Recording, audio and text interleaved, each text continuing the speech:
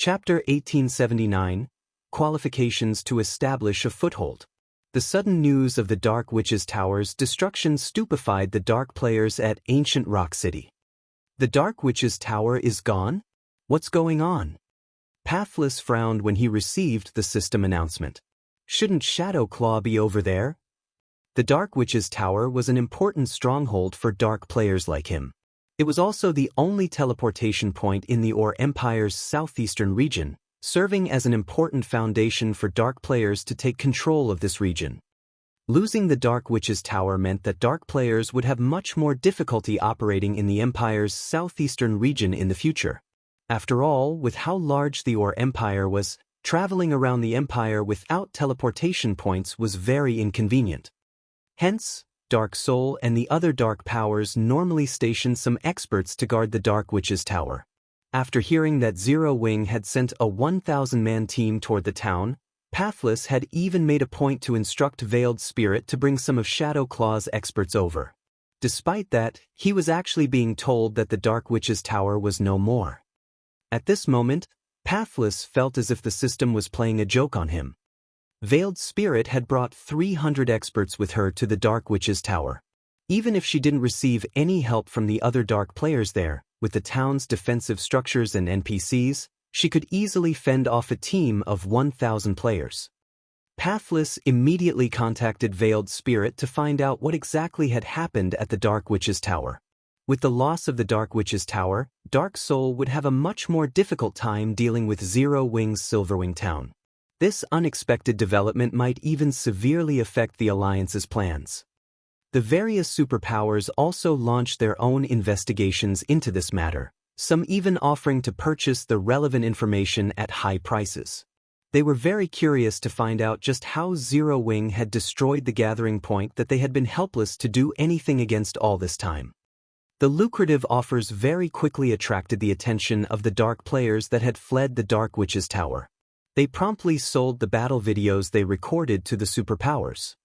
After watching the battle at the Dark Witch's Tower, the superpowers were thoroughly rendered speechless. Although the battle at the Dark Witch's Tower was not as stirring as the one at Ancient Rock City, it displayed Zero Wing's frightening combat power and potential. 6 Hell Tanks had actually managed to slaughter 2,000 Dark players without taking any damage.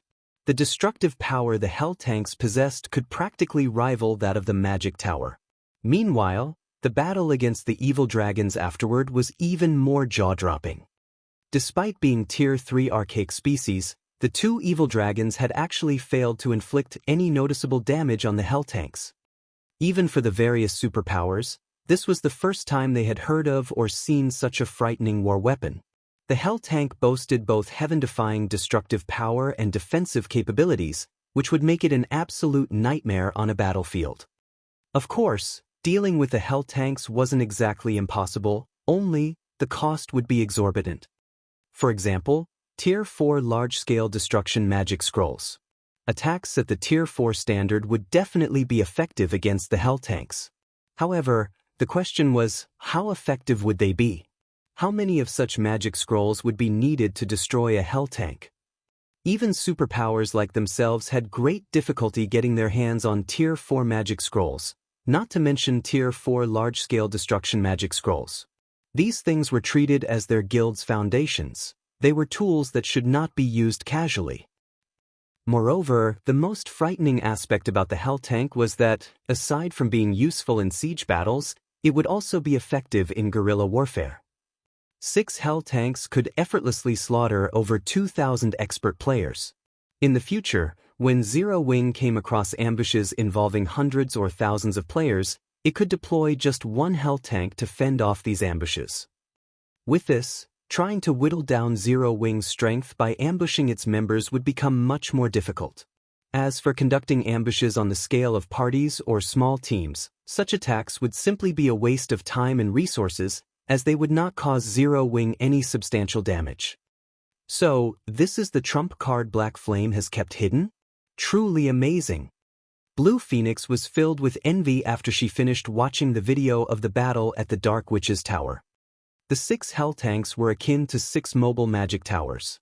It was no wonder Zero Wing did not need any direct assistance from the Dragon Phoenix Pavilion. One could say that, with these hell tanks, Zero Wing had the qualifications to establish a foothold in the Ore Empire. Although the various superpowers operating in the Ore Empire had banded together, there was still a limit to the number of forces each superpower was willing to dispatch.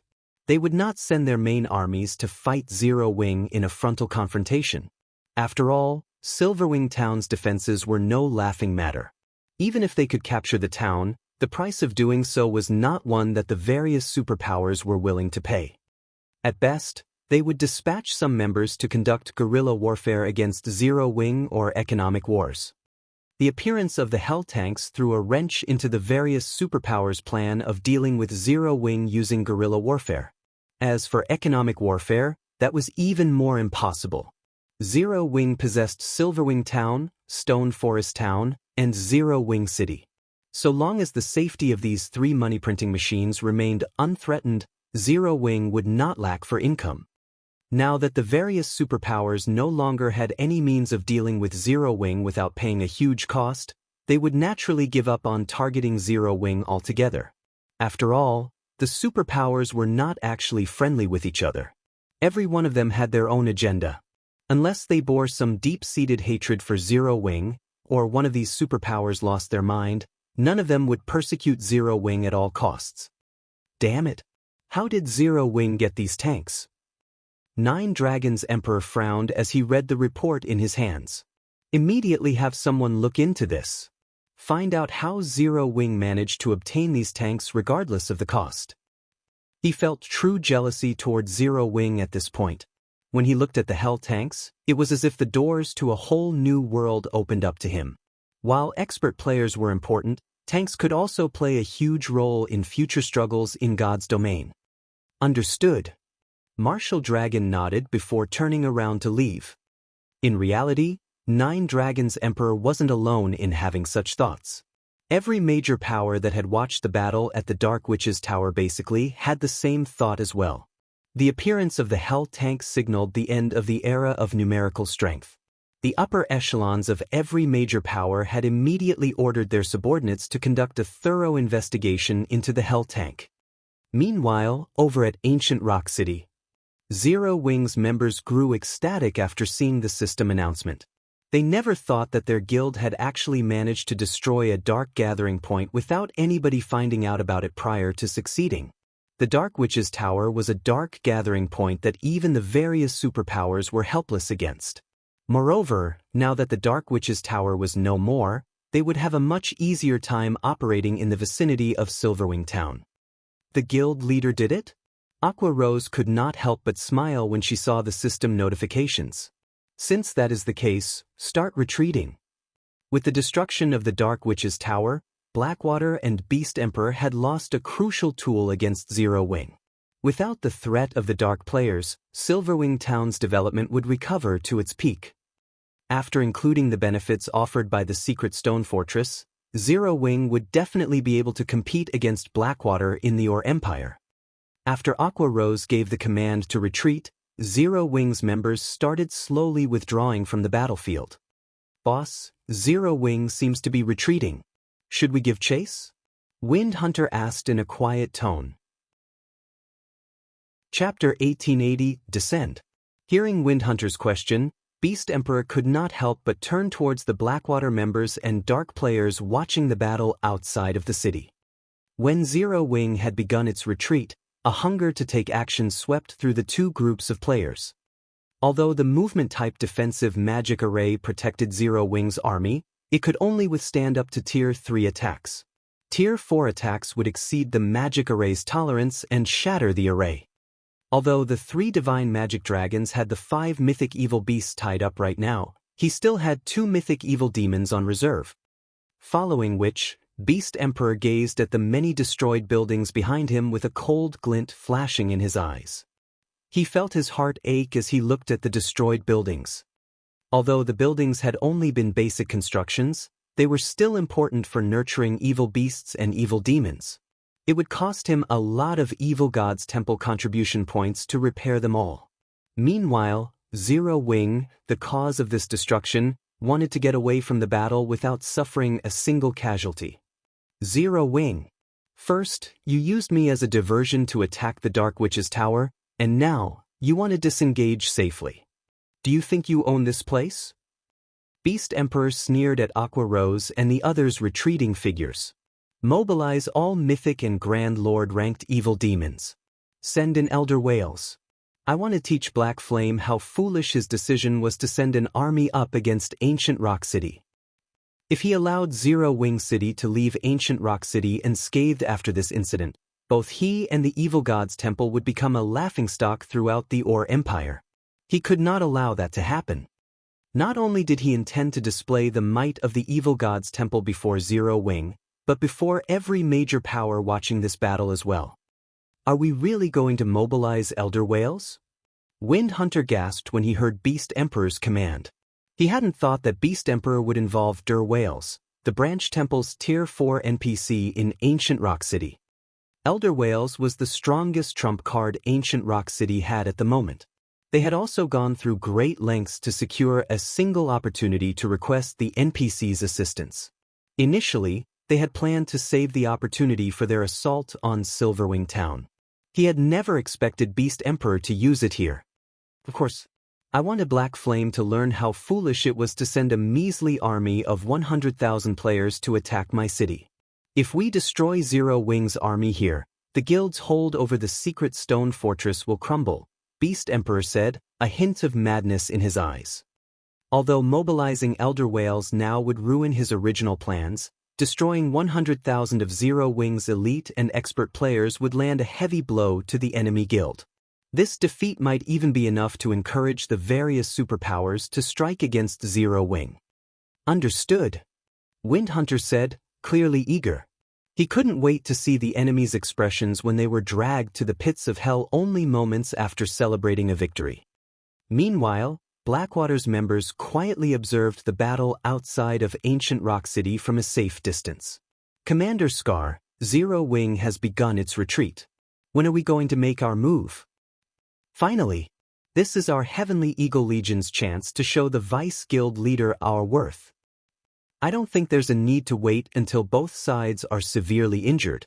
We can simply charge in and slaughter Zero Wing's members. Isn't it just a defensive magic array? That Beast Emperor really is useless. He still hasn't destroyed it. The 20-plus players behind Snow Scar, a Tier 2 Berserker, were growing impatient after such a long wait. If Phoenix Rain were present, she would have been astonished to see these players. Not only were they all level 56-plus, Tier 2 players, but they were also famous experts in the Iron Empire.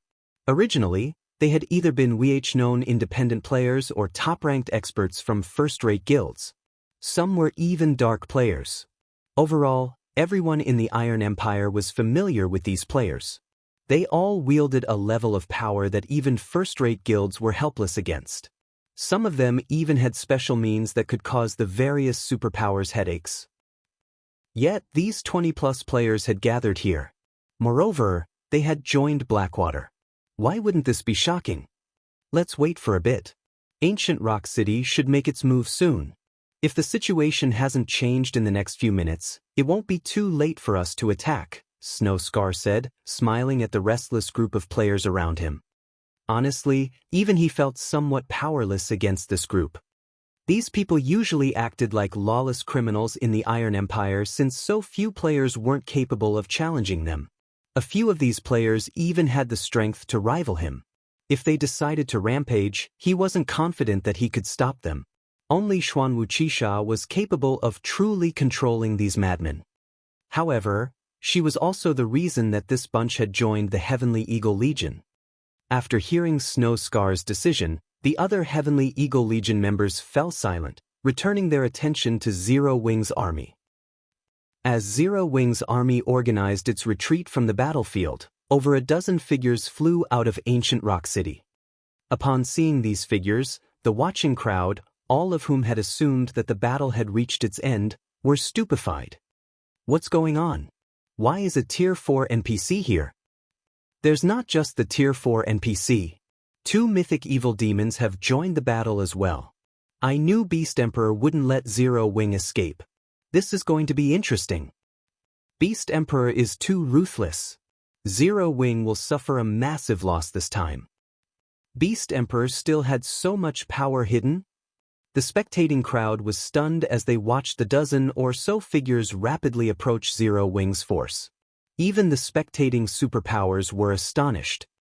Although there were only a dozen or so new arrivals, the group had enough combat power to capture a guild town. After a moment of silence, Wales, a level 80, Tier 4 NPC, appeared above Zero Wing's army. He then pointed his staff at the sky above him. Offenders of the evil god, the punishment for your crimes is death. Suddenly, countless small magic arrays appeared in the sky before silvery gray arrows descended like a storm. Tier 4 large-scale destruction spell, Death's Twilight. As the silver arrows rained down, the defensive magic array's energy reserves rapidly depleted. After a short moment, the defensive magic array's energy reserves were empty. Aqua Rose hadn't even had time to replenish the reserves before the magic array shattered. Taking advantage of this opportunity, the 2 level 80 mythic evil demons and the dozen or so Grand Lord ranked evil demons flew towards Zero Wing's army. Beast Emperor is quite ruthless. We merely destroyed Ancient Rock City's defensive magic array. Does he really need to send a Tier 4 NPC after us? Blackie felt an intense pressure weigh down on him as he looked up at Wales. The man's aura was even stronger than that of a Tier 4 monster, and despite standing so far away from the NPC, Blackie felt stifled. Sure enough, guild leader's guess had been correct. Beast Emperor won't let us get away so easily. Aqua Rose looked at Wales with a bitter smile. She had to admit that Beast Emperor was a formidable foe. There was a reason that the various superpowers had been powerless against Ancient Rock City. Aside from the large number of evil beasts and evil demons under his command, Beast Emperor also had so many powerful trump cards. Elder Wales, please punish these offenders and transform them into nutrients for our evil demon army. Windhunter said, laughing as he pointed at Zero Wing's army. 100,000 elite and expert players. The corpses of these players would elevate the evil god's temple's evil demon army to a whole new level. They'd be able to create far more mythic evil demons in the future. As soon as Windhunter finished speaking, Wales began to chant an incantation. Meanwhile, the mythic and Grand Lord ranked evil demons charged for the movement-type defensive magic array in an attempt to destroy the barrier around Zero Wing's army, preventing it from erecting another. It seems that there's no other way. Since he won't let us leave, we'll drag him to hell with us. Aqua Rose sighed. She then pulled an ancient magic scroll and a beautiful crystal from her bag.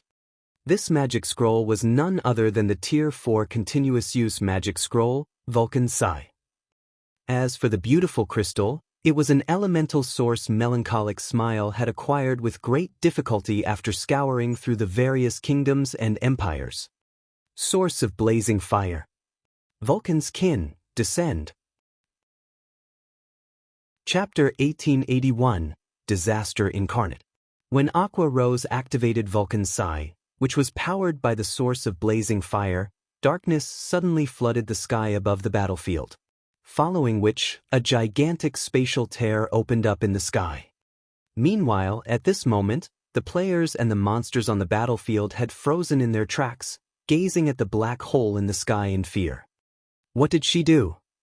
Windhunter, who currently stood on Ancient Rock City's city wall, shuddered in fear when he saw the hill-sized eyeball inside the black hole. Right now, he could clearly feel death looming over him. Let alone Windhunter, even the Tier 4 NPC Wales turned pale when he sensed the dreadful aura coming from the gigantic eyeball. He couldn't even move his body right now. As the aura intensified, the black hole spat out flaming meteors. In the blink of an eye, the flaming meteors illuminated the sky brightly. Before anyone could react, the flaming meteors descended on the evil beast and evil demon army, the impact causing countless explosions and screams of agony to resound in the battlefield. At this moment, it was as if Armageddon had arrived as the entire battlefield shook. Among the evil beasts and evil demons caught within the range of the flaming meteors, those at the Lord rank and below were killed instantly. Meanwhile, The meteor shower covered a 700-yard radius at the very minimum.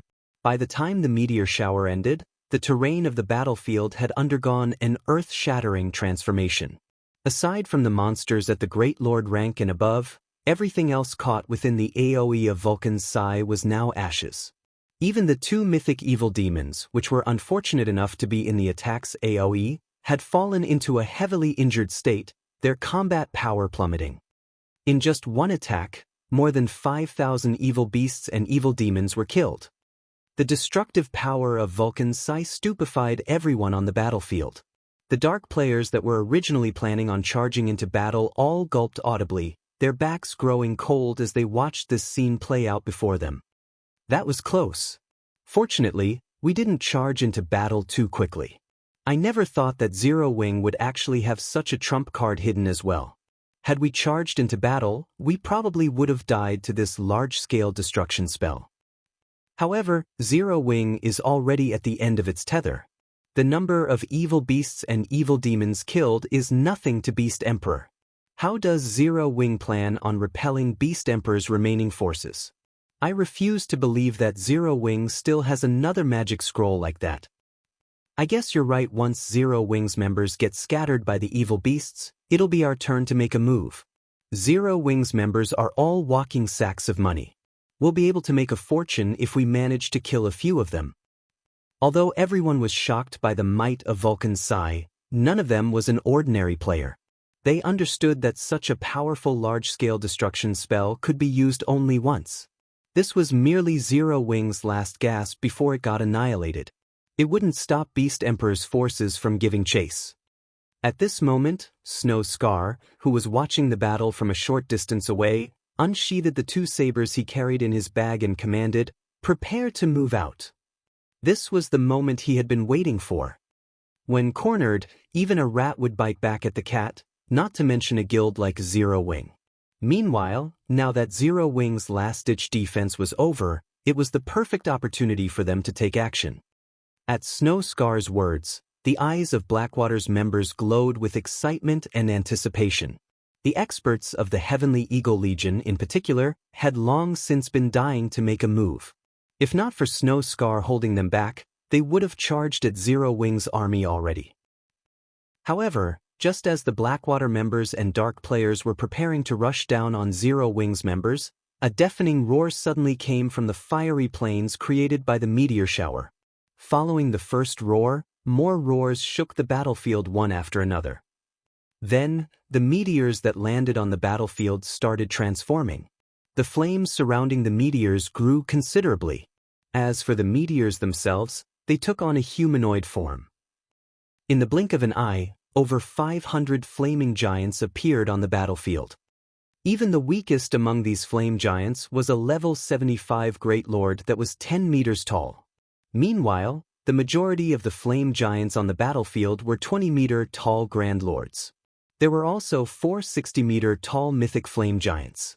These 4 mythic flame giants looked like 4 flaming mountains as they stood on the battlefield. Everywhere these mythic flame giants passed became a sea of flames. Lava also flowed down from their bodies continuously, turning the area within 100 yards of the mythic flame giants into a lava field. Any evil beasts and evil demons caught within this lava field got burned and lost chunks of HP over time. After taking shape, these flame giants slaughtered the evil beasts and evil demons before them and charged straight towards ancient Rock City. The level 83 mythic flame giants, in particular, were simply unstoppable, sending even the mythic evil beasts flying with a single slap. Meanwhile, the Lord-ranked evil beasts caught within the lava fields formed by the mythic flame giants lost HP at a rate visible to the naked eye. In the blink of an eye, several hundred evil beasts and evil demons had been killed. The battlefield had been turned into a sea of flames as well. It was no exaggeration to say that this legion of flame giants was disaster incarnate. Damn it! Stop them! Quick! We must not let them enter the city! Beast Emperor shouted, his complexion turning deathly pale when he saw the flame giants charging toward ancient Rock City. The flame giants' bodies were massive. If they entered ancient Rock City, the destruction they would cause would be unimaginable. This was especially true for the mythic flame giants. Their entry would spell disaster for the city. Damn it! Zero Wing, just you wait. The evil god's temple will flatten you sooner or later. Wind Hunter bellowed as he glared at Zero Wing's army. Gnashing his teeth, he promptly controlled all his evil demons and evil beasts to deal with the flame giants. Ancient Rock City was the evil god's temple's foothold in the Ore Empire. They could not afford to lose it no matter what.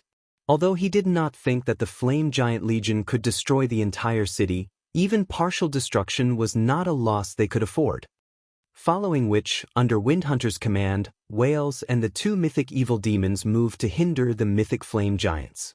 As for the other evil beasts and evil demons, Windhunter tasked them with dealing with the other flame giants. The number of monsters targeting Zero Wing's members decreased drastically. Using this opportunity, Aqua Rose activated the movement-type defensive magic array once again. Immediately after, she had the army beat a hasty retreat.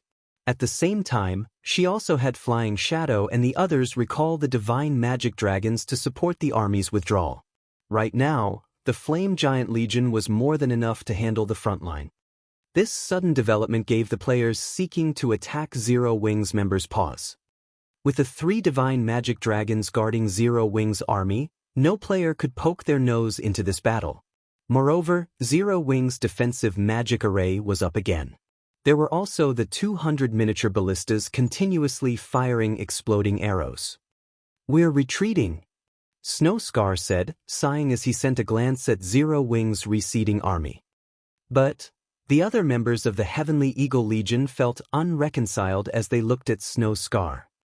"Do you think you can handle those 3 divine magic dragons?" Snowscar asked as he eyed the 20-plus players behind him. They might be able to do something about the defensive magic array and 200 miniature ballistas, but they would be helpless against the 3 divine magic dragons. Although the divine magic dragons were heavily injured, as they were controlled by players, the combat power they possessed was still above that of ordinary mythic monsters. Not to mention, with the divine magic dragon's basic attributes, all they needed was 1 hit to kill current players. If we use our trump card, what will those 3 divine magic dragons amount to? A white-clad Tier 2 summoner argued. Trump card? Are you all going to expose our Heavenly Eagle Legion's greatest secret without the Vice Guild leader's permission? Snowscar asked as he shot a cold glare at the Tier 2 summoner. Everyone present promptly fell silent. Relax. You'll have plenty of opportunities to perform in the future. Not to mention, we got to see Zero Wing's trump cards this time. A guild that has its trump cards exposed is no different from a beast that has lost its claws and fangs. Zero Wing is no longer a threat to us, Snowscar said, a faint smile appearing on his face as he eyed the distant Zero Wing army. When Zero Wing's army completed its retreat from the battlefield, the battle at Ancient Rock City had also come to an end. Although Zero Wing had failed to capture Ancient Rock City, it had managed to destroy the city's defensive magic array and retreat entirely unscathed. Most importantly, Zero Wing had also destroyed the Dark Witch's Tower, an important gathering point for dark players in the Ore Empire. After the battle ended, news of it spread like crazy to the kingdoms and empires neighboring the Ore Empire. Chapter 1882, Everyone's Considerations. Dark Knight Empire, Dark Knight City. Many players roamed along the city's streets. Players visiting the city for the first time were awed by its prosperity. As one explored the busy streets, they'd encounter level 55 or above players who wore level 50 secret silver equipment. Tier 2 experts were also relatively common. Meanwhile, Starlink's Guild residents sat at the heart of the city. It was one of the most eye-catching sights within the city, and there was always a long line of players seeking to join the guild outside its entrance. Why does it feel like more players have applied to join Starlink recently? I've even heard rumors that players from outside of the Dark Knight Empire have come to join Starlink. That's only natural. I've heard that Starlink has acquired a magic crystal vein, so the guild no longer lacks magic crystals. Moreover, the guild recently cleared a path to the Sea of Trees and can now travel to the area. The Sea of Trees? Are you talking about the Dark Knight Empire's rumored Dream City? Of course, what else would I be talking about? I've heard that the Sea of Trees is a wonderful place, protected by the 6 great primordial elf kings. It also has a passage that allows you to complete your promotion to Tier 2. You can actually skip the regular Tier 2 promotion quest. The passage is also easier than the normal promotion quest, although, once you complete the trial, you don't get one of the main Tier 2 classes, but a special Tier 2 class. A special Tier 2 class. That's right. It's a semi-support class called Traveling Bard. The class is a combination of the Berserker, Elementalist, Cleric, and Oracle classes. How awesome! You can actually skip the normal Tier 2 promotion quest. The Tier 2 promotion quests are so difficult that you're not guaranteed to pass if even with the full support of a large guild. I wonder when we'll get to visit the Sea of Trees. Even if I can't complete my normal Tier 2 promotion quest, becoming a Tier 2 traveling bard isn't a bad idea. At the very least, I'll be much stronger than a Tier 1 berserker. Keep dreaming. That's the Sea of Trees we're talking about. How could it be so easy to visit? Only Starlink, the force responsible for opening the path to the city, can lead a large number of players to it. Why do you think experts from other countries are coming to join Starlink? Everyone's trying to get into the Sea of Trees through the guild.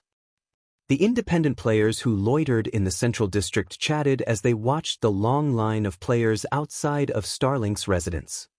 Although they, too, wished to join the guild, Starlink was a large enough guild that it could even contend with the various super first-rate guilds.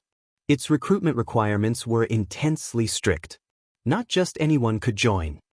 Meanwhile, a dozen or so Tier 2 players had gathered in the guild leader's office in Starlink's residence. Damn that unyielding soul.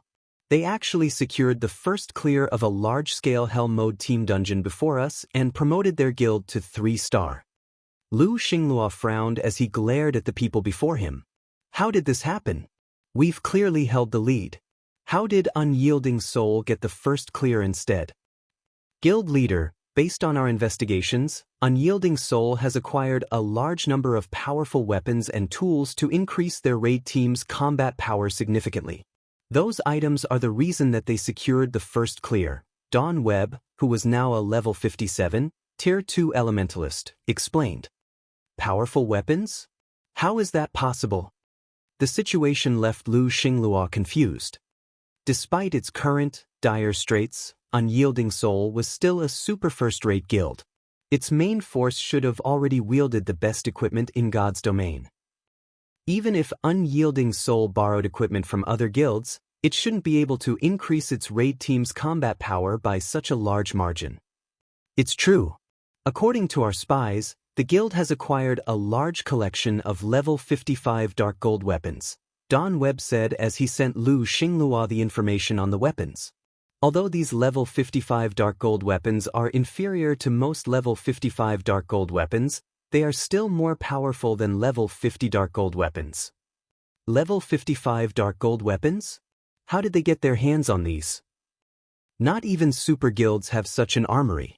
There's no way anybody would be willing to sell a large batch of these weapons, Lu Xinglua said in surprise. Our spies have confirmed that the weapons came from Zero Wing. Zero Wing must have some special channel that allows it to collect such items, Dawn Webb explained. I've already had someone investigate the guild, but Zero Wing has kept a tight lid on this matter. So far, we have failed to discover the weapon's origin. However, if I were to guess, it is highly likely that Zero Wing's forgers crafted the items. Even the various superpowers are struggling to raid level 50 team dungeons. Other than special quests or high-level field bosses, it is almost impossible for players to acquire level 55 dark gold weapons right now. Furthermore, Zero Wing sold the weapons to Unyielding Soul in bulk. It is very likely that Zero Wing's forgers have managed to create a level 55 dark gold weapon by luck or found the forging designs, mass-producing the weapons. Zero Wing. Lu Xinglua's expression darkened when he heard the name. I've heard that Zero Wing just launched a sudden attack against ancient Rock City. What was the battle's outcome? Zero Wing had already dared to disobey him. Now, the guild had assisted Unyielding Soul, his guild's rival. Due to the assistance, unyielding soul had recovered its momentum and become an even greater thorn in his side. Zero Wing has failed, Don Webb said softly after giving the matter some thought. I know that. That's Beast Emperor we're talking about. How could that old bastard be so easy to defeat? The old bastard was even lucky enough to acquire a legacy from the evil god's temple, Lu Xinglua said, nodding. I want to know how severe Zero Wing's losses were. There were none. After failing to capture ancient Rock City, Zero Wing used a powerful magic scroll to stop Beast Emperor's army before retreating from the battlefield, Don Webb explained. Although Zero Wing failed to capture ancient Rock City, however, the guild did destroy the Dark Witch's Tower, one of the Dark players' teleportation points in the Or Empire. How? Lu Xinglua's eyes widened with shock. Finding this revelation somewhat unbelievable, he continued, I thought Dark Soul guarded the town. Although he did not know exactly how powerful the Dark Witch's Tower was, even superpowers would have to pay a high price to destroy it since it was protected by high-level NPCs, much less a guild like Zero Wing. Moreover, Zero Wing had been engaged in a battle against ancient Rock City while it had attacked the Dark Witch's Tower. That's correct. During the battle with the Dark Witch's Tower, Zero Wing revealed war weapons that no one has seen in the game before. This weapon operates like a mobile magic tower. It even has extremely high defense. The attack on the Dark Witch's Tower succeeded due to these weapons. All of the various superpowers are looking into it to find a way to acquire the weapons for themselves, Don Webb reported, nodding. He then forwarded the Dark Witch's Tower's battle video to Lu Xinglua. The ability to produce level 55 Dark Gold weapons and now this? Zero Wing is unexpectedly capable. After Lu Xinglua watched the video, his lips curled into a smile as he said, Very good. I had simply planned to destroy Zero Wing, but it seems that the guild still has some value. Change of plans. Notify our subordinates to bring me these items. What about the Sea of Trees? We've gone to great lengths to acquire the 8 keys from the Thorn Fortress. Are we going to give up now that we're so close to the final struggle? Don Webb asked hurriedly. Of course not. We'll deal with the Sea of Trees first, then we'll take care of Zero Wing, Lu Xinglua said. As he looked at the hell tanks on his screen, a hint of greed flashed in his eyes. All right, go. See to the necessary preparations. Understood. Don Webb nodded. He then led his men out of the office. Meanwhile, in Silverwing Town, the return of Zero Wing's army caused a huge commotion in the town. After all, the battle's outcome had been striking. Although Zero Wing had failed to take down ancient Rock City, the Dark Witch's Tower's destruction ensured that Dark players would no longer pose a threat to Silverwing Town.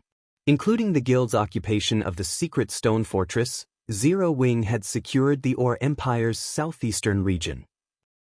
No force would be able to hinder the guild's members now. With the rich leveling resources in the Or Empire, Zero Wing's development speed would skyrocket. For a time, independent players from other countries traveled to Silverwing Town in hopes of joining Zero Wing. Many among them were expert players. Guild leader, the various superpowers representatives have left. They all expressed their congratulations on garrisoning in the secret stone fortress, Aqua Rose said, smiling at Shifeng as he organized and inspected the loot he had acquired from the Dark Witch's Tower. However, Hell Fiend from King's Return wore a particularly grudging look when he left. You should have seen how funny it was. It seems that they intend to give up on pressuring our guild. Shifeng nodded. The outcome didn't surprise him. Now that the potential losses outweighed the gains, it was only natural that the various superpowers gave up on targeting Zero Wing. Right? Unyielding Heart has also come to meet you. He has brought a few people with him this time. He says that he has a huge business proposition for you, Aqua Rose said. They're currently waiting in the second floor's VIP reception room. Would you like to meet with them now? A business proposition? All right, let's head over and see what they have to say. Shifeng was relatively curious about Unyielding Heart's sudden visit. He and Aqua Rose then left the guild warehouse and headed for the second floor VIP reception room.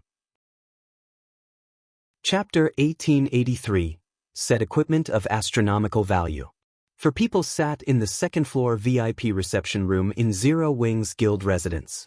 When Shi Feng and Aqua Rose entered, these 4 people shifted their gazes toward the door. "Sorry for the long wait," Shi Feng said. He was already acquainted with 2 of the 4 players, Unyielding Heart and Mu Lingsha. Shi Feng also recognized the other 2. They had been experts that every large guild in God's domain had known about during his previous life.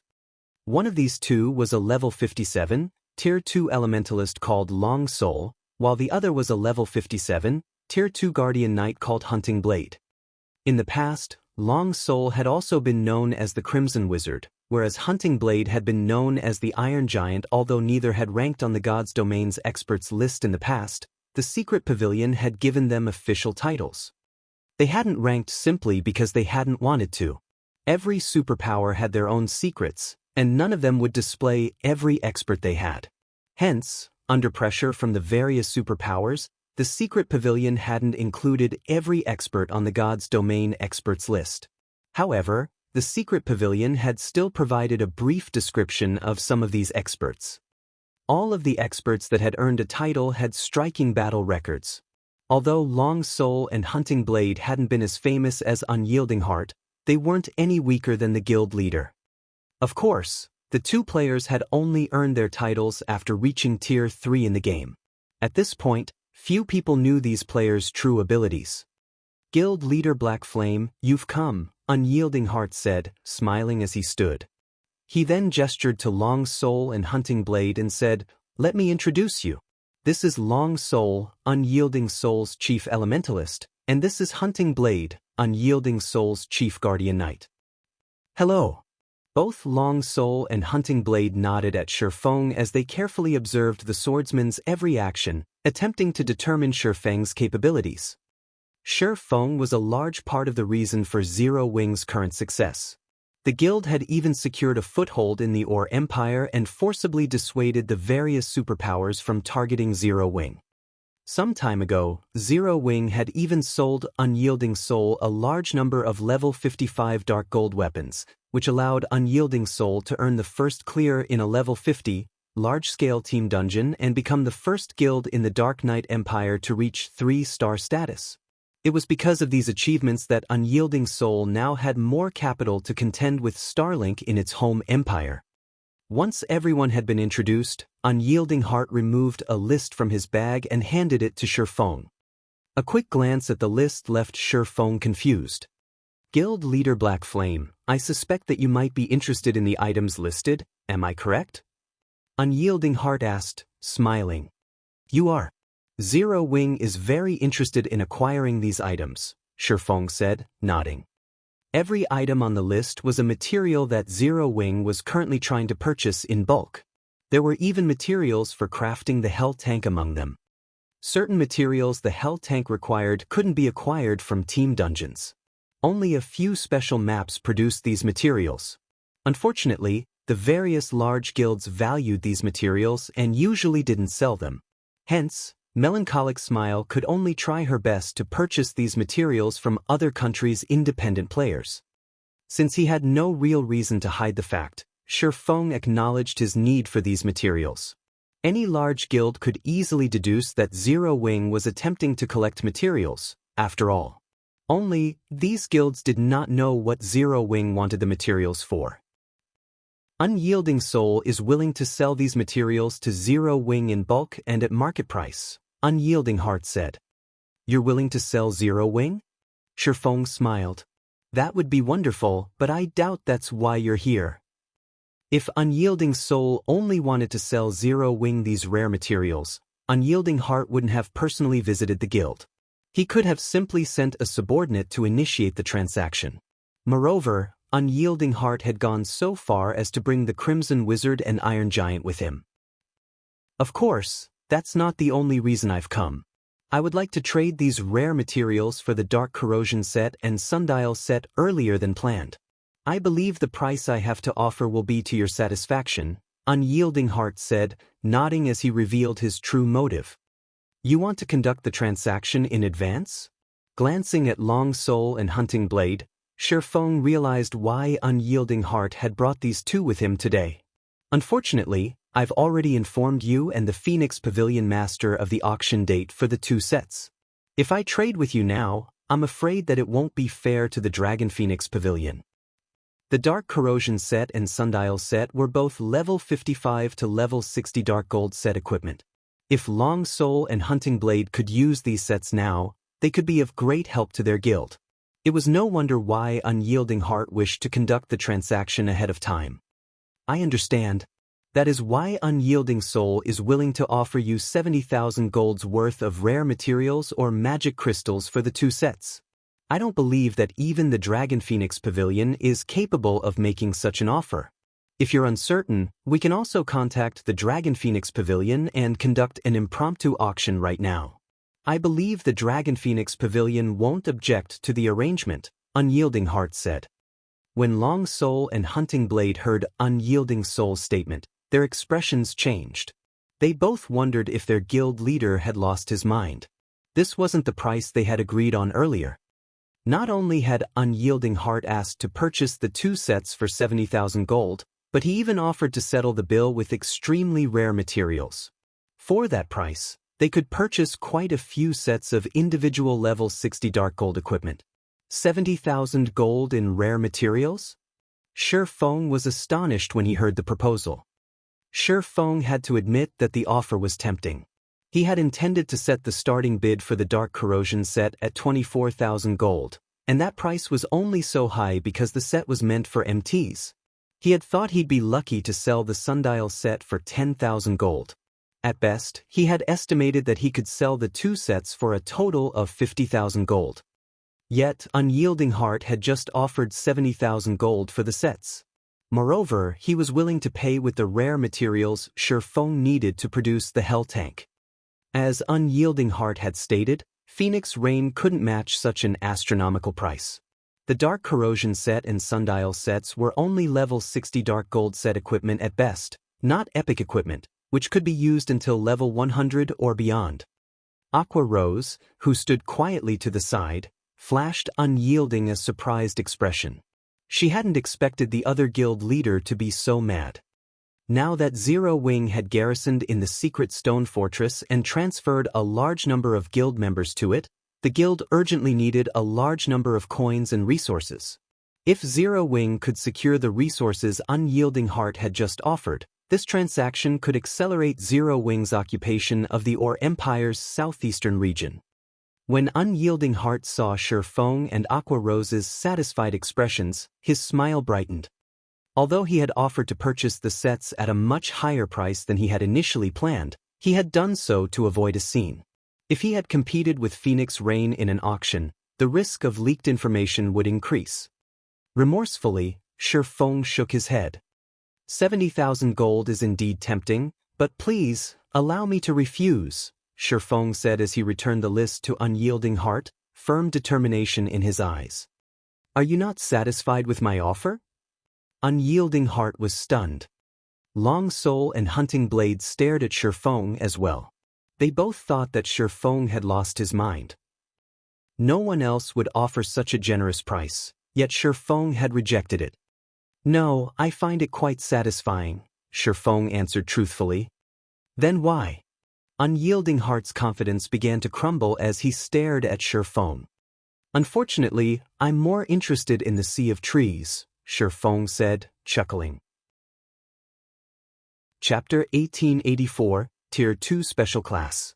After Shi Feng's statement, the room fell deathly silent. This? Unyielding Heart couldn't help but stare at Shi Feng in shock. He had never dreamed that Shi Feng's appetite would be so intense. Not only wasn't the man satisfied with 70,000 gold in rare materials, but he had also set his sights on Unyielding Soul's Sea of Trees. The Sea of Trees? Questions filled Aqua Rose's mind. She didn't recognize the name, and that made her curious. What was this Sea of Trees that it was enough for Shi Feng to refuse so many valuable resources?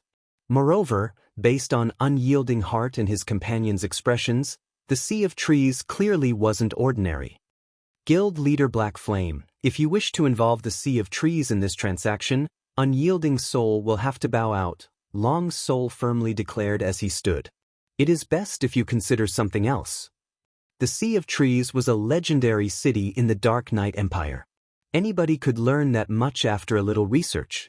Besides, it was no longer a secret in the Empire. Many experts had already learned of the Sea of Trees and traveled to Dark Knight City to join Starlink. However, unlike Starlink, Unyielding Soul had no intentions of sharing the Sea of Trees. Hunting Blade nodded as well from beside Long Soul. The Sea of Trees was far beyond Unyielding Soul's bottom line. Zero Wing must be dreaming if it thought it could demand a share of the profits in exchange for 2 dark gold set equipment. Don't be in such a hurry to refuse. Aren't you interested in what I have to offer? Long Soul's reaction didn't particularly surprise Shifeng. The Sea of Trees was a unique secret land, which had been created by the 6 great primordial elf kings. Like Primordial City, the Sea of Trees could provide players immense help, but the Sea of Trees primarily focused on magic research. Players could find many magic arrays that weren't available in God's Domain's NPC towns and cities. Players could also improve their grasp on magic arrays, as well as their spell completion rates. Because of this, the various major powers in the past had placed heavy importance on the Sea of Trees. After the Sea of Trees activated, players would only be able to visit the city if they had a key. As a result, the city's entry slots were incredibly precious. However, as players continued to unlock more of the city's features, the entry conditions would loosen. In the end, the Sea of Trees had become one of the most famous NPC cities throughout God's Domain. Meanwhile, the Sea of Trees' most well-known benefit was its Tier 2 special class, Traveling Bard. As one of the few semi-support classes available at Tier 2, the class had the ability to boost teammates, although the Traveling Bard didn't command high DPS. A Traveling Bard could increase a 100-man team's combat power by at least 15%. This was why the various large guilds had valued this Tier 2 special class. Naturally, Unyielding Soul would have a greater advantage if it monopolized the class for as long as possible. It doesn't matter what you say. We won't budge on this matter, Long Soul growled resolutely. Unyielding Soul had researched the Traveling Bard class in detail, so they knew just how much help the class would provide to a team. As long as Unyielding Soul had Traveling Bard players, the guild could clear team dungeons far faster than other superpowers. As for Starlink and Crimson Emperor, who had also obtained keys to enter the Sea of Trees, neither would share their slots to ensure their advantage over their competition. What if I told you that I have a way to increase players' success rate of becoming Traveling Bards? Shifeng asked, chuckling. I know a little about the Traveling Bard class. I have heard that a limited number of players can class change into a Traveling Bard, 20 per week, I think? Moreover, I don't believe that Unyielding Soul is the only guild in the Dark Knight Empire that has acquired the keys to enter the city. How do you know this? Long Soul stared at Shifeng in shock. The matter regarding the city's keys should have been a core secret that only their 3 guilds knew. Players outside of the guilds should only know that they could become Traveling Bards after visiting the Sea of Trees, but how could such a massive advantage exist without limit? There was indeed a player limit for the promotion quest. Only 20 players could acquire the class each week. Once that limit had been reached, players would have to wait 7 days before they could attempt the class change. Increase the class change success rate? Guild leader Black Flame, do you really have a way of doing so? Unyielding Heart could not help his growing interest. Although 7 days wasn't a long time, it wasn't very short either. The various superpowers' main force members would surpass level 60 after 2 cooldown cycles. At that time, Tier 2 players would not be as much of a rarity. Fortunately, the Traveling Bard's value wouldn't lessen in that time, although the class would be most valuable during the first 2 cooldown cycles. Currently, the Dark Knight Empire's 3 main powers vied for these first 20 slots. If it were possible to increase the class change success rate, Unyielding Soul would have a massive advantage over its competition. Of course. Moreover, my method increases the success rate by at least 20%, Shifeng confidently explained. A 20% improvement?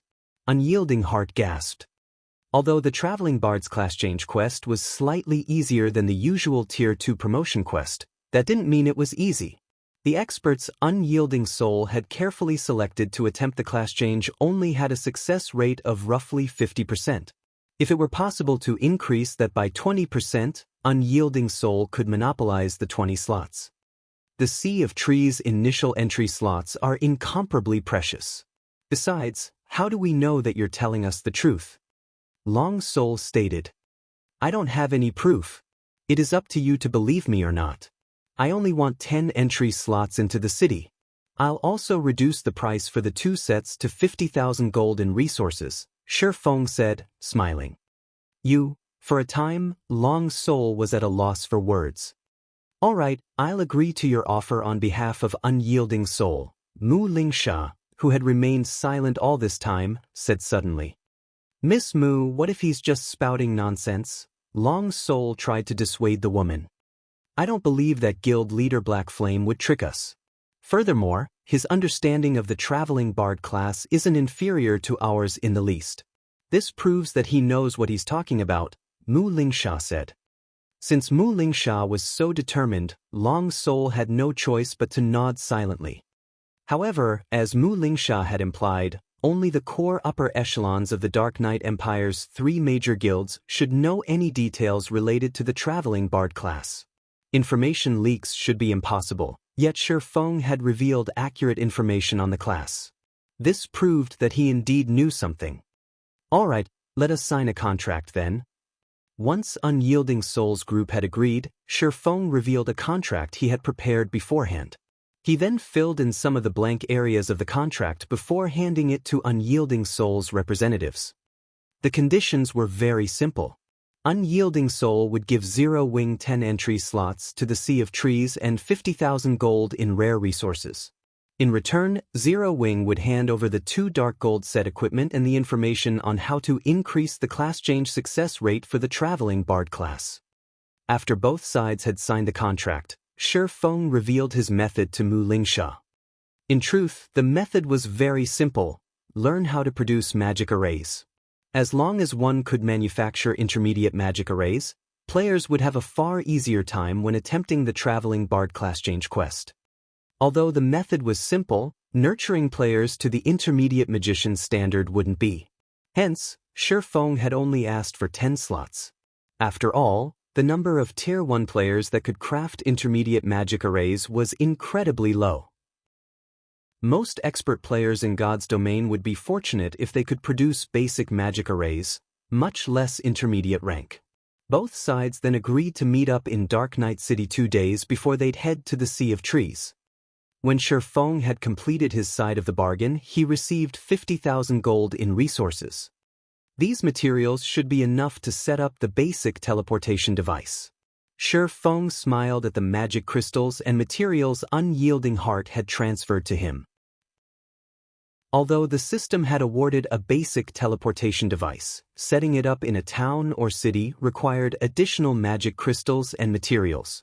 In fact, the task demanded 20,000 magic crystals and roughly 4,000 gold in materials.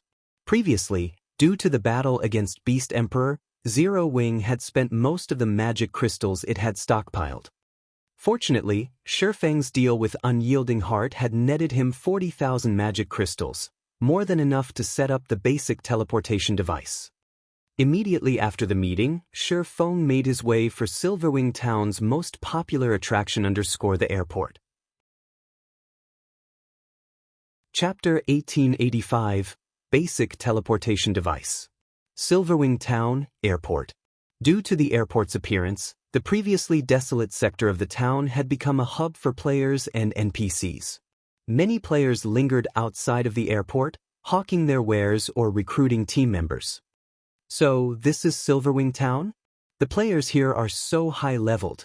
The town's average level can already compete with Black Dragon City's players. Don't you know? Many expert players have come to develop in Silverwing Town since it has become easier to travel here from Star Moon City, and the town's transportation quests offer such bountiful rewards. I've heard that players can even purchase cheap secret silver weapons and equipment from Silverwing Town's transportation firm from time to time. As players left the airport, some couldn't help their surprise when they saw how prosperous Silverwing Town had become. Practically every player roaming the street outside the airport was level 53 or above, with the majority being level 54 and 55. Tier 2 experts were also common. However, the players selling equipment and tools were the most shocking. In Black Dragon City, the Black Dragon Empire's imperial capital, players rarely sold level 50 secret silver equipment. However, on the street outside the airport, quite a few players did just that. Moreover, their prices were 20% lower than in Black Dragon City. Although, despite the 20% discount, the prices were still beyond ordinary players' budgets. Meanwhile, after receiving a brief explanation on Silverwing Town, first-time visitors' eyes glowed with excitement. Based on what they had heard thus far, developing in Silverwing Town would be far more successful than in Black Dragon City. Not only did the town offer many income sources for independent players like themselves, but acquiring level 50 weapons and equipment was also easier here. It was even said that the transportation firm offered level 50 fine gold weapons and equipment. The only problem was the transportation firm contribution point requirement, and those would not be easy to collect. The airport's benefits are really amazing. It's no wonder why guild towns with airports had quickly become advanced cities, Shi Feng thought as he gazed at the crowded street before him. He had never thought that the airport would become so prosperous after just a few days. Although he had told Aqua Rose to increase Silverwing Town's player population limit, he didn't think it would be long before they reached the new limit. If he wanted to resolve this issue, he'd have to upgrade Silverwing Town to an advanced town soon. Although an advanced town was still a town, it was significantly larger than an intermediate town, nearly half the size of a basic city. However, upgrading Silverwing Town to advanced rank wouldn't be an easy task. Aside from the required popularity, neutral towns needed sufficient security to qualify for a promotion. Currently, gaining popularity wasn't a problem for Silverwing Town. With how many players the airport and transportation firm attracted, Silverwing Town gained a large amount of popularity each day. It wouldn't be long before Silverwing Town met the requirement for an advanced town. Unfortunately, doing the same for the town's security would be challenging. In terms of defensive structures, Silverwing Town definitely passed as it had 5 magic towers and a large number of defense turrets. However, any additional defense turrets wouldn't provide much to the town's security. A town or city security was divided into 2 factors: defensive structures and NPC soldiers. There were 2 methods of increasing NPC soldiers' strength. The first involved improving the soldiers' combat standards. The second required upgrading the NPC soldiers' weapons and equipment. Unfortunately, not even Shi Feng had a method of improving the NPCs' combat standards. It all depended on the NPCs the town recruited. All he could do right now to strengthen Silverwing Town's NPC soldiers was improve their weapons and equipment. However, boosting the NPC soldiers to meet the strength requirement for a promotion would require a large number of coins. To reach the security standard for a promotion to advanced rank, 600 of Silverwing Town's 2,000 NPC soldiers would need to wear full sets of fine gold equipment. Currently, only 120 NPC soldiers wielded fine gold equipment. Meanwhile, gearing the remaining 480 NPCs would cost close to 290,000 gold in total. The greatest difficulty other guilds faced when trying to upgrade a neutral town was the town's popularity. During his previous life, the guild towns had generally fulfilled their security requirements long before they fulfilled their popularity requirements. However, Zero Wing was the exact opposite. This was precisely the reason for Shi Feng's current headache. Zero Wing simply didn't have enough money. From an outsider's point of view, Zero Wing was quite wealthy. However, Shi Feng knew how truly broke his guild was. Just taking care of Silverwing Town's development had drastically slowed Zero Wing City and the Lost Towns. Now, he also needed 290,000 gold to upgrade Silverwing Town. This predicament was the reason he had set his sights on the Sea of Trees.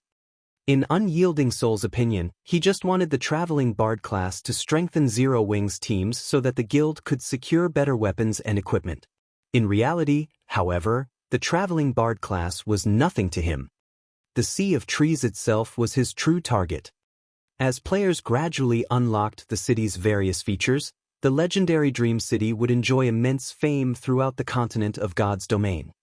Thus far, the populace was still unaware that the Sea of Trees was actually a trade city for the various neutral races. Of course, this feature would only become available after players had removed the city's second seal.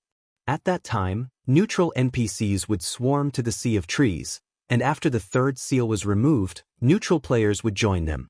At that time, like Blackwing City's passes, the Sea of Trees keys would become more common in neutral races' maps.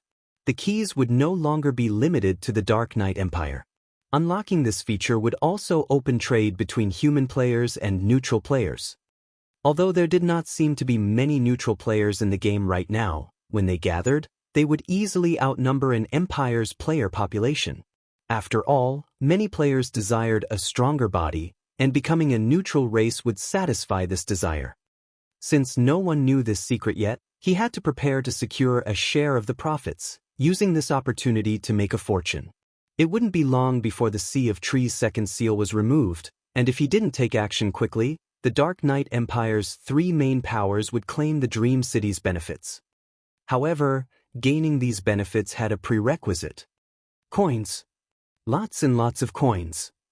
Thinking up to this point, Shifeng hurried towards a large, empty shop not far from the airport.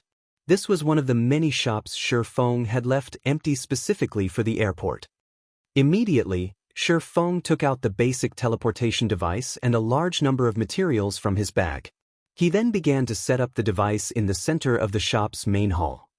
After working non-stop for 8 hours, Shifeng finally formed the necessary magic arrays and magic circuits, connecting them to the basic teleportation device.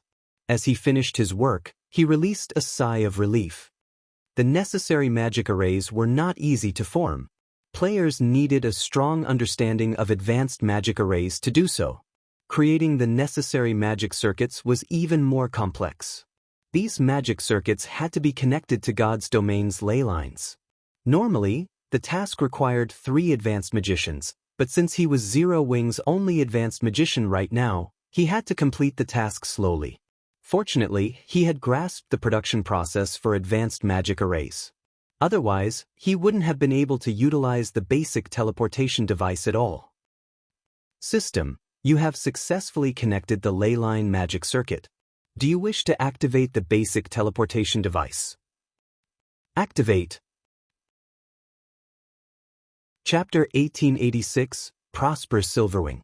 In the quiet hall, the basic teleportation device activated, and magic arrays began to manifest on the ground. A short moment later, a silver, 3-fold magic array appeared above the teleportation device, glowing with a dazzling light. The moment this 3-fold magic array appeared, the ambient mana rapidly gathered to the teleportation device. A pillar of silver light rose from the teleportation device, piercing through the ceiling and rising out of the shop. Every player in Silverwing Town could see the commotion activating the teleportation device had caused. As the silver light pillar rose beyond the clouds, it exploded. A silver light then rippled through the sky. In the blink of an eye, the ripple had enveloped all of Silverwing Town. Then, as quickly as it had appeared, the silver ripple vanished. What just happened? Was that some kind of magical attack? Isn't the airport in that sector? Did someone just attack the airport? As the light pillar and ripple disappeared, questions overwhelmed the town's players. Some curious players started to make their way towards the airport to investigate. Meanwhile, inside the large shop, Shifeng grinned as he looked at the operational teleportation device. If an airport could attract players to a town, boosting its development, then a teleportation device would bring abundant wealth. This was especially true for Silverwing Town, a town in a dangerous place like the Ore Empire. Hopefully, this thing's teleportation range is a little longer. Shifeng immediately inspected the teleportation device. In God's domain, teleportation devices' range wasn't fixed, even for devices of the same rank. The teleportation device's range varied based on its environment. Basic teleportation devices' teleportation range could cover anywhere between 500,000 yards and 1 million. The range was vast enough to teleport players across a small leveling map. Meanwhile, the further the basic teleportation device could reach, the larger Silverwing Town's safe zone would be. After all, if enemy players attacked Zero Wings within the teleportation range, the guild could send reinforcements instantly. This was also the reason that other powers rarely attacked towns with teleportation devices. A single mistake could easily lead to utter annihilation. As Shi Feng called up the basic teleportation device's attribute panel, the system revealed the device's statistics. Maximum teleportation distance, 710,000 yards. Maximum users at one time, 100 people. Teleportation cost, every 150,000 yards per person requires 1 unit of mana. 1 unit of mana for every 150,000 yards with a maximum of 710,000 yards? Not bad. Shi Feng was relatively satisfied with the teleportation device's statistics. 1 magic crystal yielded between 100 to 130 units of mana. In other words, 1 magic crystal would be enough to teleport between 100 to 130 people across 150,000 yards. This cost was much lower than an ordinary teleportation magic array. For example, the teleportation house in White River City cost 1/5 of a magic crystal to teleport 1 player from White River City to the Twin Towers Kingdom, which was 20 units of mana or more. After inspecting the statistics, Shi Feng transferred 20 NPC managers from the battle arena to the basic teleportation device. He also set this shop up as Silverwing Town's teleportation point. As for the usage fees, he had set it at 80 copper per 150,000 yards per person. Although the profits wouldn't be astronomical with this price, even ordinary players would find it acceptable. This would no doubt attract many players to the teleportation service, which would, in turn, generate massive income. At the very least, Silverwing Town's teleportation device would earn him more than the secret stone fortress's teleportation service. Although the teleportation array in the fortress consumed far less mana than this teleportation device, the fortress's managers only received a portion of the profits after deducting the operation costs. Once Shi Feng finished with the shop, he instructed his NPCs to open it to the public. Many players had already gathered on the street outside of the shop due to the airport, and after seeing the silver light pillar, even more players had joined the crowd. The moment the shop opened, a flood of players surged in out of curiosity. What's going on? Silverwing Town even offers teleportation services to nearby areas? I thought only fortresses have this kind of teleportation function. This is wonderful. Traveling into the Ore Empire's inner region to quest is such a pain. Now that I can just teleport there, I'll save so much time. When the crowd of independent players discovered the teleportation shop's function, their eyes glistened with excitement. Although the teleportation price was slightly higher than that in the Ore Empire's fortresses, it was still within ordinary players' budgets. Moreover, Silverwing Town's living standards were far better than that of teleportation fortresses. Not only was the town's mana density incredibly high, but it also had a battle arena, in which players could train. Silverwing Town even had the transportation firm, which offered high-ranked weapons and equipment. The services Silverwing Town offered were no match for teleportation fortresses. As news of the teleportation shop spread, thousands of players fought to use it. In the few minutes since the shop had opened, it had generated 10 gold in profit. The teleportation shop's money-making speed was simply frightening. At this rate, as long as there were enough magic crystals available to continue operation, generating 10,000 gold in profit would be child's play for the teleportation shop. Silverwing Town's teleportation device was even more lucrative than Zero Wing City's 4 Towers of Elements. Of course, Shi Feng had expected this. There were already more players using Silverwing Town's teleportation service than those in Zero Wing City, which had decreased since the players who wanted to travel to the Ore Empire had long since done so. Moreover, most players visiting the Empire were here to develop themselves. They'd likely remain in the Ore Empire for some time. Furthermore, due to the airport's recent construction, many players had opted to travel to the Ore Empire via airship.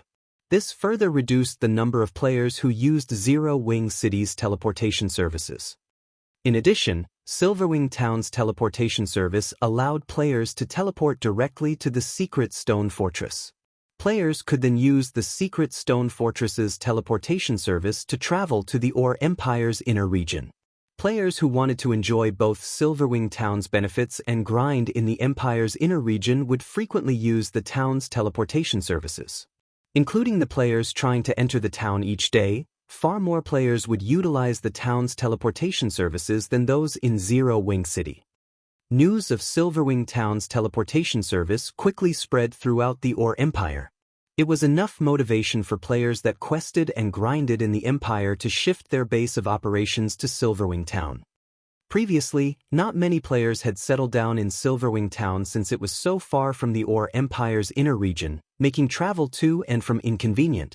But since Shi Feng had resolved this issue, these players would naturally set up their base in the town. Although the cost would be slightly higher, the town's benefits would make it worthwhile. The players operating in the Ore Empire's inner region were at least elites as well, so spending a few extra silver coins each day wouldn't be a problem. For a time, the number of players trying to enter Silverwing Town skyrocketed. Meanwhile, Blackwater's upper echelons and Beast Emperor learned about this recent development. They wore gloomy expressions. They had hoped that the various superpowers would gang up on Zero Wing, but not only hadn't that happened, but Silverwing Town also had a teleportation function now. With this, Zero Wing's control over the Ore Empire's southeastern region would grow even stronger. Dust, the item you've mentioned, is incomparably precious. It will definitely be difficult to acquire. If you have it, how confident are you of gaining full control of the evil dragonification magic array?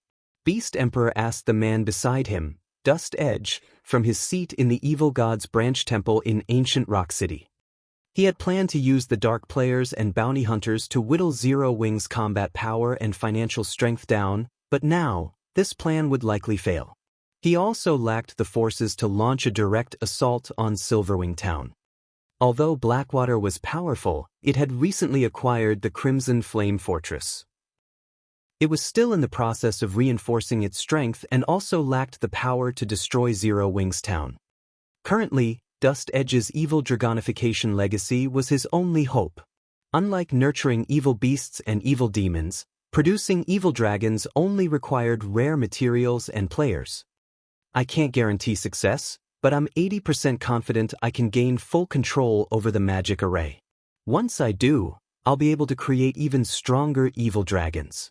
Including the Evil God's Temple's current forces, destroying Silverwing Town should be a breeze. Dust Edge proclaimed, confidence shining in his eyes. We'll wipe all of Zero Wing from the face of God's domain, not to mention removing the guild from the Ore Empire. Good. I'll notify Blackwater and Dark Soul now and have them secure the item for you as soon as possible. Seeing the confidence in Dust Edge's eyes, Beast Emperor couldn't wait to see the completed evil dragon. Meanwhile, in Silverwing Town's candlelight trading firm, Shi Feng had begun to rent out the shops around the airport. He had set the rent at 3,000 gold per month for small shops and 5,000 gold per month for large shops. Naturally, there were a limited number of shops available, so they would be rented out on a first-come, first-served basis. The moment the guild revealed the rental prices, the town's interested merchant players were stunned. This is insane. Has Zero Wing gone mad for money? Chapter 1887, Foundations Solidifying. Once the candlelight trading firm had published the shop's rental prices, the town's merchant players and nearby bystanders gaped in shock. Crap. 3,000 gold to rent a shop for 1 month. I can buy a shop in an NPC city with that kind of money. Silverwing Town can't even compare to an NPC city, yet Zero Wing dares set the rent so high. Who could possibly afford such a price? If I had 3,000 gold, I could fully equip myself in top-tier equipment. With that kind of equipment, I'd be able to earn back the gold in a month if I'm lucky.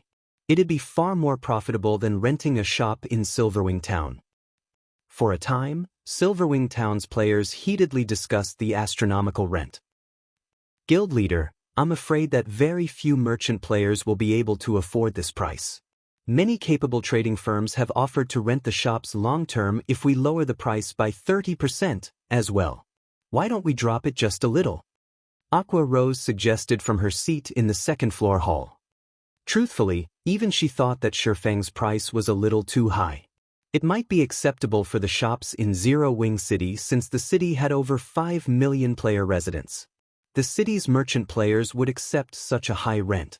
Even the players that purchased permanent shops in NPC cities still had to pay a 15% monthly property tax, after all.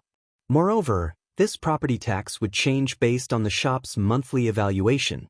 The tax wasn't fixed based on the initial purchase price. However, Silverwing Town wasn't Zero Wing City.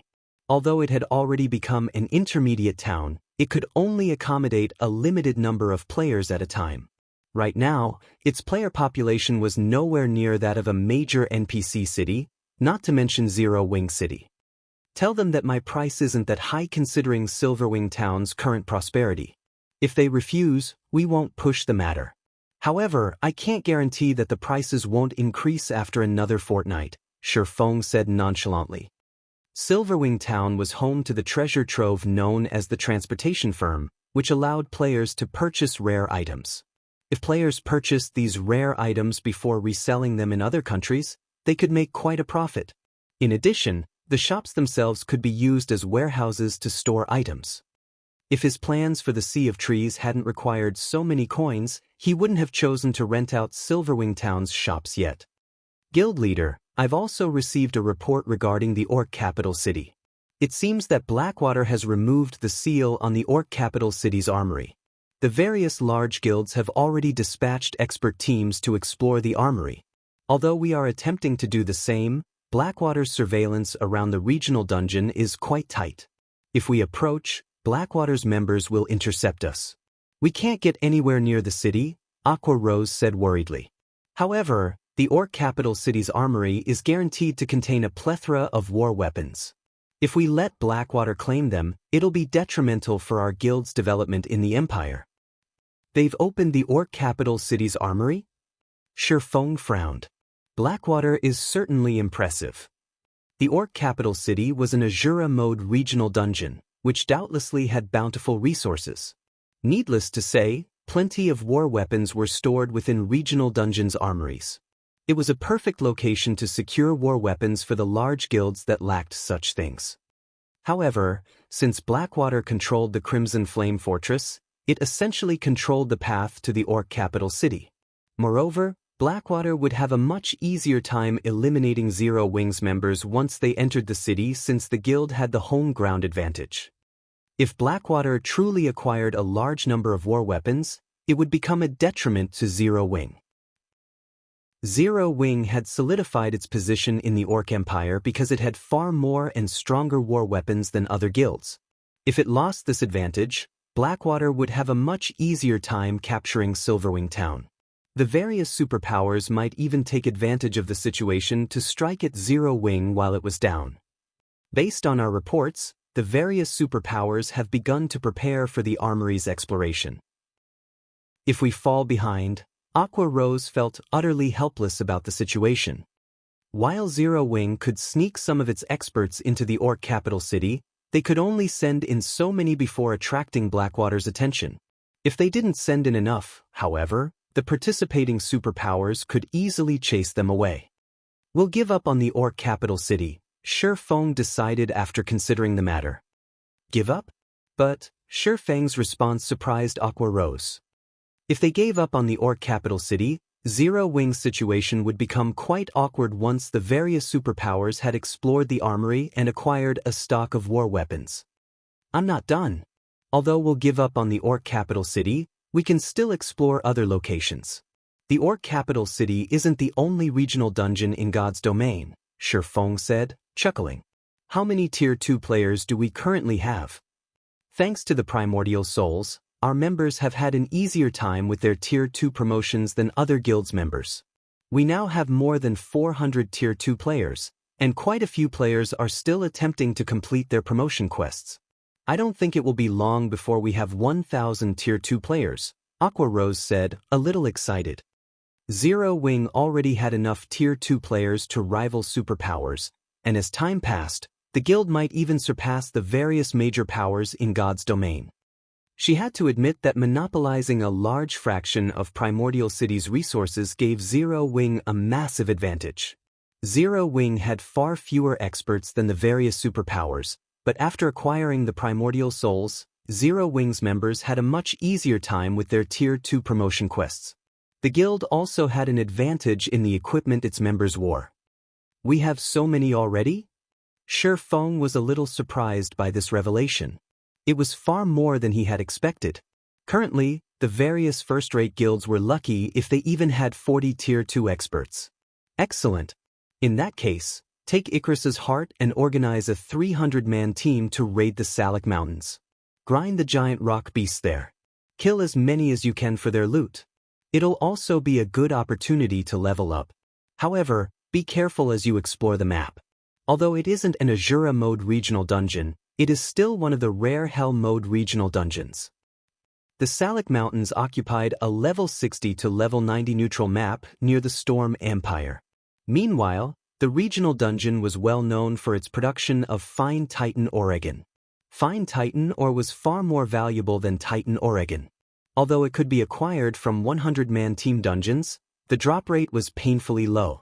Although the fine Titan ore's drop rate in the Salic Mountains was also relatively low, less than 3% for Great Lord ranked giant rock beasts, the regional dungeon was home to plenty of these monsters. However, grinding in the regional dungeon had a condition: players had to reach Tier 2 first. Previously, Zero Wing had only nurtured several dozen Tier 2 players, not nearly enough to grind in the regional dungeon effectively. Hence, he had set the endeavor aside. However, now that the guild had so many Tier 2 players, he could use this opportunity to collect fine Titan ore, which was the main material needed to produce the Guardian Puppet. Once he had the fine Titan ore, he would only have to wait until Melancholic Smile had nurtured the necessary Master Lifestyle players. Shi Feng's ordered left Aqua Rose a little confused. She didn't understand why he wanted to grind monsters so far from their territories, but since he had given the order, she had no choice but to accept Icarus's heart and do as he had told her. Meanwhile, all 20 of the shops Shi Feng had offered had been filled after only a day. Of the 15 small shops and 5 large shops he had prepared, none were vacant. In the blink of an eye, Shi Feng had earned 70,000 gold.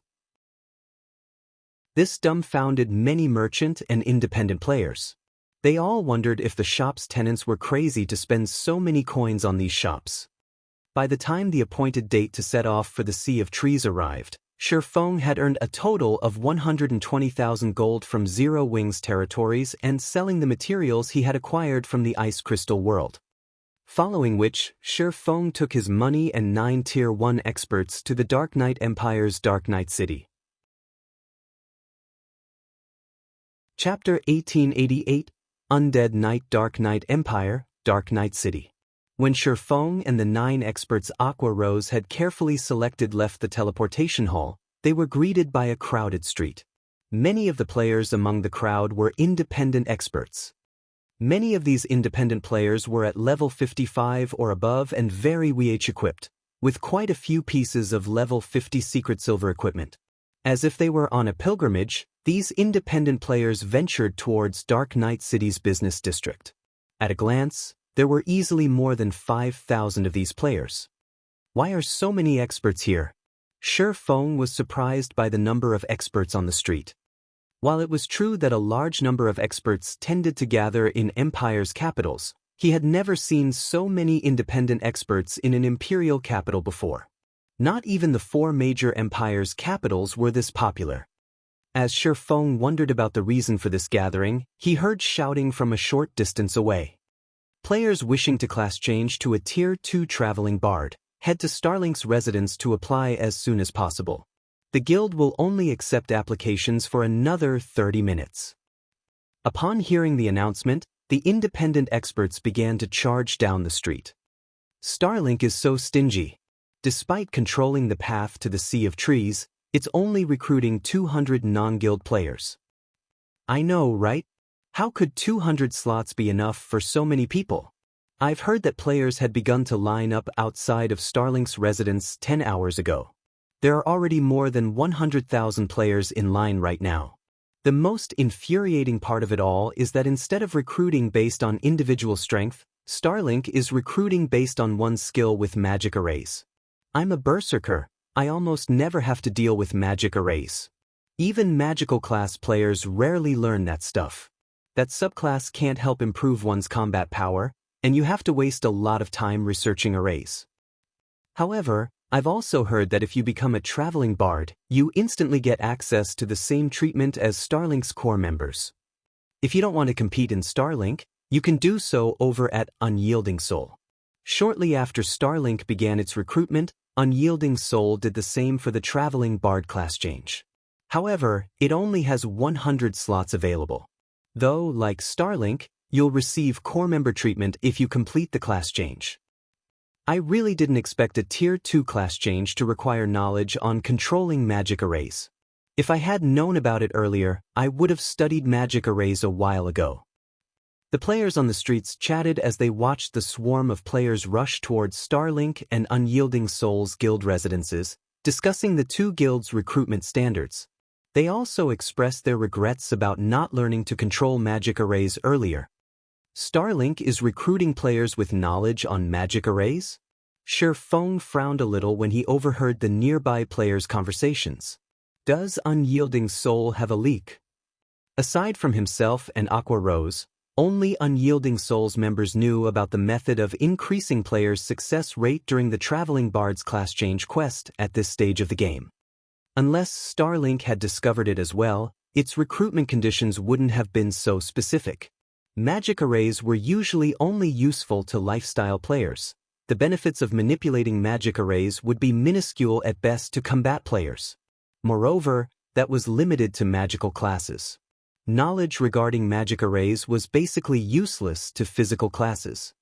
While Feng and his group traveled toward the Purple Night Plaza, the agreed meeting place, players crowded every inch of the plaza.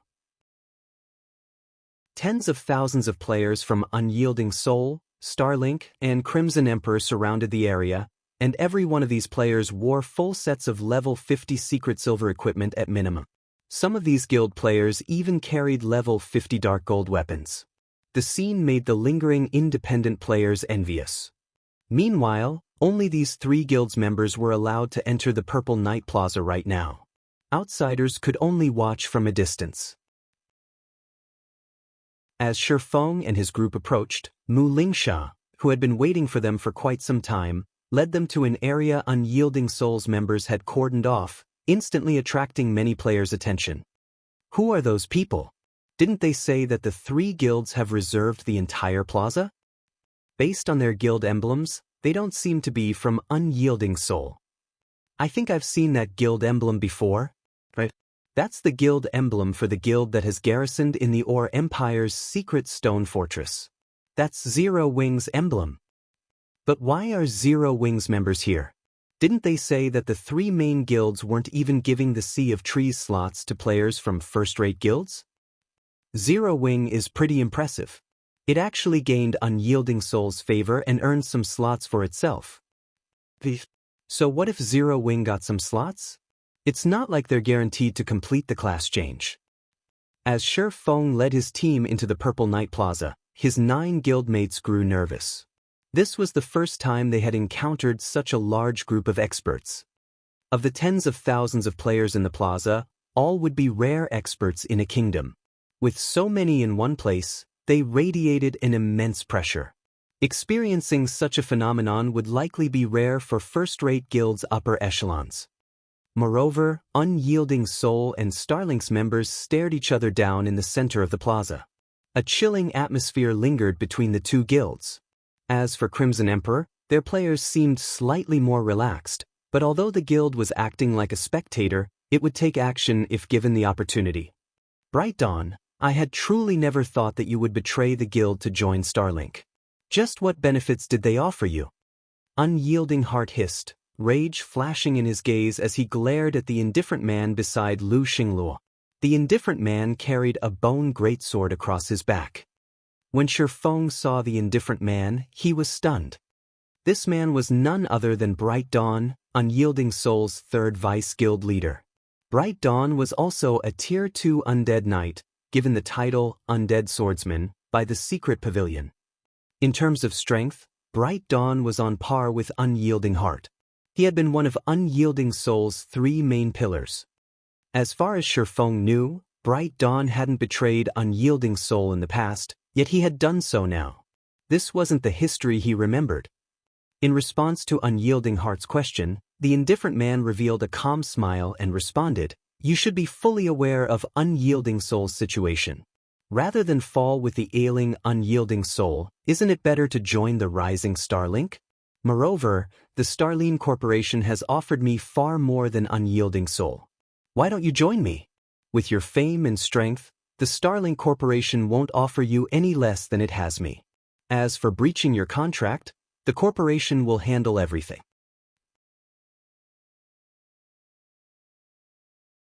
Chapter 1889, Change in Trajectory. At Bright Dawn's invitation, Unyielding Soul's members gasped. They finally realized why a vice guild leader like Bright Dawn would dare to betray Unyielding Soul. Tight restrictions tied every upper echelon to their guild. If an upper echelon wished to withdraw from the guild and retain their game accounts, they only had 2 choices.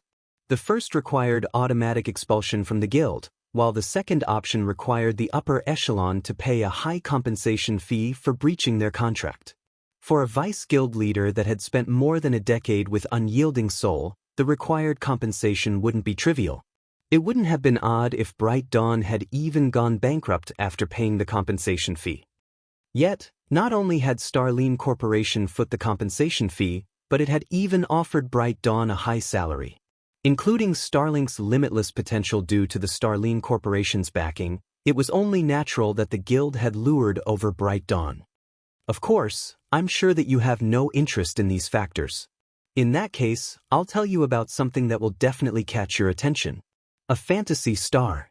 Unyielding Soul will never get its hands on something like it. Why don't you give the option some consideration? Bright Dawn smiled at Unyielding Heart, who had aged past his vibrant youth. Everyone's eyes glowed as they listened to Bright Dawn's offer. Fantasy stars were a special or that humanity had discovered during the interstellar era, and they only had one purpose. When worn, these stars would recover and retain a human's youth for a long time. Although fantasy stars couldn't extend one's lifespan, if one consumed the Green God Company's products while wearing a fantasy star, they could extend their youthful glow for another decade or 2 even without physical training. In other words, a middle-aged individual, around 40 years old, that didn't maintain their physical fitness could look like an early 20-year-old with the fantasy star's help. The fantasy star was an absolute treasure to professional gamers who relied on their youth to make their living. Although one's physical body in the real world wouldn't affect the performance of their virtual body in God's domain, their mental performance would. People past their prime generally had slower reactions than younger individuals. Even if one trained diligently to maintain their physical form, their age would more or less affect their mind. Needless to say, improving one's mental fortitude past one's prime was a daunting challenge. However, the fantasy star couldn't just restore one's youth, it could also maintain mental function, allowing humans to operate at their peak. Hence, the fantasy stars were extremely valuable. Not even the wealthiest individuals could afford one. Moreover, fantasy stars were incredibly rare. To purchase one needed sufficient status as well as funds. Meanwhile, the Starline Corporation just so happened to be one of the few fantasy star suppliers in the world, which meant that Bright Dawn had likely told the truth. A fantasy star? No wonder why he betrayed his old guild. After hearing about the fantasy star, Shifeng understood why Bright Dawn had turned traitor. Bright Dawn currently looked to be in his 40s, and vice guild leaders from super first-rate guilds had no need for money. However, everyone craved youth. Once he acquired a fantasy star, Bright Dawn could recover to his peak. With his abundance of combat experience and combat techniques, he could improve himself further with his recovered youth. When Mu Lingsha heard what Bright Dawn had been offered, she glanced at Unyielding Heart nervously. Not only was Unyielding Heart one of Unyielding Soul's 3 main pillars, but he was also the guild's first vice-guild leader. If Starlink poached him, it would deal a devastating blow to Unyielding Soul. So, you betrayed your brothers in arms for a stupid fantasy star? I was blind to think of you as a friend. From now on, I will have nothing to do with you. Unyielding Heart growled. He then glared at Lu Xinglua, who had maintained his smile, and said, "Just you wait. Sooner or later, Unyielding Soul will chase you out of the Dark Knight Empire and regain its former glory." Unyielding Heart's words restored his dispirited guild members with fighting spirit. They all cheered their first vice guild leader while ridiculing Bright Dawn. Regain your former glory? Bright Dawn could not help but laugh at Unyielding Heart and the other members of Unyielding Soul. And how will Unyielding Soul do that exactly? Will it rely on an old fellow like you, Heart? Or the ignorant Miss Moo? Or are you going to rely on Zero Wing, your pitiful partner? Open your eyes and take a good look. Unyielding Soul is finished. The only thing holding it together is a group of useless, old bastards. We've already gathered over 50 experts who are capable of manipulating intermediate magic arrays. Unyielding Soul should give up the hope of nurturing a single traveling bard. No, to be precise, you won't even get into the Sea of Trees. After saying so, Bright Dawn raised his hand. In response, some of Starlink's members in the Purple Night Plaza began to make their move, each holding a silver crystal ball. As these Starlink members completed an incantation, silver magic arrays began to manifest before them, releasing a bright light. A massive barrier then enveloped both Unyielding Soul and Crimson Emperor's members in the plaza. Have fun inside this barrier. It isolates everything within in a different dimension. Although this barrier requires 288 level 50+ players to sacrifice 5 of their levels permanently, the barrier will hold every one of you for 8 hours. With that said, we'll be taking our leave now, Bright Dawn said, laughing at Unyielding Heart. He then took a key from his bag and opened a teleportation gate to the Sea of Trees.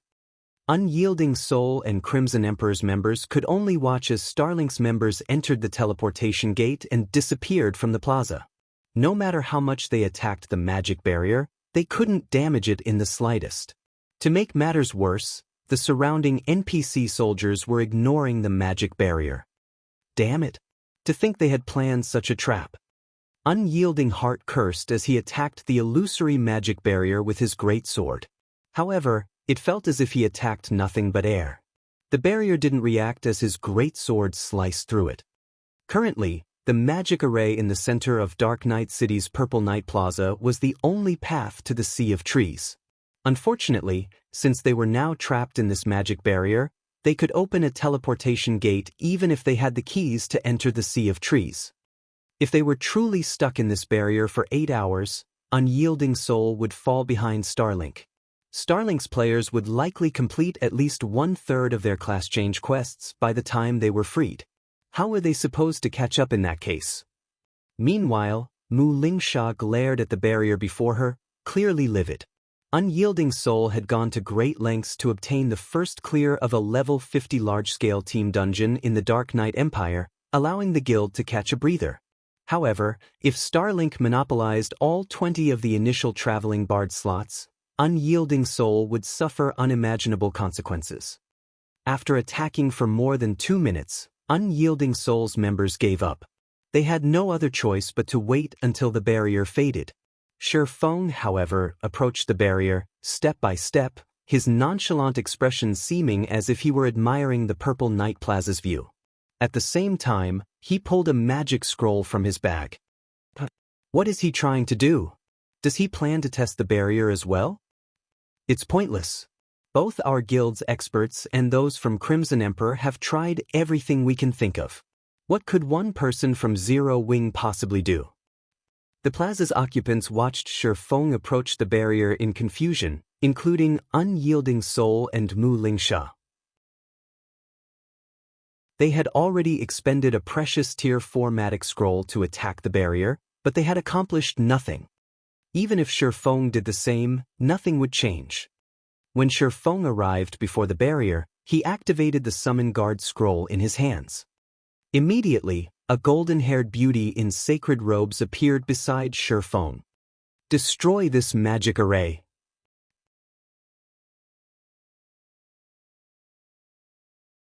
Chapter 1890, Breaking the Barrier in One Hit. When the watching crowd saw the level 85 personal guard, Anna, they were dumbfounded. Destroy it. Unyielding Heart and the other Unyielding Soul members felt their anticipation melt away when they saw that Shifeng had merely summoned his personal guard. Meanwhile, Crimson Emperor's upper echelons couldn't help but laugh at the swordsman. Is that kid stupid? What is a Tier 2 NPC going to do in this situation? A woman in white robes among Crimson Emperor's members said as she shook her head. She had a tall, slender figure and radiated a mature charm. While Anna was no doubt the highest-leveled personal guard she had ever seen, Anna was still only Tier 2. She wasn't much different than the players trapped in the plaza. Magic arrays couldn't be destroyed simply by someone with a high level. Otherwise, a level 200 Tier 1 NPC should be just as capable of destroying a town's defensive magic array as a level 80 Tier 4 NPC. Unfortunately, that was not the case. In reality, a level 200 Tier 1 NPC would struggle to damage a defensive magic array, whereas a level 80 Tier 4 NPC would have no trouble doing so. This was the power of tiers. Not only did higher tiers provide quantitative transformations, but they also qualitatively improved one's power. This was the case for magic arrays as well. The higher ranked a magic array was, the purer its mana would be. Depending on the purity of the mana powering the magic array, the barrier could be as weak as paper or as tough as iron. Hence, Anna was only superior to Tier 2 players on a quantitative level. There was no difference in the quality of their strength. Since none of the players in the barrier had managed to deal any damage to it, Anna wouldn't be able to either. Vice Guild Leader, Starlink's trap is simply vicious. We have no choice but to sacrifice one of our players.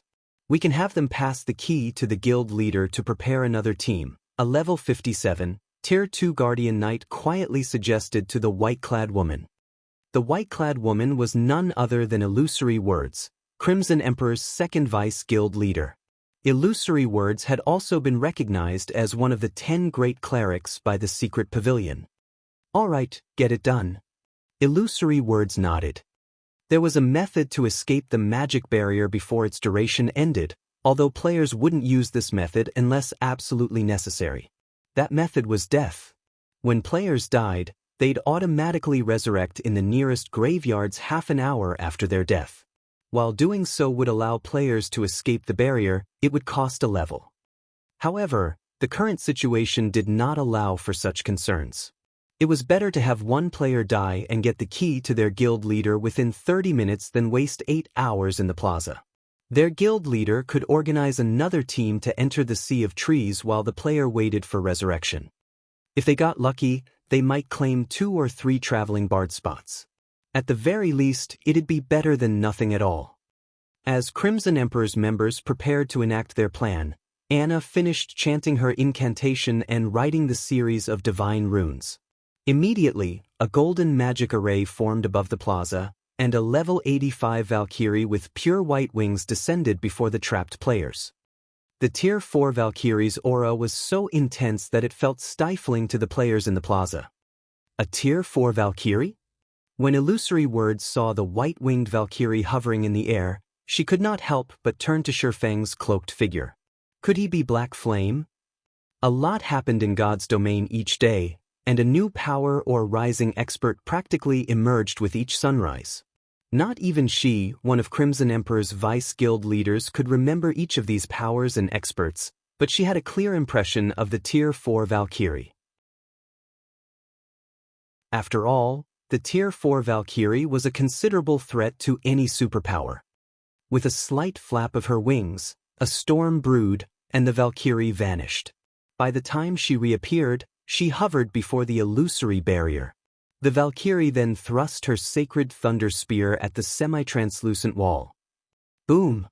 With a deafening explosion, countless arcs of lightning crashed into the magic barrier. The barrier began to tremble. Despite the assault of so many players earlier, the barrier hadn't reacted in the slightest, yet just one of the Valkyrie's attacks was enough to shake it. What power? Illusory Words watched with slight surprise. The barrier hadn't even reacted when Unyielding Heart had attacked with a Tier 4 magic scroll, but now, the Valkyrie's attack had deformed the barrier. One could easily imagine how powerful the Valkyrie's attack was. However, as the lightning began to fade, the magic barrier stilled. A second later, the barrier recovered to its original state as if it hadn't been attacked at all. Even that wasn't enough? Unyielding Heart's expression soured as the magic barrier recovered. While it was true that the Valkyrie's attack had been effective, it was clear that the strike had only depleted a small portion of the magic barrier's energy reserves. It would take a considerable amount of time for the Valkyrie to destroy the barrier. Unfortunately, he was somewhat familiar with Shifeng's Valkyrie. He knew that it could only remain for a short time. Most likely, the Valkyrie would not be able to deplete the magic barrier's energy reserves before her duration ran out. This left them with only the option of escaping by death. Although he knew it would be meaningless. Players that could manipulate intermediate magic arrays would have a 20% higher chance of completing their class change. Even if Unyielding Soul formed another team, locating Tier 1, intermediate magician experts would be impossible. Intermediate magician experts were extremely rare, and he had already gathered everyone his guild had here. Even if the guild organized another team to enter the Sea of Trees, if Unyielding Soul's members were 30 minutes late and had a lower success rate, how could they compete with Starlink? Of course, they could sacrifice the intermediate magician experts with him. It would give them a better chance of competing, but that plan left another issue. Would players resurrect inside the magic barrier after they died? If players resurrected inside the barrier instead of the nearest graveyard after the 30-minute wait had passed, they'd sacrifice a level for nothing. Is there no choice but to risk it? Unyielding Heart gritted his teeth as he considered the option. As Unyielding Heart contemplated, the Valkyrie readied to throw her sacred thunder spear at the magic barrier. However, the surrounding crowd had already given up hope. Since the previous attack had failed, this one shouldn't fare any better. However, Shifeng, who had remained still earlier, suddenly activated Heavenly Dragon's power, his aura's intensity instantly skyrocketing. He then slashed at the barrier with Killing Ray. Lightning Slash. The Valkyrie threw her sacred thunder spear at the same moment. Two streaks of light, one blue and one gold, collided at a single point on the magic barrier as one. Boom! With another explosion, the two streaks of light shot through the barrier, following which the crowd heard the sound of cracking glass. Cracks then began to web themselves across the illusory barrier. Ping! A moment later, the blue sky returned above the players' heads. How is this possible? The barrier shattered. What did he do? Both Unyielding Soul's Unyielding Heart and Crimson Emperor's illusory words gave Shifeng incredulous looks.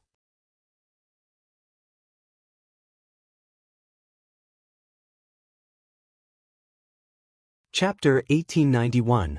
Another Method. Dark Night City, Purple Night Plaza. As the barrier disappeared, silence filled the entire plaza, and every player that had been trapped behind the barrier turned to stare at Shifeng. So strong. Didn't the barrier just shake a little after the Valkyrie's attack? How did he straight up destroy the barrier? Whether it was the spectating players outside of the plaza or the two super first-rate guilds members within, all looked at Shifeng with incredulous expressions. The expert players Starlink had stationed to observe the situation from outside of the plaza stared at the scene with bulging eyes. They had only formed the illusory spatial barrier after sacrificing 288 players to the magic array, yet Shifeng had shattered it without much effort. The illusory spatial barrier had been formed with a set of special magic tools the guild had found in ancient ruins. Starlink had exhausted a lot of time and resources to explore the various ruins, and by the time the guild had completed the required set to form the magic array, the guild had suffered over 5,000 casualties, all of which had been elite or expert players. Once the illusory spatial barrier had been activated, not even a Tier 4 monster should be able to escape. The Tier 4 monster would have no choice but to wait through the barrier's 8-hour duration. Moreover, even if players died inside the barrier, they would resurrect within it instead of in the nearest graveyard. Yet, Shi Feng had shattered the barrier in one hit. While everyone was still shocked, Shi Feng sheathed Killing Ray and turned to Unyielding Heart and his companions. The magic array has been dealt with. Let's hurry to the Sea of Trees, Shi Feng said as he gestured to the magic array in the heart of the Purple Night Plaza. Calmly, he continued, it hasn't been long since Starlink's members left. We should be able to catch up if we hurry. Hearing Shi Feng's reminder, Unyielding Heart and Mu Lingsha quickly snapped out of their daze and gave the swordsman grateful looks. If Shi Feng hadn't shattered the magic barrier, they wouldn't have been able to compete with Starlink. Immediately, Unyielding Heart took a key from his bag and activated the teleportation gate to the Sea of Trees. Mu Lingsha then directed their experts to enter the teleportation gate. Meanwhile, Illusory Words couldn't pull her gaze from Shi Feng, astonishment filling her eyes. Strength combination? When Illusory Words recalled the attack Shi Feng had executed with the Valkyrie, a playful smile graced her lips. It seems that Black Flame is far more capable than I thought. It's no wonder why the secret pavilion has such a high evaluation of him. The Valkyrie's strength hadn't been quite high enough to shatter the illusory spatial barrier alone. Shi Feng had actually combined his strength with the Valkyrie's to compensate. Executing the strength combination technique with another individual was many times more difficult than using it alone. One's grasp of timing and positioning had to be extremely accurate. It wasn't a casual feat to accomplish. Yet, Shi Feng had smoothly executed the technique, which even domain realm experts found challenging. Although Shi Feng hadn't combined his full strength with the Valkyries, it had been enough to exceed the magic barrier's limit. Thus, the magic barrier had shattered. Vice Guild Leader, the magic barrier is gone. Let's hurry as well, a tall, muscular berserker said. Alright, activate the teleportation gate. Illusory Words nodded. She then directed her selected players into the teleportation gate. Following which, white light enveloped Unyielding Soul and Crimson Emperor's members, one after another, as the players teleported to the Sea of Trees. While Unyielding Soul and Crimson Emperor's members left for the Sea of Trees, the observing Starlink members hurriedly reported to Lu Xinglua and Bright Dawn. What did you say? Unyielding Soul broke through the illusory spatial barrier. When Bright Dawn heard his subordinate's report, his mind instinctively wanted to reject the notion. That's impossible. Not even Tier 4 monsters can break out of the barrier. I know full well what Unyielding Soul is capable of. They definitely don't have the power to destroy the illusory spatial barrier. As Unyielding Soul's ex-Vice Guild leader, he was fully aware of the guild's current prowess.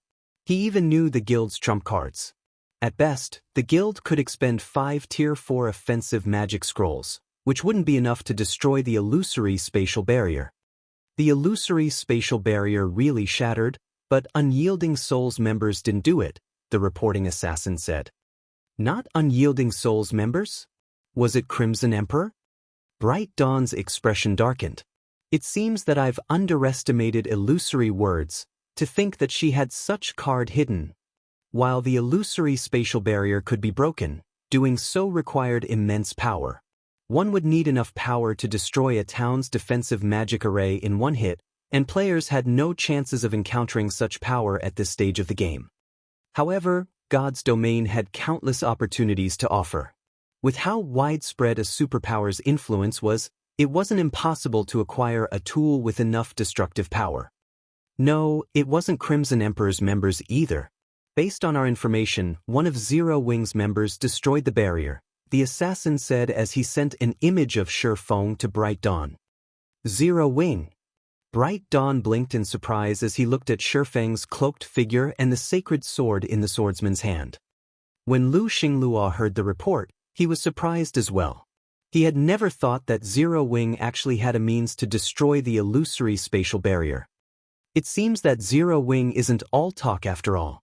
It's no wonder why Unyielding Soul agreed to share some of its profits with the guild, Lu Xinglua said, chuckling. Unfortunately, even if they get into the Sea of Trees, it's too late. Starlink will claim the first 20 slots. Not long ago, they had learned that not only could a limited number of players class change to the traveling bard class, but the quest only accepted a limited number of applicants as well. Only 300 slots would be available once every 2 hours. Each application also cost 60 gold. Although the price was high, it wasn't much to Starlink. In the end, they had spent 18,000 gold to purchase all 300 slots, sending 50-plus intermediate magician experts to attempt the quest. The guild then gave the remaining 240 or so slots to wage-equipped Tier 1 experts. As Lu Xinglua and his companions, who didn't plan on challenging the class change quest, were about to leave to explore the Sea of Trees city, Unyielding Soul and Crimson Emperor's members finally made their appearance, arriving in the temple that served as the venue for the traveling bard class change quest. Damn it! Why does the quest have this restriction too? Unyielding Hearts gave the female elf clerk a grim expression after receiving her reply. They had just broken through the barrier with great difficulty, yet they had been told that there were no applicant slots remaining. They'd have to wait another 2 hours before they could attempt the quest. Unyielding Heart felt as if the system were playing some cruel joke. Illusory Words wore a similarly ugly expression. She hadn't expected the restriction either. Sure enough, there are no more slots available. Shifeng could not help but sigh as he looked toward Lu Xinglua and his group, who stood a short distance away. Well, I didn't plan for them to take the normal class change quest, anyway. Following which, Shifeng switched his title to Demon Hunter and approached the exchange counter beside the registration counter. There was more than one way to obtain the traveling bard class. The first was the normal method, but the second required purchasing a trial emblem and taking part in the original class change trial the primordial elf kings had left behind. However, the trial emblem wasn't easy to purchase. One needed to be a noble of the Sea of Trees to gain access. Other players would have to complete a long string of quests to become a noble in this city, but Shifeng, who had the Demon Hunter title, didn't. Players with the Demon Hunter title were considered world nobles, so Shifeng would be viewed as a noble in an NPC city like the Sea of Trees. Lord Demon Hunter, how may I be of service? The NPC elf asked, smiling brightly. Here, we can provide a trial emblem that will allow you to take part in the trial the primordial elf kings had left behind for us. If you pass this trial, you'll become a valiant traveling bard. MHM. I wish to purchase 9 trial emblems, Shifeng answered. Chapter 1892, Complete Legacy, Trial Emblem. How did he just trade with that NPC? Didn't she refuse to trade with us a moment ago? When Lu Xinglua and the others heard the female elf's words, they were stunned. When they had visited the Elven Temple, they had spoken with its NPCs. After asking around, they had verified that only 300 players could attempt the class change quest every 2 hours. They had tried to speak with the female elf at the exchange counter as well, but she had ignored their questions, stating that she'd only deal with people of noble status or higher, yet she treated Shifeng with such respect. Moreover, she had taken the initiative to introduce Shifeng to the products she offered. There's still such a method? Unyielding Heart and his companions watched Shifeng purchase trial emblems with glowing eyes. They had never expected Shifeng to have such access to the class change quest. So, this is Zero Wings Sword King? Shifeng's display greatly surprised Illusory Words. The only guilds with a Sea of Trees teleportation key were Starlink, Unyielding Soul, and Crimson Emperor. Hence, one could say that their guilds were the most familiar with the Sea of Trees. However, based on Shifeng's performance thus far, it was obvious that he knew even more about the Sea of Trees than they did. In fact, he even possessed a special status in the Sea of Trees. As the crowd watched, Shifeng spent 450 gold to purchase 9 trial emblems. He then handed the emblems to the 9 Zero Wing members he had brought with him. Purchasing a trial emblem was the same as applying for the class change quest. Only, this method was 10 gold cheaper. Using the trial emblems when attempting the quest also granted 2 difficulty modes to choose from, normal mode and hard mode. Normal mode was no different than the class change quest without the emblem, but if players chose hard mode, they'd be sent to a different trial. However, if players chose to challenge hard mode, they would be sent to a different trial. Furthermore, unlike the normal mode quest, which only 20 players could complete each week, hard mode didn't have such a limit. As long as one had access to the trial emblems and could afford them, they could enable as many players to become traveling bards as they wanted. The hard mode quest had been Shifeng's goal since the very beginning. Players could only acquire the complete traveling bard legacy the primordial elf kings had left behind, becoming true traveling bards, by completing the hard mode class change quest. If players only completed the normal mode quest, they would only acquire a portion of the legacy, becoming a pseudo-tier 2 player. However, the hard mode quest was incredibly difficult to clear, even more challenging than normal tier 2 promotion quests. The hard mode quest was the equivalent of the tier 2 hell mode promotion quest. Unless one's combat and equipment standards had reached a certain level, challenging the class change quest would only lead to failure. If a player failed the quest, they'd have to wait a while before they could challenge it again. Hence, every player Aqua Rose had selected for this class change was an expert capable of reaching the Trial Tower's 7th floor. In addition, all 9 were intermediate magicians, and among these 9 players, 5 had been well-known tier 4 experts in the past. However, since they had merely been independent players, their access to resources had been limited. Even though they had been members of well-known adventurer teams, they had lacked the resources to reach tier 5. The remaining 4 had been experts in first-rate guilds.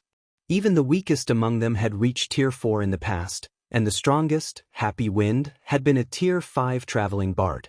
Naturally, things had changed in this life, and all 9 of these players had joined Zero Wing.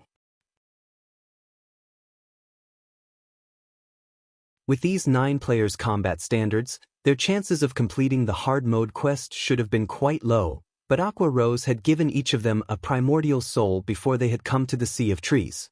With the increased physique the primordial soul granted, these 9 should have a much higher chance of completing the hard mode quest. As Shifeng distributed the trial emblems to his players, Unyielding Souls group approached him. Guild Leader Black Flame, can I trouble you to help us purchase some trial emblems as well? I will buy them at a 50% markup. Of course, if that is not enough, I can increase the price, Unyielding Heart offered, feeling slightly embarrassed. Originally, Zero Wing had tried to purchase class change slots from Unyielding Soul, which in turn had increased the competition Unyielding Soul faced. Now, however, Unyielding Soul approached Zero Wing for the same, increasing Zero Wing's competition. This put Unyielding Heart in a bind. Long Soul and Hunting Blade, who stood beside Unyielding Heart, felt ashamed as they considered their earlier attitude towards Zero Wing. They had assumed that Zero Wing had taken advantage of their guild, but now, it seemed that Zero Wing would become Unyielding Soul's benefactor. It was only thanks to Zero Wing that their guild had overcome the incident in the Purple Night Plaza. Now, they had to rely on Zero Wing once more to gain access to the class change quest. If not for Zero Wing, they would have had no hope of competing with Starlink. Sure enough, you really are Guild Leader Black Flame. Hello, I am Illusory Words of Crimson Emperor.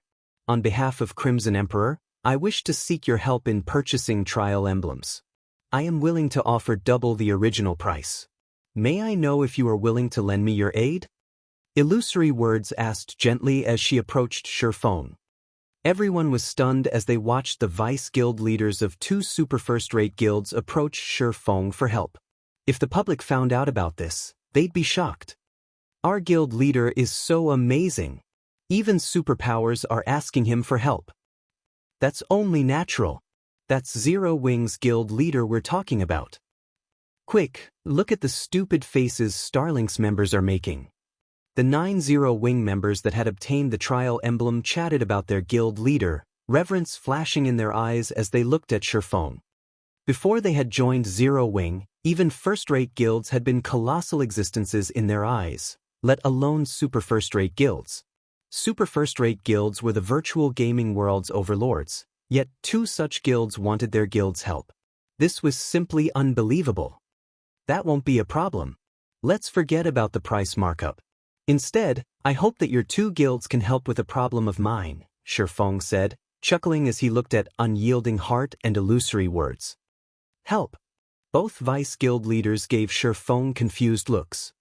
They had brought with them a lot of players to attempt the class change quest. In total, both had a little over 1,000 players. Even with a 50% price markup, Shifeng could earn over 25,000 gold instantly, a huge sum for a first-rate guild. If Shifeng charged a slightly higher price, he would even have enough money to build a town. Yet, Shifeng only wanted their assistance. That's right, I need your 2 guilds to help me with something. In return, I'll help you buy as many trial emblems as you want, Shifeng nodded. There was no limit on the number of trial emblems one could purchase. It was a privilege for the Sea of Trees nobles, allowing them to skip the queue and granting a small discount when applying for the class change quest. There was nothing special about it. Moreover, even with the trial emblems, neither of these guilds would become a competitor for Zero Wing. After all, the hard mode quest was Zero Wing's target. It didn't have to worry about any competition. May I know what kind of help guild leader Black Flame requires? Illusory Words asked. Although the traveling bard class was valuable, if Shifeng's request threatened her guild's foundations, she had to refuse. Right? You can't consider your decision properly if I don't tell you the details. To put it simply, I'd like to borrow 200 Tier 2 experts from each of your guilds. What are your thoughts on this? Shifeng explained.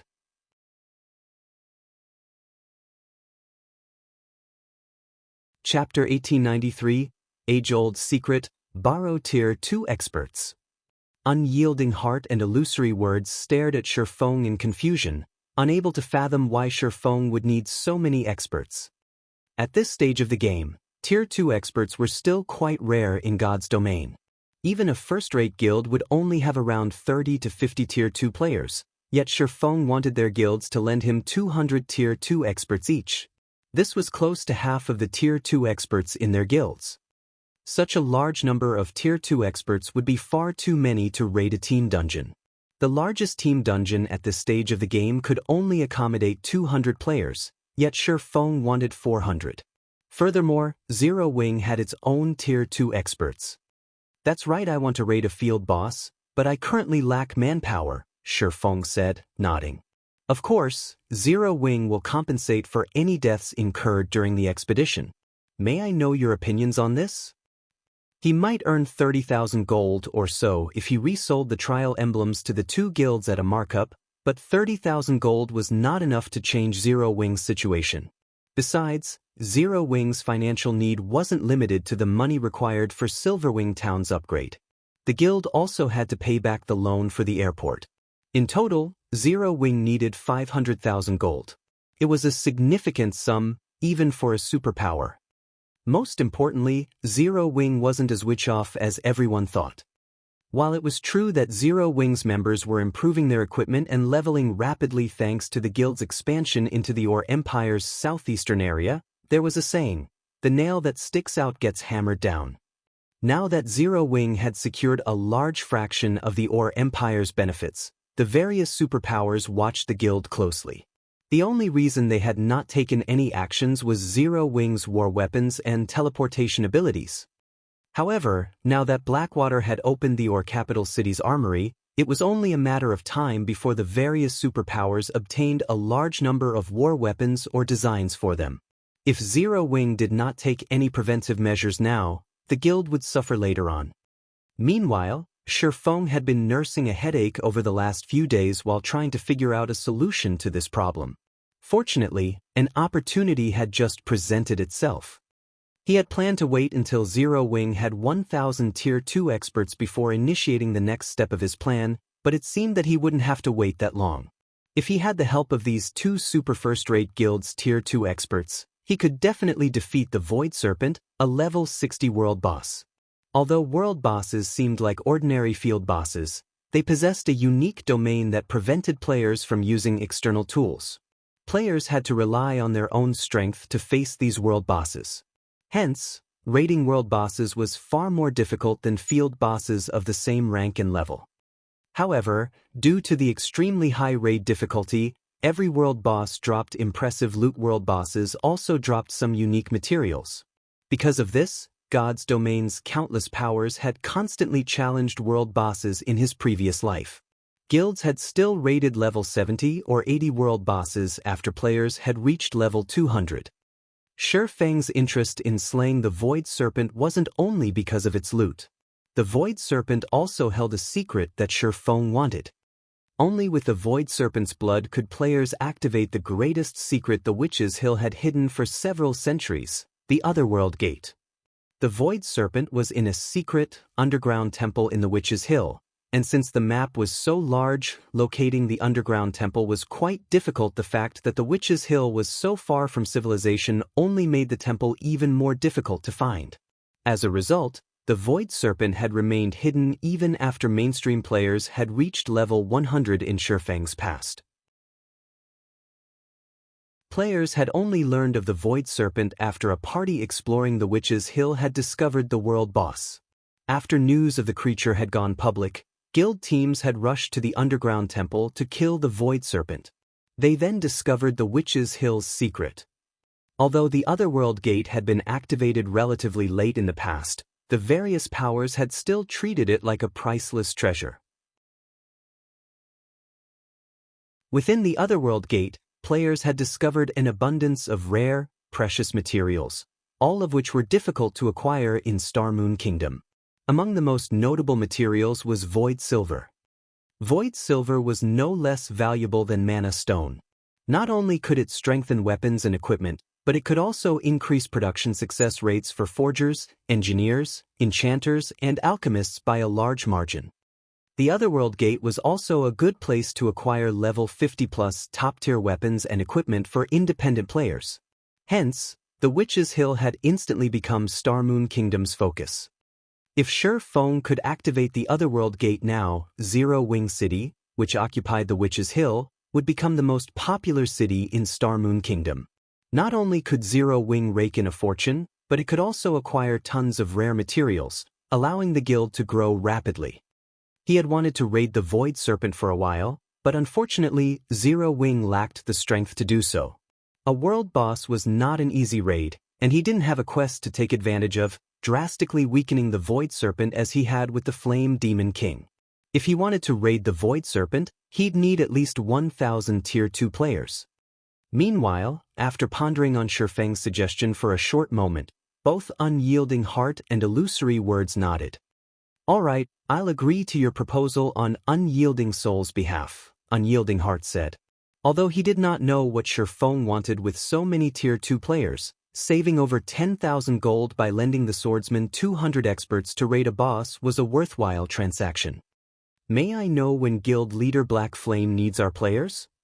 Illusory Words asked. "Naturally, the sooner, the better," Shi Feng said.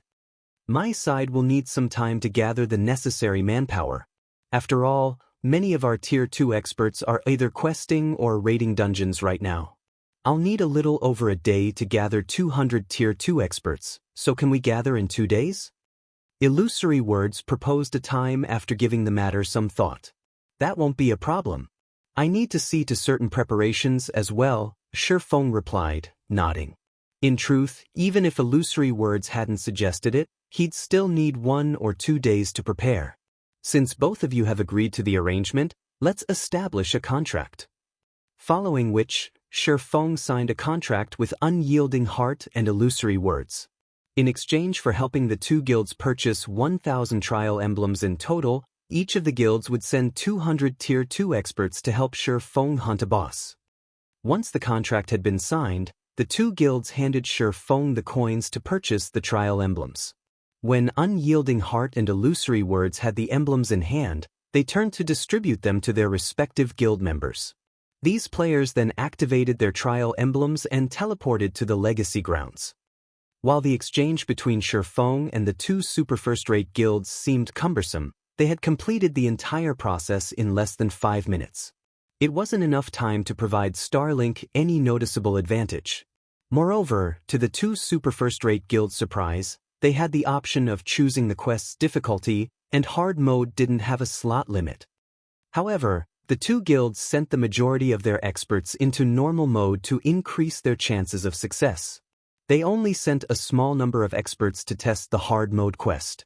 Suddenly, 1,000 players vanished from the lively hall, stunning Lu Xinglua and the other nearby Starlink members. How is this possible? They ignored the application limit? Lu Xinglua's expression darkened as he watched Unyielding Soul and Crimson Emperor's members disappear. He then turned to Shi Feng, killing intent flashing in his eyes. Black Flame. You dare to ruin my plans once again? Do you really think that I won't strike at Zero Wing just because you managed to partner with Unyielding Soul? 1,000 players. If these players participated in the class change quest, it would severely affect Starlink's performance. However, Shi Feng paid no attention to the killing intent Lu Xinglua directed at him. He simply glanced at the man before leaving the temple and heading for the city hall. They were in the Sea of Trees. If Lu Xinglua and his companions wanted to attack him here, they'd suffer the consequences, not him.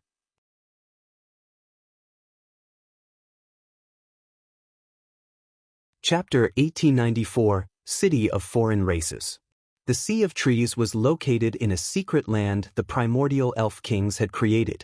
A forest enveloped the city, and unlike Dark Knight City, which was populated by tall buildings, this city was crowded with towering trees.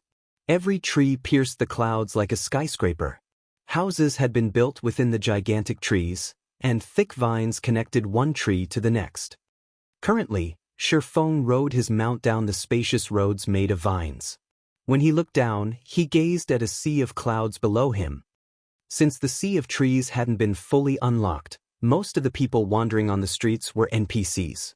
Aside from the 3 Superpowers members, who had begun to explore the city, Shi Feng didn't spot a single player. Sheltered by the 6 great primordial elf kings, the Sea of Trees had a long history. Most of the NPCs living here were elves, although some were NPC merchants from other races. Human NPCs only made up a small majority of the city's residents. Meanwhile, the weakest soldiers patrolling the city were level 180, Tier 1 NPCs. There were well-equipped Tier 2 soldiers as well. Each patrol squad was led by a level 200, Tier 3 knight. However, these soldiers' levels and tiers weren't their most eye-catching aspects. All of these soldiers wore ancient equipment engraved with advanced battle arrays. When the advanced battle array activated, the Tier 2 soldiers could even take down Tier 4 players. The patrol captain's equipment sported master battle arrays. With these patrol captains protecting the city, not even Tier 5 players would last long if they tried to cause trouble. According to the legends, the primordial elf kings had also left behind immortal guardians to protect their Sea of Trees. Although these immortal guardians were not Tier 6 existences, they had the combat power to face gods. If a Tier 6 player entered the city, the secret land would forcibly suppress them to Tier 5. Hence, on the continent of God's domain, the Sea of Trees security was even superior to Blackwing cities.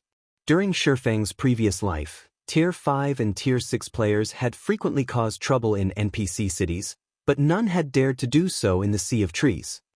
This was also the reason that the Sea of Trees had become the most well-known NPC city in God's domain, attracting tons of normal and neutral players.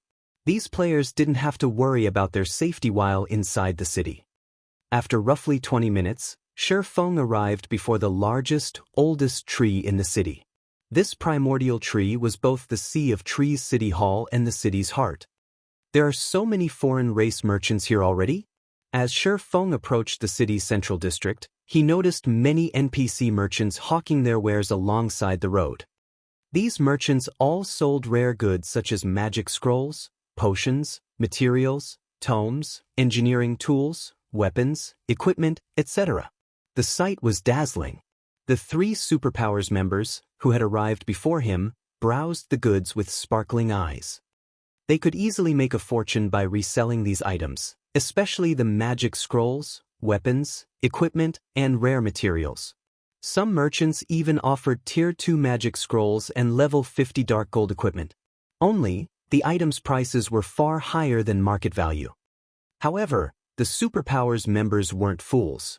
Rather than purchasing any of these items, they first investigated every NPC merchant's goods.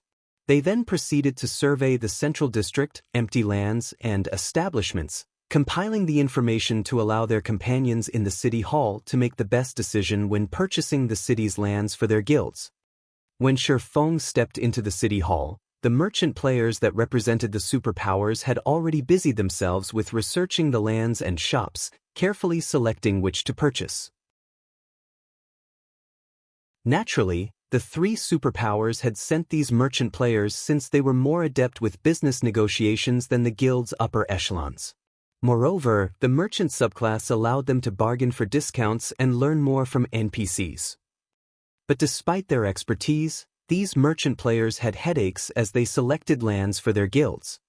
The Sea of Trees lands were just so expensive.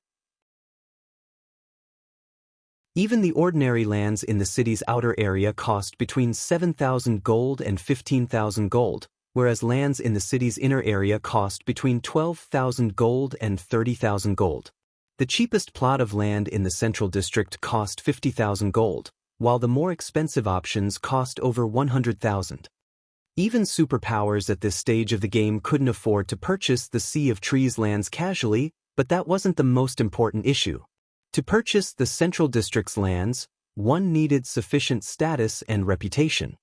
For the moment, they could only purchase the lands in the city's outer and inner areas, but since there were so many to choose from, they couldn't make a proper decision without further understanding of the city's layout.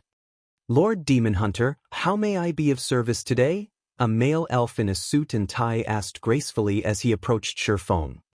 I wish to see some of the city's hotels and restaurants for rent, Shifeng said. All right, please follow me. The male elf bowed before leading Shifeng to a VIP reception room. As the elf led Shifeng to a reception room, the three superpowers representatives watched him leave the main lobby with astonished expressions. What's going on? How did he get an invite to a VIP room?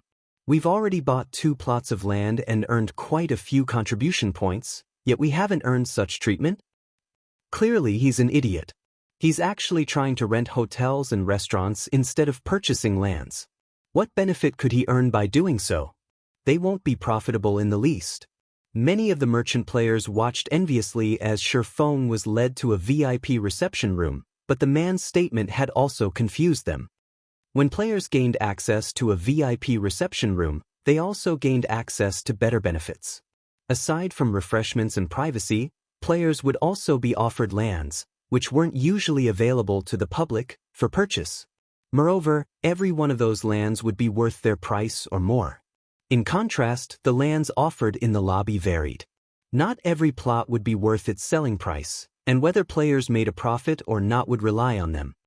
Meanwhile, in the VIP reception room, the elf administrator quickly prepared a list for Shifeng. Lord Demon Hunter, here are the hotels and restaurants that are available for rent. However, these hotels and restaurants are located in the city's outer and inner areas. You will need 10,000 contribution points to rent those in the central district, the elf administrator explained. I understand. Shifeng nodded. He then lifted the stack of paper to inspect. Naturally, setting up a trading firm in a trade city like the Sea of Trees would generate a lot of profit. Aside from selling products, the shops could also serve as a warehouse for all kinds of precious materials and items that flowed into the city. However, unlike ordinary NPC cities, the Sea of Trees was slightly unique since it occupied a secret land. The Sea of Trees was similar to the holy city of Titan in that players could not remain in the city long-term.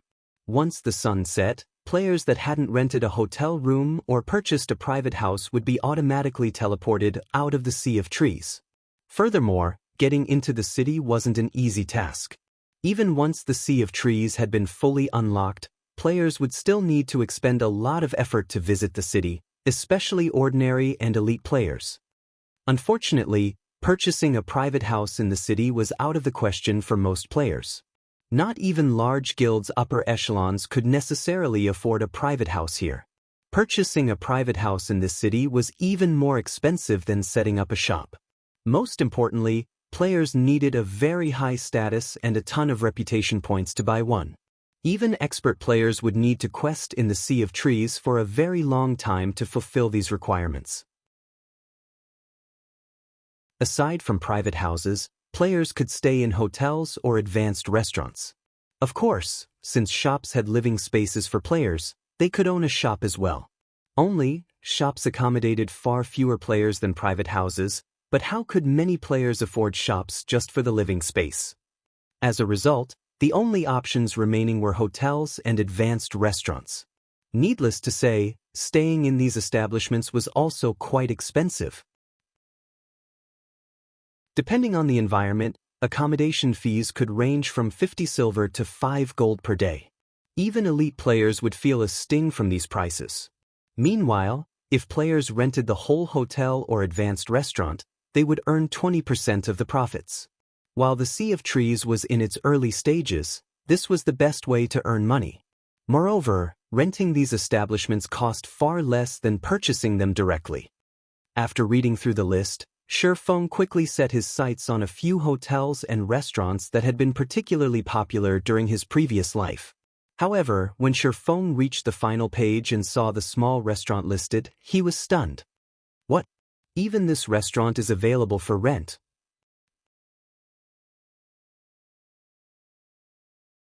Chapter 1895, Epic Shop. Shifeng's eyes widened as he saw the name, Forest Traveler, surprise and ecstasy overcoming him. In the current Sea of Trees, the Forest Traveler was an unassuming restaurant located in the city's outer area. The restaurant had only 2 floors. The first was the dining hall, and the second was used for accommodations. The restaurant was ordinary, and nothing about it stood out. However, when the Sea of Trees' third seal had been lifted in the past, players had discovered the restaurant's unique quality. Since so many players had crowded the Sea of Trees back then, both hotels and restaurants' guest rooms had been full. Naturally, many players instantly targeted the cheap accommodations that small restaurants like the Forest Traveler offered. Once the third seal had lifted, the Forest Traveler revealed a package that included both room and board, available exclusively for the restaurant's few high-class guest rooms. As the high-class guest rooms could only be rented by purchasing this combo pack, players had no choice but to dine there as well. The Forest Traveler had become instantly famous after players had tried the provided meal, which granted a special buff called Forest Blessingle. The Forest Blessing buff granted players anywhere from 5 to 20 points in luck for 18 hours. The buff could only be gained once every 2 days. Although luck was somewhat illusory in God's domain, it had a subtle effect on players. For example, luck would affect loot from opening treasure chests and killing monsters. It would also affect one's production success rate. Hence, on the market, ornaments that added even 3 to 5 points of luck cost a fortune. Such ornaments would never become obsolete. In the past, the various large guilds had desperately stockpiled items that added luck. A single extra point in luck could be enough to gain a top-tier item. Since luck items were so precious to both independent players and guilds, such items had rarely appeared on the market. One could easily imagine how attractive a meal that increased luck would be to independent and guild players. Even Shifeng had often visited the Forest Traveler for a meal in the past, especially before he raided a large-scale team dungeon. The only downside was the buff's long cooldown. Even after the Forest Traveler had expanded its shopfront, players had to deal with a 7 to 8 hour queue to get a seat. The Forest Traveler had ranked as one of the top 100 epic shops in God's domain in its heyday. The secret pavilion managed the ranking system, and a shop's rank depended on demand for and rarity of its services. Since the Forest Traveler had revealed itself to him, why wouldn't Shifeng be surprised and excited? However, when Shifeng saw the restaurant's rental price, his eyebrows twitched. Is this a robbery? Shifeng couldn't help but wonder. Normally, the Sea of Trees hotels and restaurants demanded per week or per month rent, but the Forest Traveler had to be paid by the year. Moreover, renting the restaurant for a single year cost 60,000 gold. Even the larger advanced restaurants only cost 4,000 gold per month, yet the Forest Traveler's rent cost 5,000 gold per month. Moreover, the system demanded a full year up front. It was half of the funds Shifeng had on hand right now. With 60,000 gold, he could rent over a dozen hotels and restaurants. Should I set it aside for now and rent it during my next visit? Shifeng fell into deep thought as he looked at the Forest Traveler's information. Competition would be at its fiercest during the first month after the Sea of Trees had activated. It was also the best time to secure an advantage. As long as players rented one of the Sea of Trees establishments, they could continue to renew their lease. Unless players gave up their right to renew the lease, other players wouldn't have an opportunity to claim the establishment. However, if he rented the Forest Traveler now, he wouldn't have much left to rent other restaurants and hotels, but he had no guarantee that the three superpowers wouldn't discover these hotels and restaurants' importance before his next visit. If the superpowers had already realized these establishments' value, he'd have a far more difficult time renting a large number of them later. Fortunately, he didn't have to worry about losing the Forest Traveler since only he knew the restaurant's secret right now. Furthermore, 60,000 gold was a huge sum to a superpower as well. None of them would be willing to spend so much gold for a modest restaurant like the Forest Traveler. Lord Demon Hunter, I recommend the hotels and restaurants on the last page. Many customers favor those establishments in particular.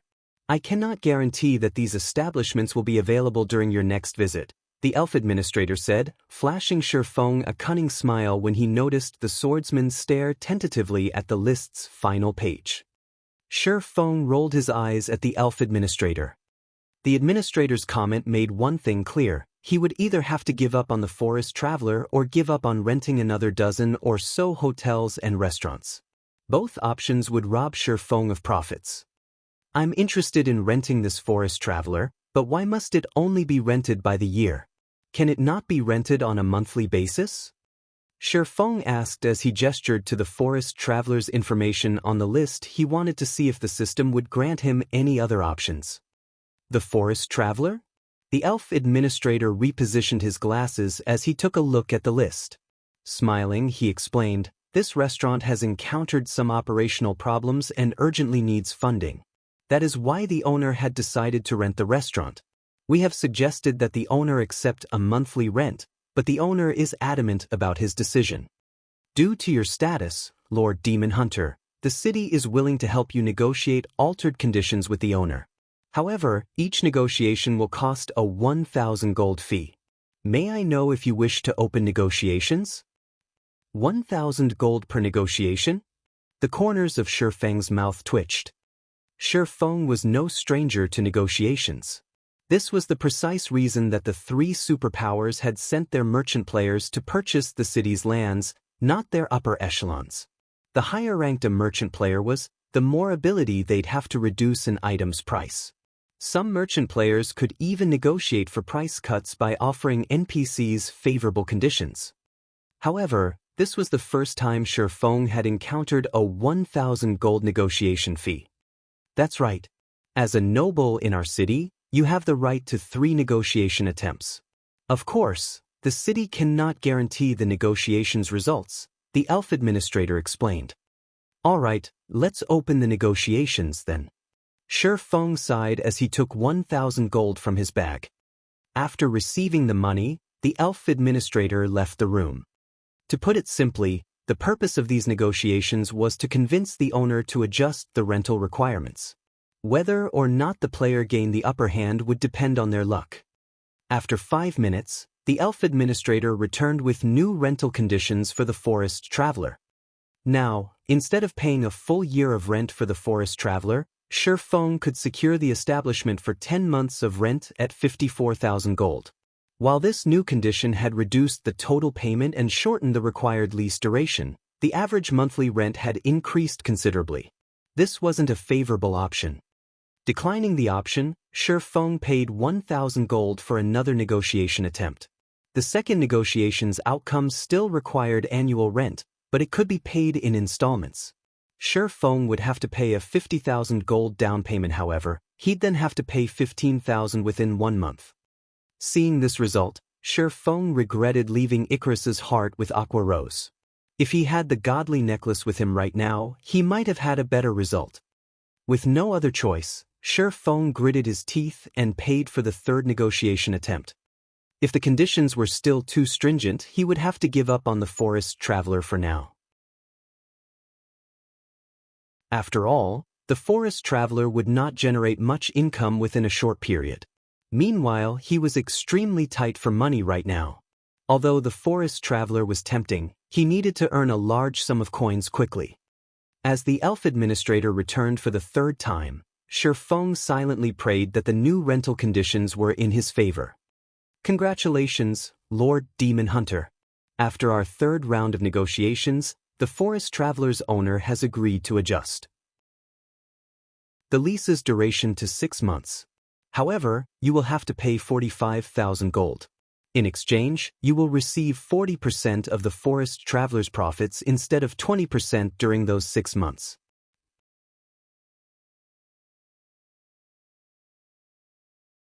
Chapter 1896, 2-Star Restaurant.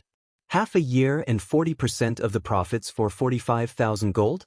Shi Feng fell deep in thought after hearing the elf administrator's final results. Once the forest traveler introduced the meal that granted the forest blessing buff, the various major powers would visit before any major operation. However, as the restaurant's business was limited by its size, and its overall income wasn't much more than a large hotel's, players would only gain the forest blessing buff when they ate the food that provided the buff in the restaurant. The food would not grant the buff if consumed elsewhere.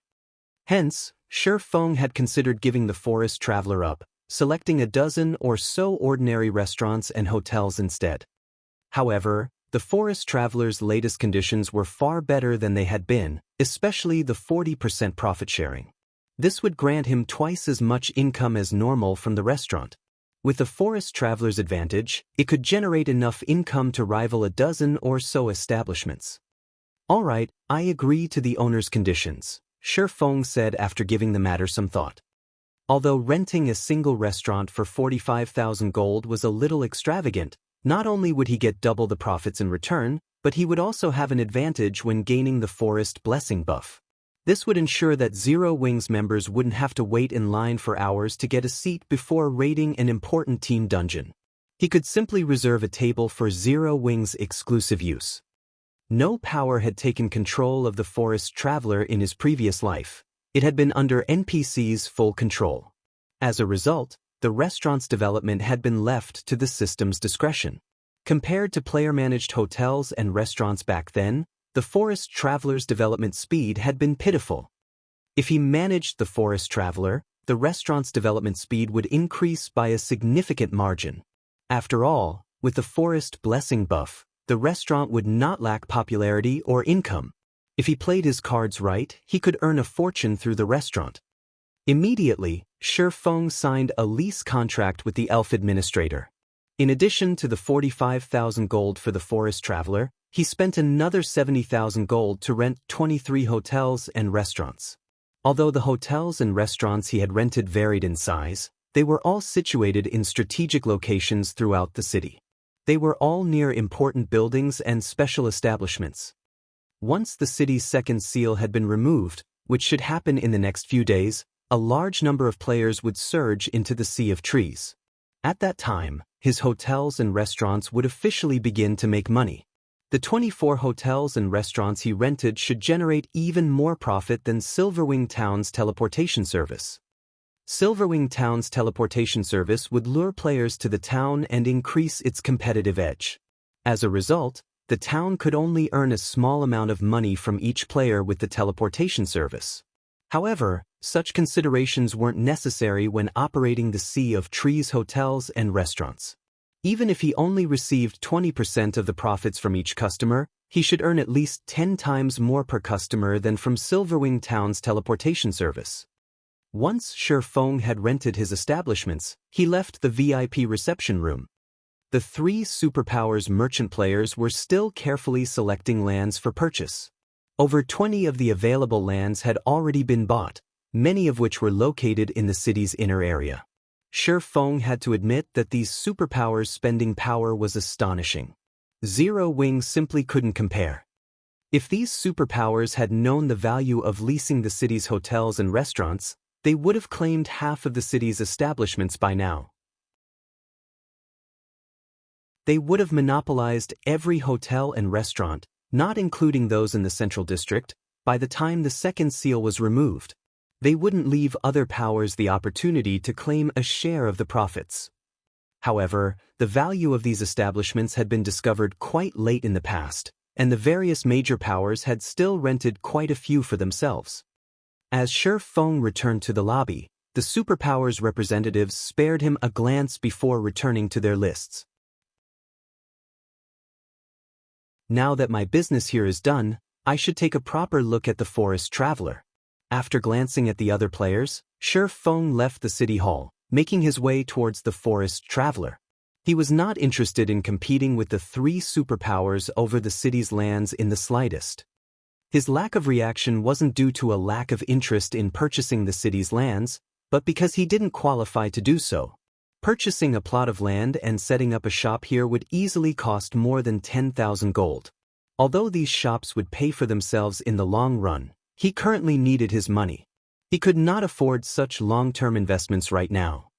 After riding his demonic flame tiger for half an hour, Shi Feng arrived before a two-story restaurant near the edge of the city.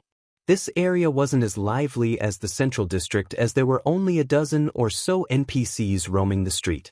Meanwhile, the street's few shops only sold groceries, and the highest-class building was a three-story smithy.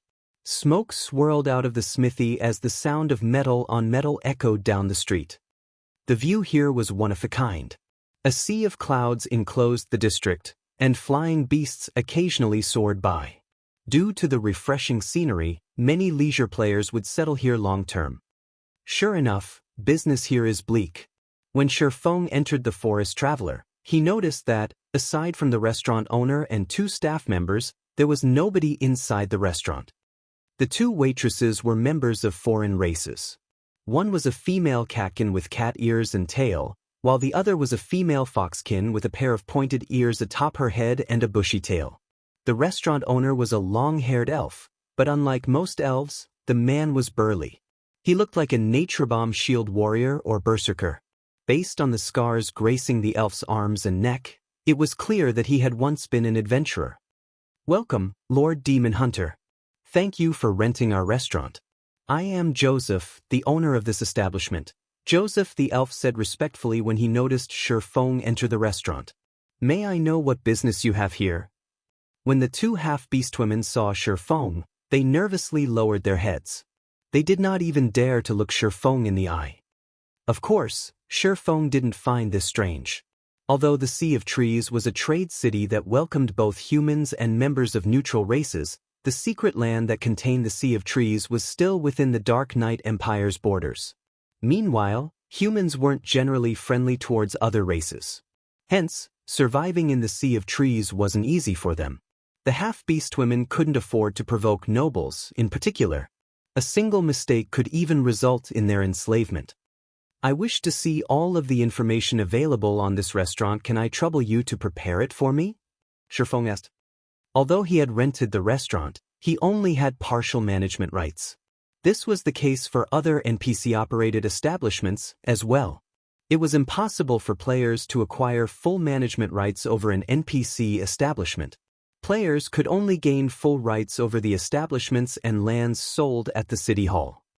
"All right, please wait a moment," Joseph said. A short moment later, Joseph returned with a thick tome. He then set the book before Shi Feng. "Amazing! This restaurant has 2 master cooking recipes. It's a pity that the required materials are so rare. The shopfront is also the cheapest variety. It's no wonder why business is so terrible." Shi Feng was surprised as he read the restaurant's information. Many players in God's Domain had chosen the chef subclass. Not only were chefs capable of creating delicious dishes, but some of those dishes also provided additional effects, such as temporary attribute increases.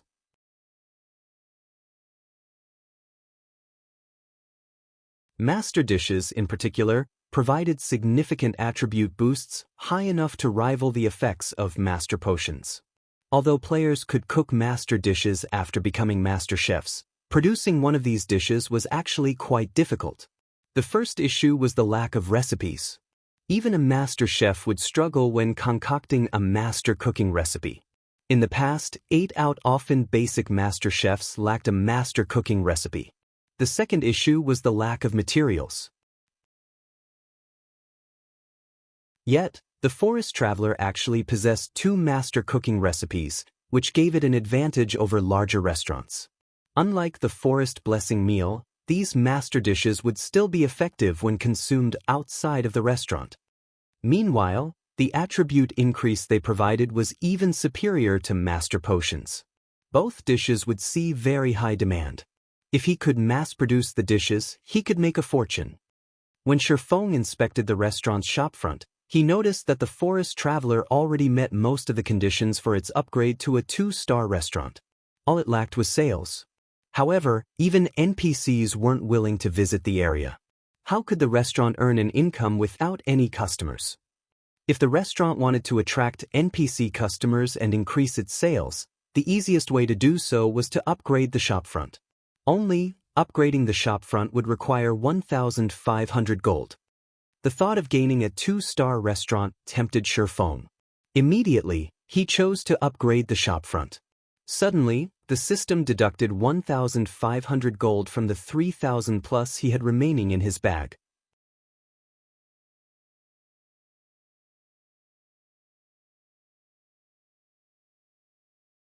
Chapter 1897, Master Dishes. As soon as Shifeng chose to upgrade the shopfront, the forest traveler started to change. In less than 5 seconds, the forest traveler transformed from a shabby, 2-story restaurant into an exquisite, 3-story establishment. The restaurant was now far more appealing than the surrounding shops. However, the interior had changed far more than the restaurant's exterior. The space inside the restaurant had more than doubled. Originally, the first floor had only had room for a little over 10 tables, but now, it could hold more than 30. The second floor had also become a dining area, and the living area had been moved to the 3rd floor. Currently, however, the interior's design was still modest. Shifeng would have to spend more gold to decorate the place. Next, I have to figure out how to lure customers here to increase the restaurant's business. Shifeng nodded in satisfaction at the new forest traveler. Although he had to pay for the restaurant's upgrade with his own money, now that the restaurant's quality had improved, he could charge customers more. At the same time, the restaurant's increased size could hold more customers at one time, increasing profits further. However, Shifeng was more concerned with the 2 master dishes. One of the 2 master dishes was drunken tiger meat, while the other was called frozen bone soup. When consumed, the drunken tiger meat increased players' strength by 10% for 6 hours. As for the frozen bone soup, it increased players' intelligence by 10% for 6 hours. Neither dish had a cooldown. Hence, even if the buffs were removed by a skill or death, players could consume another dish to regain the benefits. To physical and magical class players, a 10% increase in strength or intelligence would provide a significant boost to combat power. Moreover, the 2 dishes' effects could stack with similar potions. The only downside was that the drunken tiger meat and frozen bone soup's buffs would vanish upon death. In contrast, many master potions would remain in effect. However, there was a positive to these 2 master dishes. If players entered special dungeons or environments that prevented the use of external tools, they wouldn't lose the dish's buffs. Hence, the drunken tiger meat and frozen bone soup would be of significant help during his planned Void Serpent raid. Since the forest traveler was only a 1-star restaurant, its only chef had been the owner, Joseph. Even if he provided the dishes' required materials, their production speed would be limited. Now, when Shifeng examined the restaurant's menu, he saw that the drunken tiger meat only needed 10 minutes to cook, while the frozen bone soup only required 8 minutes. However, since he had upgraded the restaurant, he could now hire 2 more chefs. He could double the dish's production speed if he did. As for the required materials, Zero Wing could collect them in a short time. Following which, Shifeng called up the forest traveler's system interface. In no time at all, he managed to hire 2 more chefs and 8 more waiters. He then reopened the forest traveler for business. Less than 5 minutes, the restaurant welcomed its first NPC customer. Although the promotion was as effective as he had hoped, it was tolerable. In God's domain, a leased restaurant didn't only earn an income from player customers. It could also earn money from NPCs. Only, the profit sharing for income from NPC customers was much lower, only 1/4 of that from players. However, while this amount seemed insignificant, NPCs provided daily income. As the restaurant's star rank and size continued to improve, it would generate more income from NPCs. Currently, the Forest Traveler was a 1-star restaurant and could only earn about 3 to 10 gold from NPCs each day. However, once it became a 2-star restaurant, it could earn around 30 to 100 gold per day from NPCs. Most importantly, the restaurant would gain more master cooking recipes. The restaurant's accommodations would become higher quality as well. Players didn't determine accommodation fees in the Sea of Trees. Rather, the system would set a price based on the hotel or restaurant's size, star rank, and popularity. The minimum accommodation fee for a 1-star establishment in the city would be 50 silver, while the maximum was 1 gold. For 2-star accommodation, the minimum price was 2 gold, while the maximum was 5 gold. Hence, accommodation fees in the Sea of Trees ranged from 50 silver to 5 gold. Establishments could only rise to 2-star status in the city. However, 2-star restaurants and hotels were very rare in the Sea of Trees. They were all concentrated in the central district, but players would need sufficient status and contribution points to rent these establishments. Though once players crowded the Sea of Trees, those who owned 2-star hotels and restaurants would earn a massive income from their establishments. After Shi Feng dealt with the Forest Traveler, he contacted Melancholic Smile and had her collect the required materials for the drunken tiger meat and frozen bone soup as quickly as possible. Then, using the Abyss Pendant, Shi Feng left an Abyss marker in his office in the Forest Traveler. With this, he could return to the Sea of Trees even without a key. Of course, there was an easier method to return. He could upgrade one of his leased establishments to 2-star status. He'd be able to head to a magic store and purchase a special teleportation scroll. Although the teleportation scroll cost far more than a return scroll, each costing 5 silver coins, 2-star establishments' player staff could bind the teleportation scroll to the building. Players could then use the bound teleportation scroll to teleport back to the establishment. Since the Forest Traveler wasn't yet 2-star rank, it didn't have this function. Hence, Shi Feng had to rely on the Abyss Pendant. Once Melancholic Smile had gathered the necessary materials, Shi Feng teleported to White River City's guild residence to collect them. After retrieving the materials from the guild warehouse, he used Abyss Teleport to return to the Forest Traveler. He then had Joseph and the 2 new chefs begin their work in the kitchen. While waiting for the chefs to complete the dishes, Shi Feng returned to White River City's Candlelight Trading Firm to produce advanced mana armor kits and Titan City's standardized dark gold weapons. He used this opportunity to upgrade the weapons of Zero Wings members and earn the forging proficiency required to become an intermediate master forger. Previously, he had acquired several hundred sets of materials necessary for forging the standardized dark gold weapons from the Dragon Phoenix Pavilion and Unyielding Soul. Meanwhile, as Cream Cocoa and Melancholic Smile were both busy with the Hell Tank components, these items' production rate had considerably slowed. Even now, there was a huge pile of materials left unused. In his special forging room, Shi Feng forged weapons without rest, steadily and rapidly filling his experience bar. As he crafted dark gold weapons, not only did his forging proficiency increase, but he also gained EXP faster than grinding normal monsters. After 2 days of work, Shi Feng had reached 75% of level 69. He was now less than 30% away from the level 70 threshold. He was also less than 20,000 proficiency points away from becoming an intermediate master forger. Shi Feng had also forged 300+ standardized dark gold weapons and 200+ advanced mana armor kits.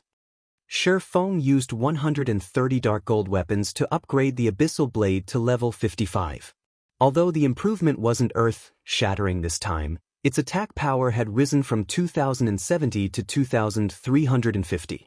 All basic attributes had also increased by 192 points, rather than the previous 170 points, and the weapon's attack speed had risen by 29 instead of 27. This change increased the attack power of Shi Feng's subarm immensely. However, the Abyssal Blade still couldn't compare to killing Ray, whose level increased or decreased with its users. However, Shi Feng was satisfied with this result. After all, the Abyssal Blade was a top-tier epic weapon now. If he evolved it further, it would become as powerful as fragmented legendary weapons. It's about time. I should go and collect the dishes. After a glance at the time, Shi Feng used Abyss Transfer to return to the Sea of Trees. As Shi Feng returned to the Forest Traveler, he noticed that the restaurant had considerably more NPC customers. At least, it wasn't as deserted as it had been. There were even 6 customers dining in the first-floor hall. A short moment later, Shi Feng collected 300 sets of drunken tiger meat and 500 bowls of frozen bone soup from Joseph. He then teleported back to the guild residence in Zero Wing City. When Cola, Alluring Summer, and their companions noticed Shi Feng's arrival in the guild hall's lounge, they ran up to greet him. Hee, guild leader, look, I'm level 60 now.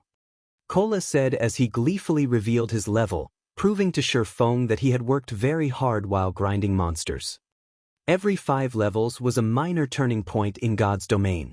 Meanwhile, level 60 happened to be one of those turning points that gave players a small boost to their attributes.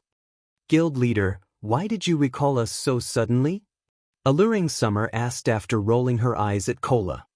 Mitchum, you too, try on these 2 set equipment, Shi Feng said, nodding. He then took out the Sins of Thunderfire set and the Scorching Wind set, which he had acquired from the Flame Demon King, handing them to Alluring Summer and Cola.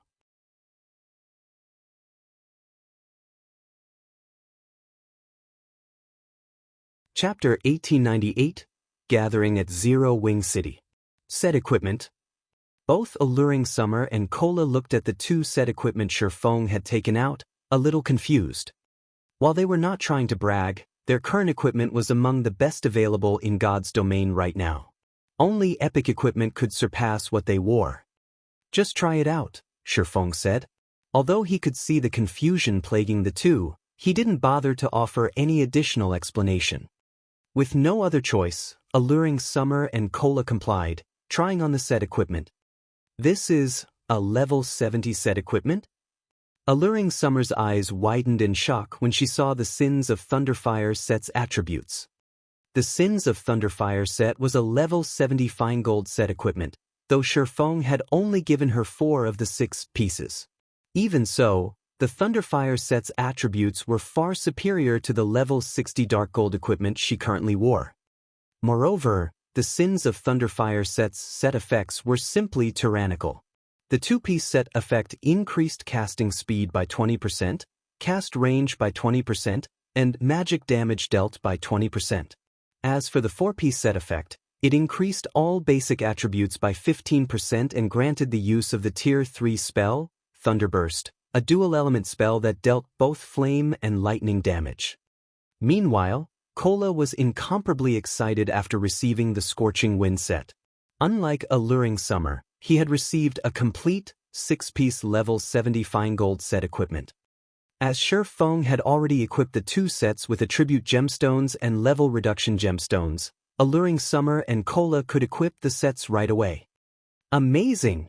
Just equipping this set has pushed my defense past 35,000 and HP past 100,000. Cola was stunned when he inspected his updated attribute panel.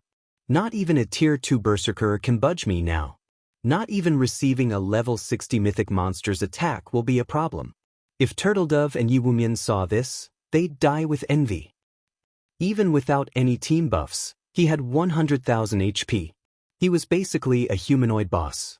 Reaching 120,000 HP shouldn't even be impossible with team buffs. Currently, Turtledove and Yiwumian only had 85,000 HP after receiving team buffs, which only the best Tier 2 MTs had at this stage of the game. Not only had his HP soared past his 2 companions, but he was also a strength-focused MT. He had only invested a small fraction of his free attribute points in endurance. Alright, it's time to go.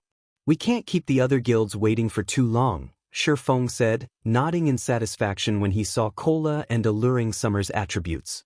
With this, he was more confident of taking down the Void Serpent. Following which, Shi Feng led Kola and the others to one of the 4 towers of elements, the meeting point he had agreed upon with Unyielding Soul and Crimson Emperor. The members of both super first-rate guilds had already arrived, but to avoid attracting attention, they all wore black cloaks. Despite their efforts, however, the group of 400 players was simply too large to ignore. Furthermore, these players were all Tier 2 experts from major guilds, so the aura they radiated instilled fear in others. Although these experts had done their best to suppress their auras, the combined energy of 400 experts was stifling. Who are those people? I don't mean to brag, but I can be considered an expert player as well, so why do those people feel so dangerous? I caught a glimpse of their equipment a moment ago, and they're all wearing multiple pieces of level 50 fine gold equipment. I've spent many days grinding to reach level 54, but even now, I only have one piece of level 50 secret silver equipment, yet they have multiple pieces of level 50 fine gold equipment. Could they be members from a top adventurer team? Curiosity pulled at the passers-by when they looked at Unyielding Soul and Crimson Emperor's members, but the super first-rate guild's players simply ignored the surrounding crowd, waiting in the tower's main hall in silence. Vice Guild Leader, Zero Wing is quite impressive. It actually developed Zero Wing City to such a prosperous state. I get the feeling that it's even more prosperous than Star Moon City, a slender youth wielding a wooden staff commented, astonished as he observed the players in the tower. Indeed, Zero Wing City's development is surprising.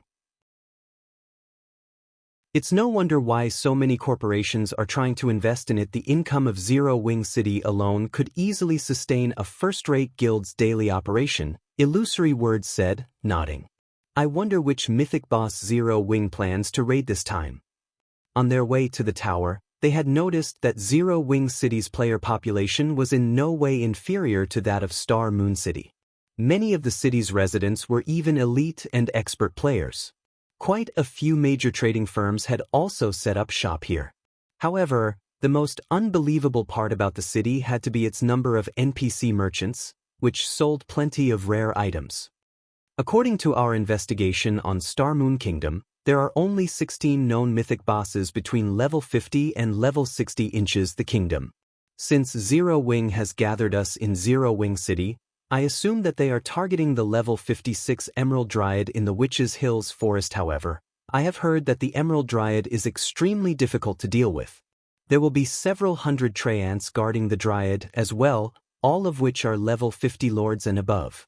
Among them are more than 30 Great Lords and 4 Grand Lords. Even with the combined strength of our guild's team and Unyielding Souls, raiding the Emerald Dryad will be quite challenging. If we include 600 Tier 1 and Tier 2 experts from Zero Wing, our chances of success are, the slender youth said, shaking his head. Just dealing with the several hundred Treants would be a major problem, not to mention defeating the mythic boss itself. Zero Wing should have a plan.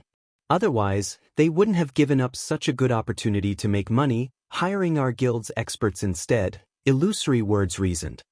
God's domain had many tools to offer, and with an appropriate tool, challenging a field mythic boss wasn't that difficult. One of the most common examples of such tools was the variety of magic arrays. While Unyielding Soul and Crimson Emperor's members wondered how Zero Wing planned to take down the Emerald Dryad, a large group of cloaked players appeared in the tower's entrance. These cloaked players were none other than Zero Wing's members. The group consisted of exactly 600 players. Naturally, such a large team's arrival attracted the attention of the players in the tower. How is this possible?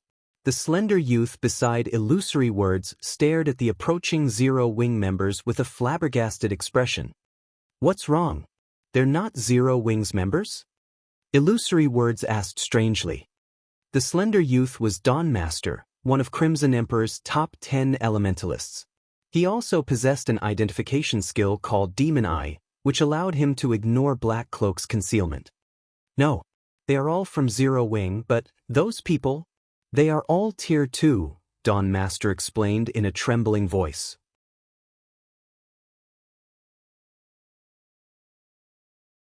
Chapter 1899, World Boss. They're all Tier 2? Illusory words spun towards the approaching Zero Wing members after hearing Dawnmaster's statement.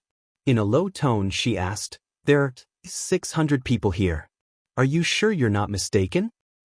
Although she could tell that the approaching players were powerful experts, she found it a little frightening that all 600 were Tier 2. All of the various superpowers had an increasingly large number of players that had already completed their Tier 2 promotion quests, but even the weaker superpowers were still some time from amassing a 500-man, Tier 2 team, let alone a 600-man team. The Tier 2 promotion quests weren't easy challenges to overcome. The quest had heavy requirements of both technique and equipment standards. Of course, some players, such as independent players with good equipment and techniques, would challenge the lowest difficulty promotion quests.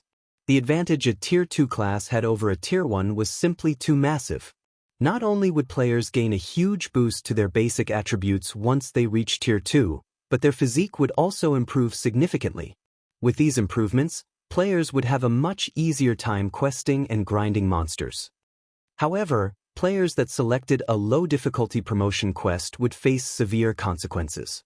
Their Tier 3 promotion quest would be far more difficult than normal. The majority of independent players chose to acquire their Tier 2 class as soon as possible to secure better resources now, but large guild experts were a different story. As these experts had their guild support, they didn't lack resources. Naturally, to ensure that they had an easier time with their Tier 3 promotion quests, these experts would challenge the harder Tier 2 promotion quests. They invested a lot of time in improving their levels, equipment, and techniques to complete the higher difficulty promotion quests, establishing a sturdy foundation so they could walk a smoother path in the future. Meanwhile, Zero Wing was a guild with abundant resources due to its gold mines like Zero Wing City and Silverwing Town. There was no doubt that Zero Wing had prepared its experts to challenge high-difficulty promotion quests. However, just how many members did Zero Wing possess? How many experts had the guild nurtured? Comparing Zero Wing to a superpower was akin to comparing a firefly to the moon. The two were on entirely different levels. Yet, the guild had just revealed 600 Tier 2 players, already surpassing many superpowers. Vice Guild Leader, I wish I were wrong, but players can't fake the Tier 2 class insignias. Every one of those players has a Tier 2 class insignia equipped, Dawnmaster said, smiling bitterly. He had inspected Zero Wing's members multiple times, but the Tier 2 class insignia beneath their black cloaks was conspicuous to his eyes. There was no way he would mistake those insignias.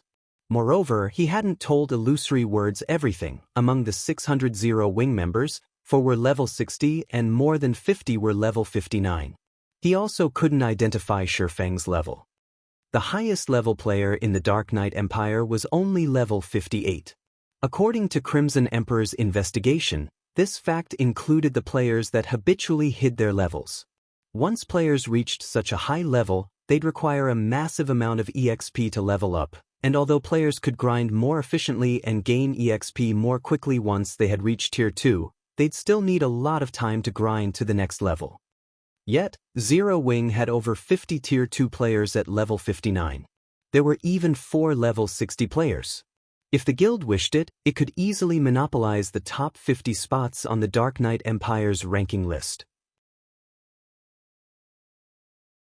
1 or 2 levels higher might not mean much to ordinary players, but once players reached level 50 and gained their Tier 2 class, their natural attribute growth would increase significantly, exceeding the free attribute points each level up awarded.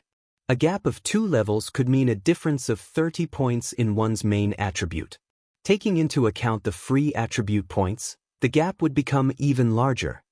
If the level gap increased to 5 levels, the difference in attributes would be so massive that it would be akin to equipping an additional piece of top-tier equipment. This was the frightening aspect of level differences. This was also why many independent players had opted to complete their Tier 2 promotion quests as soon as possible, leveling up more quickly. Zero Wing has already developed to such an extent? When Illusory Words thought about Zero Wing openly declaring war against Blackwater in the Ore Empire, she realized the source of Zero Wing's confidence. It was no wonder why Zero Wing dared to provoke Blackwater with so many Tier 2 experts. When he saw Zero Wing's members, Unyielding Heart was similarly surprised. Unyielding Soul also had players with high-ranked identification skills, after all, but compared to Illusory Words, Unyielding Heart was stupefied by the discovery. Unyielding Heart had raided the Eclipse Throne alongside Zero Wing's members, so he had known how many Tier 2 players the guild had. While it was possible that Zero Wing had hidden some of its Tier 2 players, it shouldn't have been able to hide so many. Despite the short time that had passed since the Eclipse Throne raid, Zero Wing now had at least 600 Tier 2 players. The guild's development speed was disturbing. "Since everyone's here, let's set out," Shifeng said once he stood before Unyielding Heart and Illusory Words. "If we linger, I'm afraid that we'll attract even more attention." The two vice guild leaders exchanged a glance before nodding to Shifeng's statement. They had already attracted a lot of attention. If they stayed, they would likely attract the various major powers' notice. Raiding a field boss was a dangerous task, especially if it was a mythic boss. If God's Domain's other powers discovered their operation, they could be ambushed during the raid. Immediately, the two merged their respective 200-man teams with Shifeng's. The team of 1,000 then moved to the tower's teleportation array. Once Shifeng had input the coordinates, the entire team vanished. Although some curious players had tried to follow the team, Shifeng had instructed the NPC soldier to erase the team's destination coordinates before he had left, replacing it with a random location. Players' figures began to appear, one after another, before a large waterfall within a dense forest. The lake at the base of the waterfall radiated a chilly air, making the new arrivals shiver. These new arrivals were none other than Shifeng and his companions. "Isn't this the Frost Jade Waterfall?" Illusory Words, who had memorized the various landmarks in the Witch's Hill, muttered. Turning toward Shifeng, she asked, "Aren't we raiding the Emerald Dryad in the Million Woodland?" The Frost Jade Waterfall was nowhere near the Million Woodland. In fact, the two locations were on opposite ends of the map. Although a dense forest surrounded the Frost Jade Waterfall, this area didn't have any monsters or resources. No player would grind in such a deserted location. Needless to say, this area didn't have any field bosses. Unyielding Heart nodded in agreement. Based on Unyielding Soul's research, the Emerald Dryad should be the only mythic boss in the Witch's Hill. Moreover, the forest the Emerald Dryad resided in was rich with herbs. If Zero Wing killed the Emerald Dryad, it would significantly lower the danger players faced while exploring the Million Forest, making it easier to harvest rare herbs. Logically, Zero Wing should target the Emerald Dryad. "No, I'm aiming for a different boss," Shifeng said, shaking his head. "The boss is inside this lake. If anyone's ice resistance is lower than 20 points, see me for an ice resistance potion." The lake bed was entirely composed of frost jade, and the cold air the jade emitted was extremely powerful. Players would freeze to death in less than 30 seconds without any ice resistance, only surviving long-term if they had 20 points or more. Fortunately, fulfilling that requirement wasn't any trouble to the Tier 2 players present. As experts, they all had some equipment or ornament that granted magic resistance, which would also serve as a sort of universal resistance. Even without such items, they still had passive skills that granted some magic resistance. Furthermore, their respective guilds would have prepared some ice and fire resistance equipment to cater to unexpected situations. Hence, only a small number of players on the team failed to meet the requirement. After Shifeng distributed ice resistance potions to the 100-plus players who didn't meet the requirement, he instructed the team to jump into the water without offering an explanation. A small cave hid under the Frost Jade Waterfall, large enough for 5 people to swim through at the same time. This cave was the entrance to the Void Serpent's underground temple. After swimming through the cave for around 3 minutes, the first group discovered an exit. As players emerged from the tunnel, they arrived in a dark cavern. Ancient murals covered the cavern walls, depicting the history of the Witch's Hill. When these players broke through the water's surface, they were amazed by the scene. They had never expected to find such a place hidden beneath the Frost Jade Waterfall. Unfortunately, The players who lacked understanding of divine runes failed to comprehend the murals on the walls. The players who were familiar with divine runes, however, quickly realized that the murals depicted the otherworld gate and the method of activating it. Once the team had finished admiring the murals, they proceeded into another long, dark tunnel. When they left the tunnel, the team arrived in another cavern. This time, the team found a temple within, and unlike the previous cavern, this one was as large as a town and brightly illuminated. Lifting their heads, the team discovered a gigantic, glowing crystal embedded in the cavern's ceiling. This crystal lit the cavern until it was as bright as day. While everyone admired the glowing crystal, they discovered something that caused their stomachs to churn and a frown to pull at their lips. Coiled around the crystal was a snake that was over 100 meters long. The serpent's body was made entirely of translucent crystal. At the moment, the serpent's eyes were shut, and if not for the occasional twitch, the players would have treated it as a part of the shining crystal. The serpent's head was easily the size of a 3-story building, and its eyes alone were easily larger than a human. As they gazed up at the monster, an instinctive fear gripped their hearts. After a closer look at the serpent's statistics, many of the players felt their knees go weak. Void Serpent, Wakenet. Realm Lord, Void Creature, Mythic. Level 60. HP 560, 000, 000/560, 000, 000. A world boss. Illusory words and unyielding heart gasped in shock. When they saw the Void Serpent's HP bars, they felt an unprecedented pressure bear down as terror overwhelmed them. There was no definitive indication of whether a field boss was a world boss or not in God's domain. However, one thing differentiated the two: how many HP bars the boss possessed. Normal Grand Lord ranked field bosses had around 3 to 5 HP bars, while Mythic ranked field bosses had 5 to 7 HP bars. Meanwhile, based on the various large guilds' understanding of world bosses, such a monster should have 8 or more HP bars. While more HP bars didn't necessarily increase a boss's total HP, depleting each bar would alter the boss's combat method, increasing the raid's difficulty. The Void Serpent before them had a total of 9 HP bars.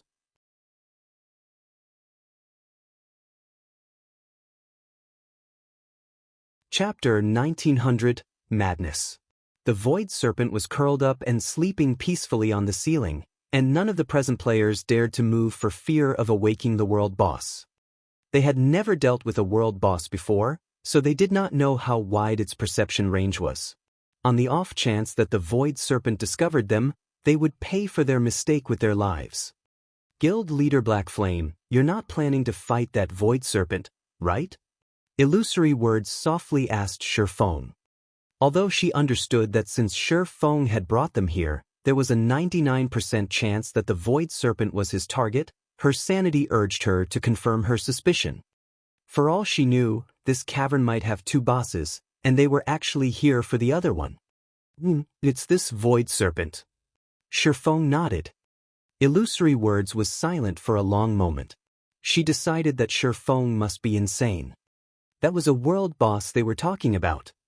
Ordinary mythic monsters were no match for the Void Serpent, and magical tools were utterly useless against world bosses. In other words, they had no special means of weakening the Void Serpent. They would have to fight it at its peak. Even with their berserk skills, peak MTs wouldn't last more than a few hits. The Void Serpent would likely kill the other classes instantly. Moreover, the Void Serpent was a realm lord. Its skills, spells, and physique were far superior to mythic monsters of the same level. Defeating this monster would be even more difficult than facing the Emerald Dryad and its several hundred guards.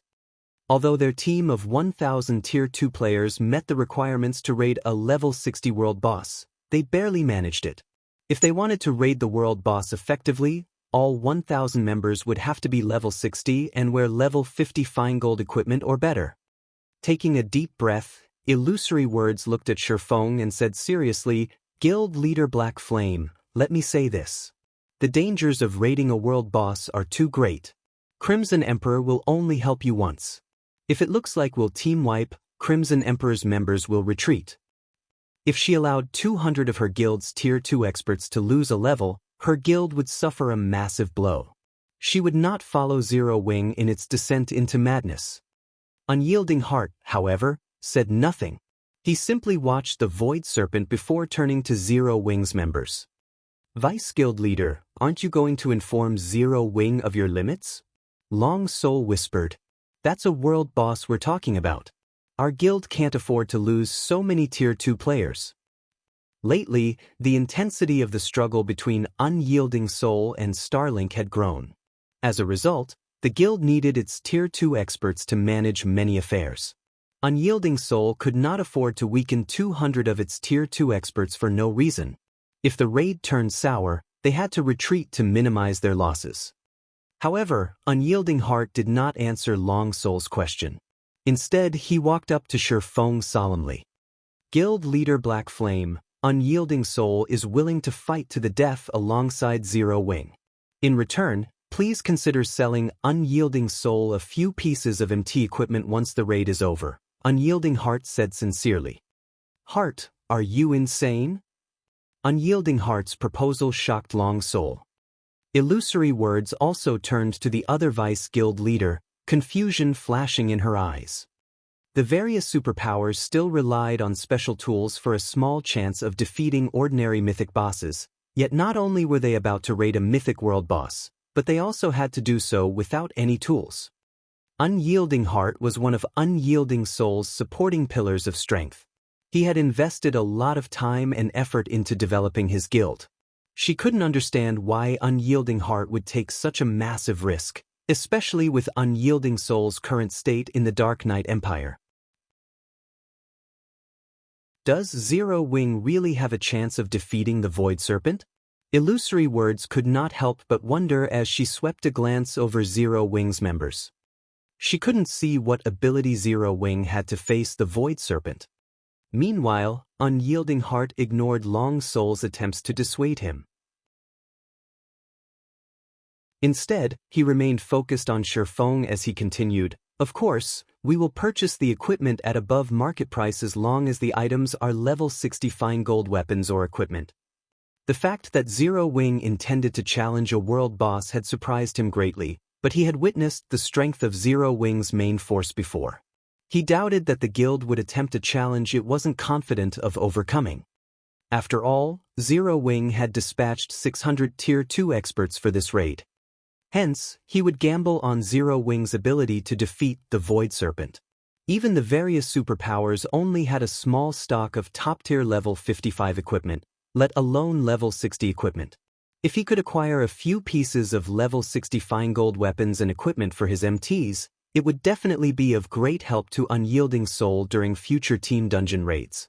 Unyielding Soul had many expert teams, and a single Dark Corrosion set wasn't nearly enough to satisfy the guild's needs.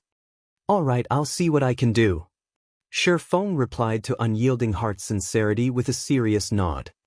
Level 60 fine gold equipment for MTs was nothing to Shifeng.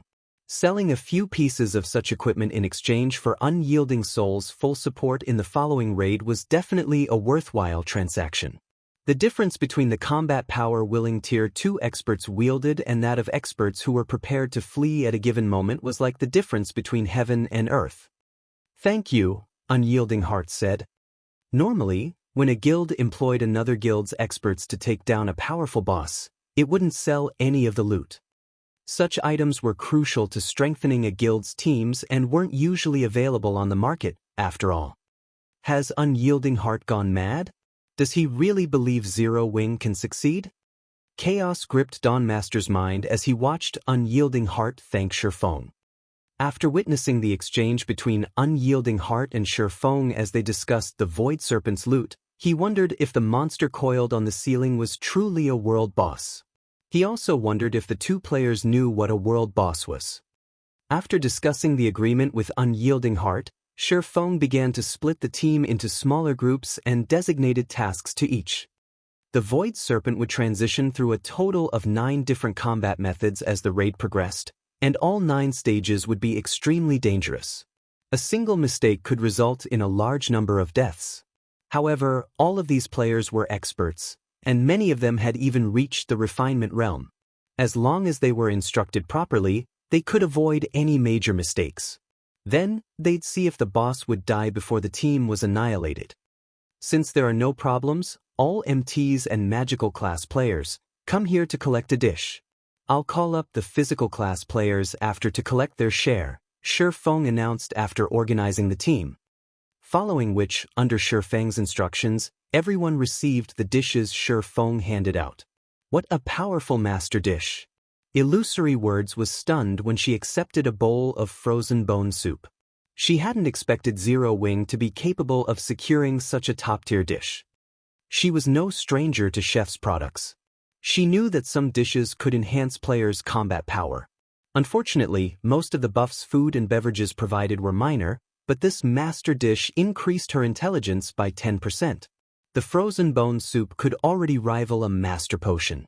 Moreover, the dish's effect would even be effective against a world boss. This buff reduced the raid difficulty by a considerable margin. Koa, start the raid. Everyone else, follow the plan. Shi Feng commanded once his teammates were ready.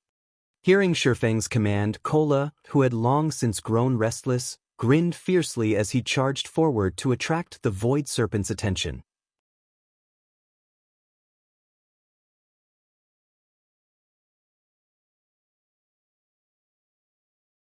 Chapter 1901, Terrifying Defense.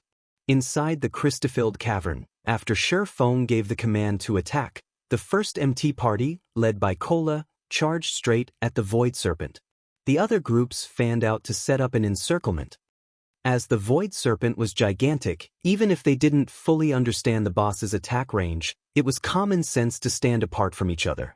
If they stood too close to each other, they would present the world boss with a target-rich environment, which would easily result in a team wipe.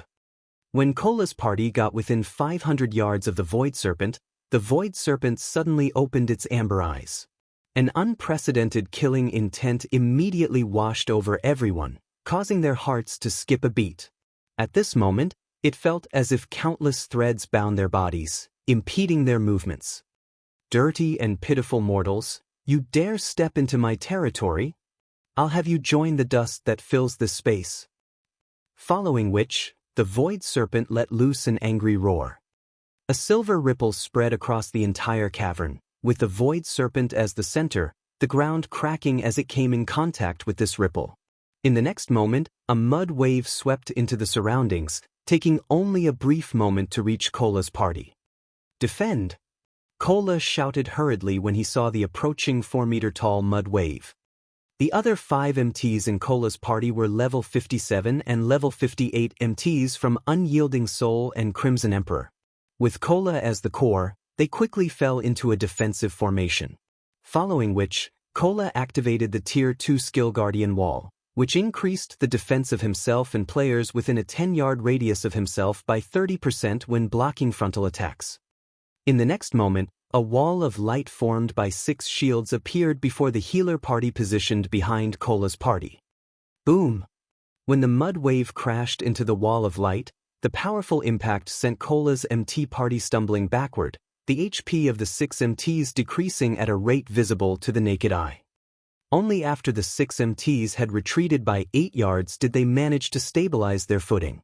After suffering the Void Serpent's AoE attack, the MTs of Unyielding Soul and Crimson Emperor had lost at least 50,000 HP each. Each of them had a maximum HP below 80,000. Hence, that one AoE attack had instantly taken more than half of their HPs. This outcome caused everyone in the team to gasp involuntarily. So, this is a world boss? Illusory Words, who was part of the healer party standing behind Kola's party, was stunned as she looked at the Void Serpent, which had already lowered itself to the ground. With just one roar, the Void Serpent had inflicted over -50,000 damage each on the frontline MTs, who could be considered among the best MTs in God's domain right now. If that AoE attack had been a powerful melee attack instead, the consequences would have been unimaginable. At this point, she truly wondered how Zero Wing planned to raid the Void Serpent. Did they even have a chance at victory? However, although Illusory Words doubted Zero Wing's success, that did not affect her healing speed in the slightest. Right after seeing the MTs receiving damage, she started double casting one Tier 2 healing light and one Tier 1 recover on Cola, fully displaying her abilities as one of the 10 great clerics in God's domain. Why is his HP? After Illusory Words finished casting her healing spells, she suddenly noticed that Cola still had close to 80% of his HP remaining. Meanwhile, thanks to her healing, his HP instantly recovered to full. However, before Illusory Words could figure out what was going on, the Void Serpent several hundred yards from the team's front line launched another attack. After the boss let out a hiss, countless Void Spears appeared around it. The Void Spears then shot toward Cola's MT party in a blur, a series of sonic booms echoing throughout the cavern. "Everyone, stand behind me!" Cola shouted urgently when he noticed the frightening power contained in those Void Spears. Although the 5 other MTs had been healed back to 70% or so, if they were to receive this terrible attack without activating their life-saving skills, they were likely to get killed. After hearing Cola's command, the 5 MTs and 6 healers promptly lined up behind the Guardian Knight. In the next moment, the Void Spears crashed into Cola's shield one after another. However, not every Void Spear landed on the shield. Some brushed past his body and tore holes into his black cloak. Meanwhile, due to the Void Spear's strong destructive power, the black cloak's durability zeroed out instantly, the black cloak itself disintegrating into nothingness. The black cloak's disappearance exposed the silver suit of armor Cola wore, which shone with the glow unique to fine gold equipment. Crimson runes could be seen engraved all over the silver armor, and judging from how the runes matched perfectly, it was obvious that the suit of silver armor was fine gold set equipment. Meanwhile, with the black cloak gone, Cola's attributes were also on display for all to see, his maximum HP of 118,600 revealed to everyone. Moreover, as the black cloak was no longer present to suppress Cola's aura, the Tier 2 MTs standing behind him suddenly felt a powerful pressure bearing down on their bodies. How is this possible? Illusory Words fell into a daze when she saw Cola's HP bar. Even the strongest MT in Crimson Emperor had only a little over 80,000 HP after including team buffs, yet Cola had close to 120,000 HP. Moreover, Cola's defense was also as unbelievably high as his HP was. Despite not having activated any life-saving skills, Cola had lost less than 40,000 HP after receiving all those Void Spears. If it were any other Tier 2 metric ton standing in Cola's place just now, they would have been killed instantly by those Void Spears. After all, the Void Spears were a completely different attack from the Mud Wave before. The Mud Wave had simply been a casual greeting from the Void Serpent. Meanwhile, the Void Spears were the result of a spell. Those Void Spears should be much more powerful than the Mud Wave. At this moment, Illusory Words wasn't the only one surprised by this revelation. The other Tier 2 MTs in Cola's party were similarly stupefied. As they were also MTs, nobody understood more clearly than they did just how frightening a Tier 2 metric tons with close to 120,000 HP was. What kind of set equipment is he wearing? It's actually capable of forming a protective barrier around his body. I've seen every level 50 fine gold set equipment for MTs available in the game, and this is definitely not one of them. He's most likely wearing level 55 fine gold set equipment. Zero Wing is amazing. It actually managed to get its hands on this sort of set equipment. As the other Tier 2 MTs were very close to Cola, they could see that a faint layer of mana covered Cola's silver armor, forming a protective barrier that mitigated the Void Spear's damage tremendously. This situation was simply unbelievable. They had never seen fine gold set equipment like this before. Is this the reason why Black Flame is confident of defeating the Void Serpent? When Illusory Words looked at Cola's bear-like figure, she more or less understood why Zero Wing dared to challenge a world boss. The most important requirement when raiding a boss was a powerful MT. As long as a team had an MT capable of tanking the boss, then the raid definitely had a chance of succeeding. While everyone was still in shock, Cola took the initiative to charge at the Void Serpent. He wanted to get within attacking range of the Void Serpent as quickly as possible. However, the Void Serpent showed no signs of relenting as it continuously launched Void Spears at Cola from a distance. Meanwhile, the healer party led by Illusory Words kept healing him. Although each wave of Void Spears dealt close to minus 40,000 damage to Cola, the healers were still able to keep him alive and healthy without much effort. After all, Cola's massive HP granted Illusory Words and the others a lot of leeway when healing. They could afford to cast powerful healing spells, which had long cast times. After running for a short moment, Cola arrived before the Void Serpent. Foolish mortals! All your efforts are futile. Upon seeing Cola closing in on itself, the Void Serpent sent its tail whipping at the Guardian Knight. Despite its gigantic size, the Void Serpent's tail moved with lightning speed, so fast that it even tore space. The strong air pressure the tail created impeded the movements of the other Tier 2 MTs, which turned sluggish. They couldn't help Cola block the attack in time. However, unlike the other MTs in his party, Cola remained completely unaffected by the powerful air pressure, swiftly raising the Titan Guard to block the attack. Boom! The ground beneath Cola shattered. The impact was so powerful that even the players standing over 100 yards away could feel the ground underfoot shaking. When everyone present saw the devastated terrain before the Void Serpent, they stared in stupefaction despite themselves. The Void Serpent's frightening destructive power woke a sense of hopelessness in everyone. As the dust settled, everyone quickly noticed a figure standing amid the dirt and rubble. This figure was none other than Cola. Meanwhile, beside Cola's body lay the Void Serpent's tail. He managed to block even that. When everyone saw that Cola still retained over half of his HP, they could not help gaping in shock.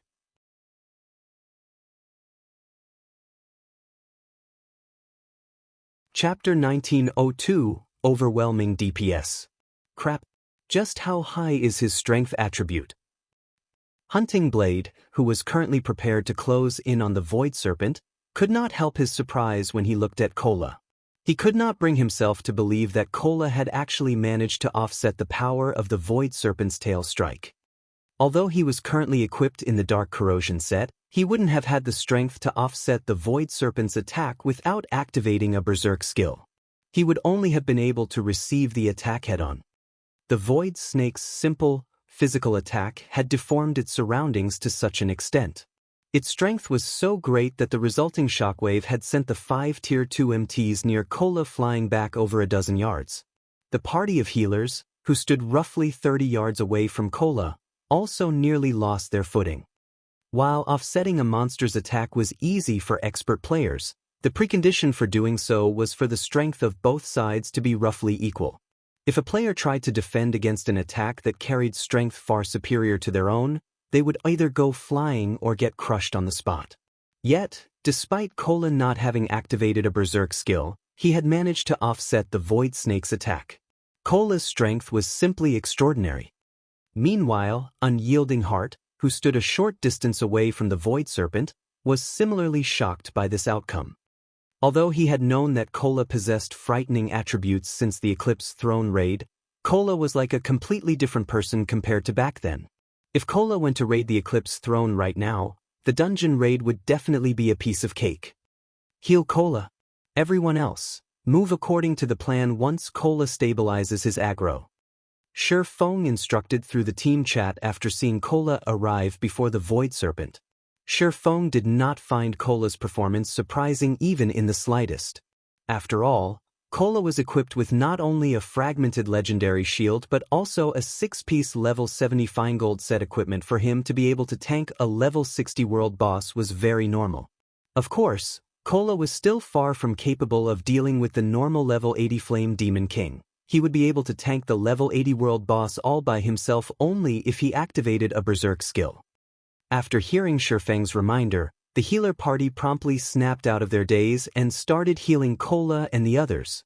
In the meantime, the 9 100-man DPS teams slowly closed in on the Void Serpent from all sides. The Void Serpent was a world boss known for its single-target offensive capabilities.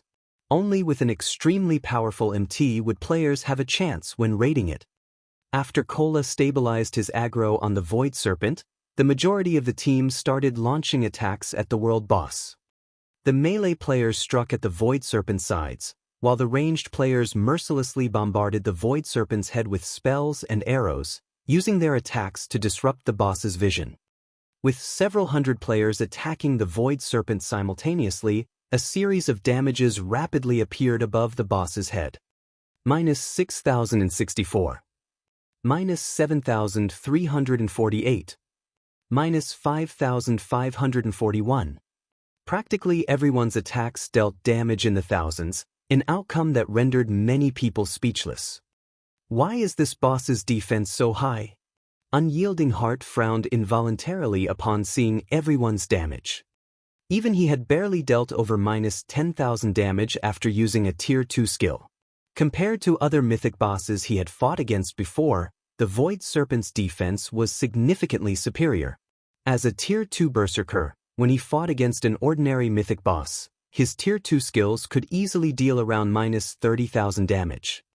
With their team's overall DPS, they would most likely take a very long time to kill the Void Serpent. After attacking for 5 seconds, they had barely managed to chip away a little over 1% of the Void Serpent's HP. However, when the world boss's battle recovery kicked in, its HP actually reverted to full. What?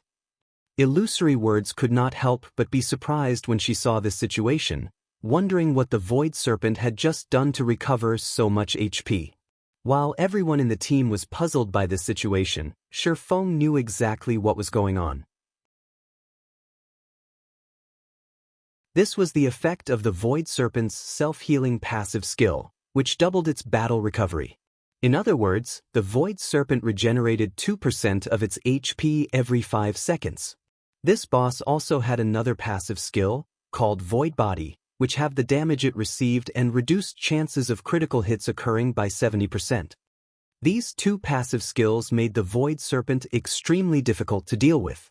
If a team lacked DPS, it would only be slowly whittled to death. Aqua, you guys can start attacking now, Shifeng said to Zero Wing's main force members, who had arrived behind the Void Serpent. Understood. Aqua Rose promptly commanded Zero Wing's main force to attack. At this moment, the advantage in attributes Zero Wing's main force members possessed revealed itself. Every one of them dealt at least minus 8,000 damage with their attacks. In the case of Aqua Rose, Flying Shadow, Shadow Sword, and Blackie, their attacks delivered at least minus 15,000 damage. Occasionally, Aqua Rose would use a powerful water-type spell and inflict over minus 20,000 damage on the world boss. As for Gentle Snow, Fire Dance, Zhao Yueru, and Alluring Summer, every one of their attacks reaped a minimum of minus 20,000 from the boss's HP. Occasionally, they would use a powerful skill that wreaked around minus 40,000 damage. Moreover, none of these damages were due to critical hits. How are they dealing so much damage? Even when I used a Tier 2 curse, I only managed to deal around minus 13,000 damage. How are they dealing over minus 40,000 damage with normal Tier 2 spells? Crap. Just what kind of equipment are they using? The members of the two super first-rate guilds found this situation unbelievable. They were all experts of super first-rate guilds. Quite a few of them were even refinement realm experts. Although they were not the strongest in their respective guilds, they were still in the upper ranks. If placed in a first-rate guild, they would undoubtedly rank at the very top. Due to Zero Wing's main force taking action, 3 distinct tiers immediately formed in the team's DPS counter. The first tier was occupied by humanoid monsters like Gentle Snow. The second tier was occupied by Aqua Rose, Shadow Sword, Flying Shadow, Unyielding Heart, Long Soul, Dawn Master, and other peak experts. Finally, the third tier would consist of players like themselves. Moreover, the gaps between each tier were so massive that there was simply no comparison between them. Meanwhile, due to Zero Wing's main force members joining in on the attack, the Void Serpent's HP finally started decreasing. Even so, the decline was still extremely slow. 99%, 98%, 97%. After several minutes of battle, the Void Serpent's HP finally fell to 85%, its first HP bar emptied. Suddenly, the Void Serpent let loose an angry roar. Irritating ants. Turn to dust. In the next moment, the Void Serpent incanted, Children of the Void, Breath of the Wild Wind, Sword of the Sharp Blade. Turn into my hands and rend everything apart. Everyone, pay attention to dodging. Do not try to receive the attack, no matter what. Shi Feng shouted hurriedly when he saw the Void Serpent starting to cast a spell. After the Void Serpent spent 3 seconds chanting, void blades suddenly appeared in the sky and rained down on the ground, covering a 200-yard radius around the boss. For a time, countless void blades bombarded the vicinity of the Void Serpent. In addition, the attacks of the void blades did not follow any pattern whatsoever. Tier 4 Domain Skill, Void Storm. The descending void blades forced everyone to focus entirely on evasion. Now, players had to move constantly to dodge the void blades. This situation increased the raid difficulty by a large margin. Moreover, after using Void Storm, the Void Serpent still showed no signs of letting up on its offensive. Suddenly, its body started radiating a silver glow. A moment later, its gigantic body split into 2 smaller versions of itself, its real body and a doppelganger. A doppelganger's skill? Illusory Words' complexion darkened immediately. Among the multitude of skills boss monsters could possess, doppelganger skills were the most troublesome. Although doppelganger skills would reduce the overall attributes of the boss, the reduction would not be significant. With how powerful the Void Serpent was, MTs other than Cola still wouldn't be able to tank its doppelganger easily. Just as the doppelganger was about to strike at a nearby team, a figure suddenly appeared above it. In the next moment, a blue lightning bolt struck down on the serpent doppelganger's head, the blow forcing a cry from the doppelganger as its body crashed straight into the ground. The impact formed a massive crater with web-like cracks spreading out into the surroundings.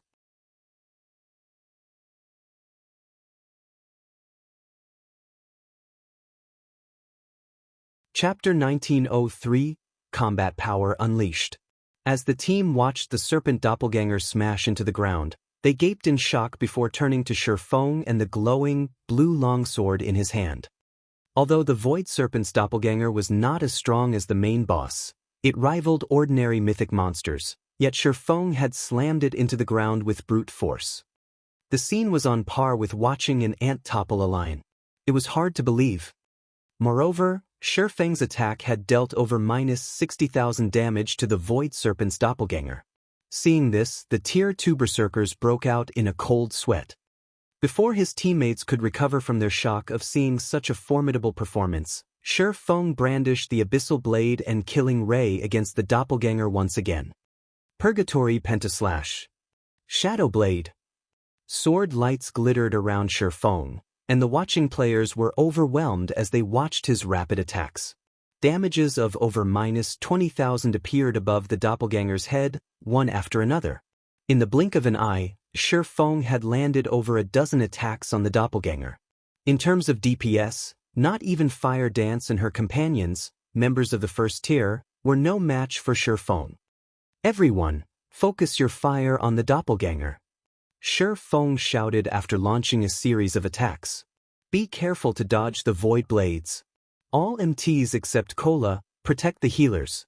Don't get greedy when attacking, and do not look into the doppelganger's magic eyes. Ranged DPS, use your strongest moves on the doppelganger's eyes on my command. The serpent doppelganger was a part of the Void Serpent. If they killed the doppelganger, the real Void Serpent would take a corresponding amount of damage.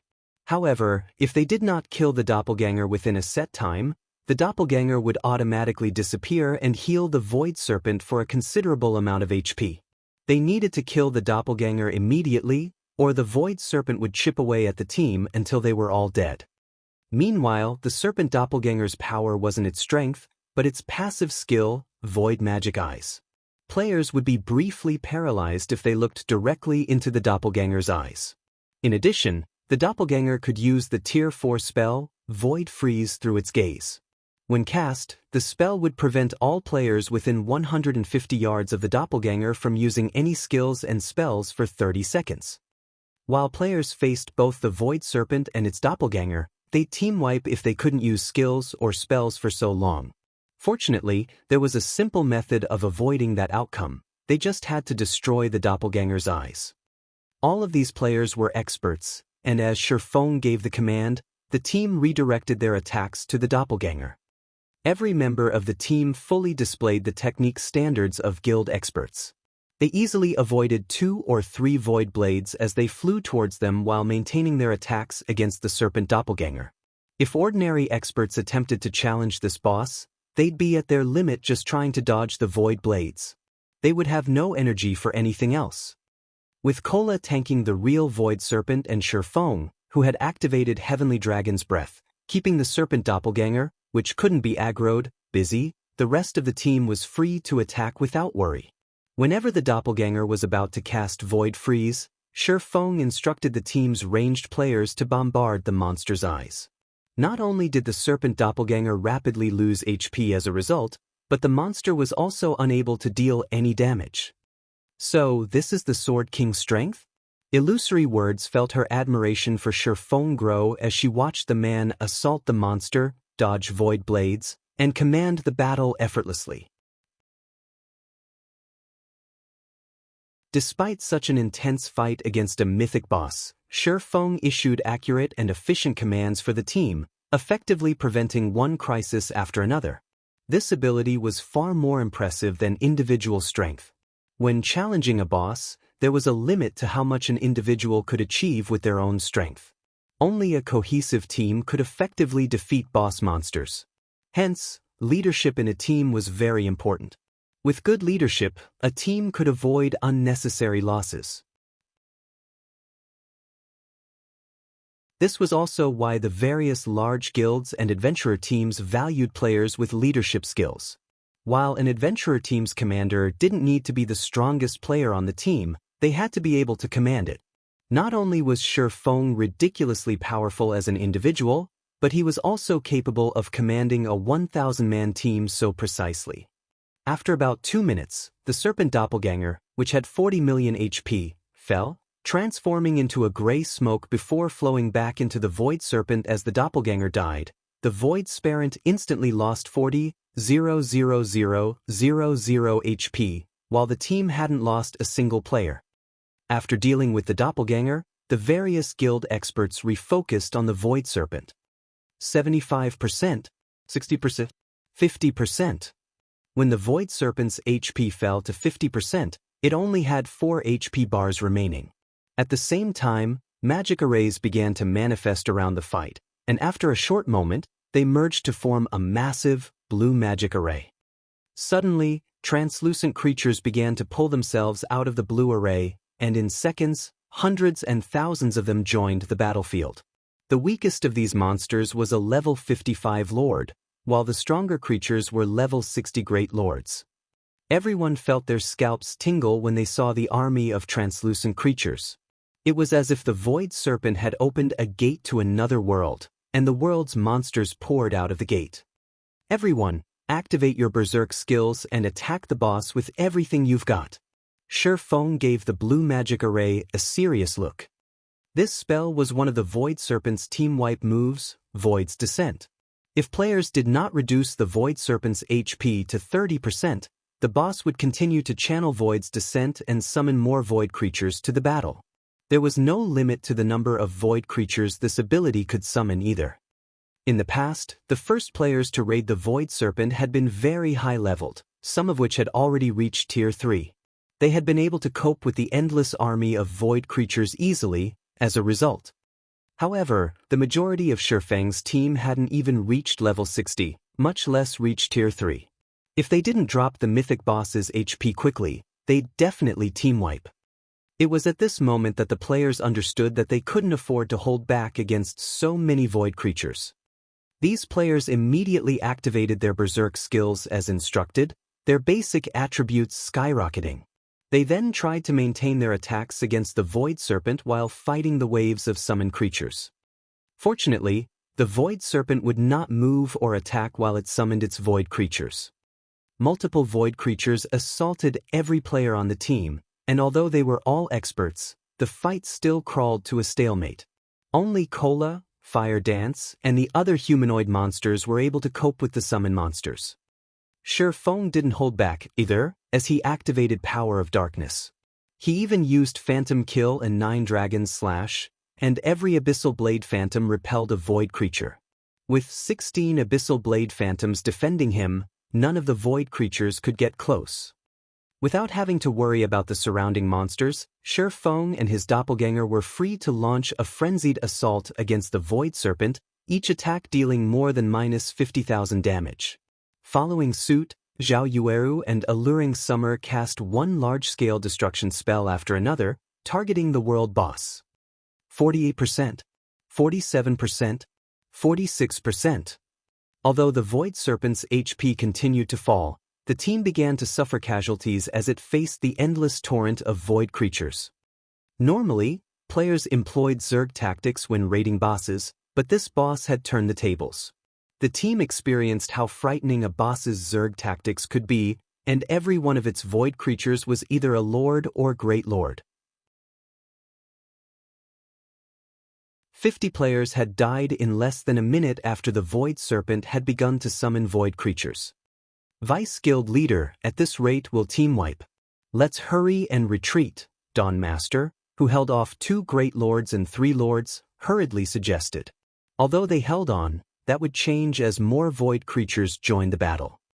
Sure enough, a world boss is too much for current players. Illusory Words frowned as less than 800 members of the team remained standing. Crimson Emperor had already suffered over 30 casualties, and most of the survivors' HP constantly danced in and out of the danger zone. The team's healers simply couldn't keep up. Everyone retreat. When they heard Illusory Words' command, Crimson Emperor's experts breathed a sigh of relief. They immediately formed a defensive circle and carved a path out of the battlefield. Once they had distanced themselves from the world boss, they used instantaneous movement magic scrolls, fleeing from the cavern. Now, only Zero Wings and Unyielding Souls members remained to face the Void Serpent. Meanwhile, the boss still had 39% of its HP remaining. Seeing this, Long Soul and Hunting Blade grew nervous, thoughts of urging Unyielding Heart to give the command to retreat surfacing. However, when Unyielding Heart saw that Feng hold fast, he, too, chose to persist. Team members continued to fall. 650 people, 600 people, 500 people. Break. When less than 400 players alive on the team, Feng and his doppelganger used flame bursts simultaneously. One after another, damages exceeding -400,000 appeared above the Void Serpent's head. By the time Feng and his doppelganger finished their attacks, the Void Serpent's HP fell to 30%. As it did, the mythic monster stopped channeling its spell. The blue magic array vanished, and the summoned void creatures disintegrated into ash. Foolish mortals, you will know despair. The Void Serpent lowered its head to look at the players before it, anger apparent in its gaze. The Void Serpent then spread its jaws and sucked in the void creature's ashes. The translucent Void Serpent then slowly transformed into a creature of flesh and blood, expanding and growing larger. Sharp bones jutted out along its spine, and after a short moment, the Void Serpent transformed into a gigantic, pitch-black beast, exuding turbid gas that filled the cavern. Roar! With a roar, the cavern began to tremble, shaking debris from the ceiling. This boss can grow even stronger? Long Soul felt true despair as he stared at the mountain-sized Void Serpent. Even Unyielding Heart felt discouraged. Now the team had used up their berserk skills, how could they continue to fight the strengthened Void Serpent? It's finally in its complete state? Feng felt an intense pressure from the Void Serpent. It seems that we don't need to hold back anymore. Cola, unleash your combat power. When Cola heard Feng's order, All of his worry about the world boss vanished. Now, only excitement and joy drove him. "Leave it to me, guild leader." Kola grinned at the void serpent. He then charged at the monster without hesitation.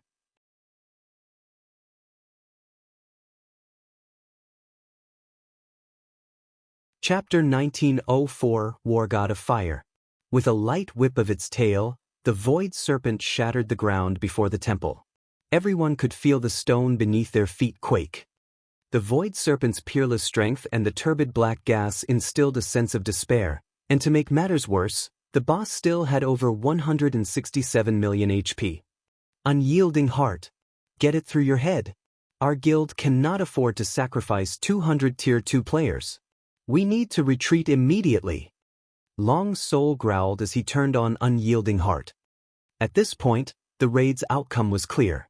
They had struggled against the Void Serpent when they had still had 1,000 Tier 2 players, but now, not only had the mythic monster grown stronger, but the team also had less than 400 players remaining. With so few players, finishing this raid was impossible. Moreover, Unyielding Soul had already lost close to 100 players, a severe blow to the guild. This wasn't a dungeon. If players died, they would lose a full level. Even if the healers resurrected them and reduced their death penalties, the loss would still be painful. Everyone, retreat. We cannot continue this crazy farce with zero wing. Hunting Blade, who stood beside the Void Serpent, commanded through the guild chat. Although Unyielding Heart was one of the guild's vice-guild leaders, he couldn't let the man risk the guild's future. However, as Unyielding Soul's members prepared to follow the order, Kola charged at the Void Serpent. The Guardian Knight showed no intentions of working with his companions to stop the world boss. Has he lost his mind? He's actually charging at the boss? Hunting Blade could not help but watch Kola in astonishment. While he acknowledged that Kola's attributes were frightening, without a berserk skill, the Guardian Knight had no hope of stopping the Void Serpent by himself. When the Void Serpent noticed Kola's approach, it squinted its amber eyes and swept its now scaly tail at the Guardian Knight as if sweeping away the dust on the ground. From afar, players noticed that space seemed to twist as the tail passed, barely withstanding the Void Serpent's strength. "Come!" Rather than shrink back in fear, Kola dashed to meet the attack. Just before the Void Serpent's tail struck the Guardian Knight, flames emerged from Kola's form. In the blink of an eye, Kola had transformed into a charging bonfire with a 6-meter radius, leaving his teammates confused. But despite the strange development, the Void Serpent had no intentions of slowing its tail attack as it struck the moving bonfire. Ping! It stopped. Since everyone had assumed that the Void Serpent's attack would extinguish the flames, they were shocked by the true outcome of the clash. The gigantic, scaly tail had actually stopped before the humanoid torch, unable to proceed any further. The stone beneath the raging fire cracked, only stopping over 20 yards away. After the flames subsided, they revealed a 6-meter giant. The giant wore a full set of flaming, crimson armor, the flames heat boiling the water in the air and turning the ground beneath it into lava. In addition, the giant wielded a flaming one-handed axe and a flaming shield. As the giant's aura washed over the team, they felt an intense pressure bear down on them, but it wasn't just a result of a difference in attributes, it was a result of a difference in life ratings. Before anyone could react, the flaming, armored giant sent a chop at the Void Serpent's tail. As the axe swung through the air, a sea of fire enveloped everything in a 30-yard cone before the giant. The burning weapon left a deep, scorched wound in the Void Serpent's tail as the mythic monster cried out in agony. A damage exceeding -80,000 also appeared above the Void Serpent's head, the attack's power astonishing the surrounding players.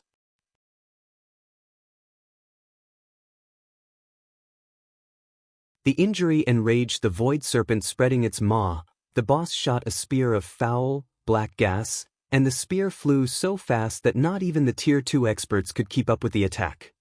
Fortunately, the flaming giant reacted quickly, raising its flaming shield in time to stop the attack.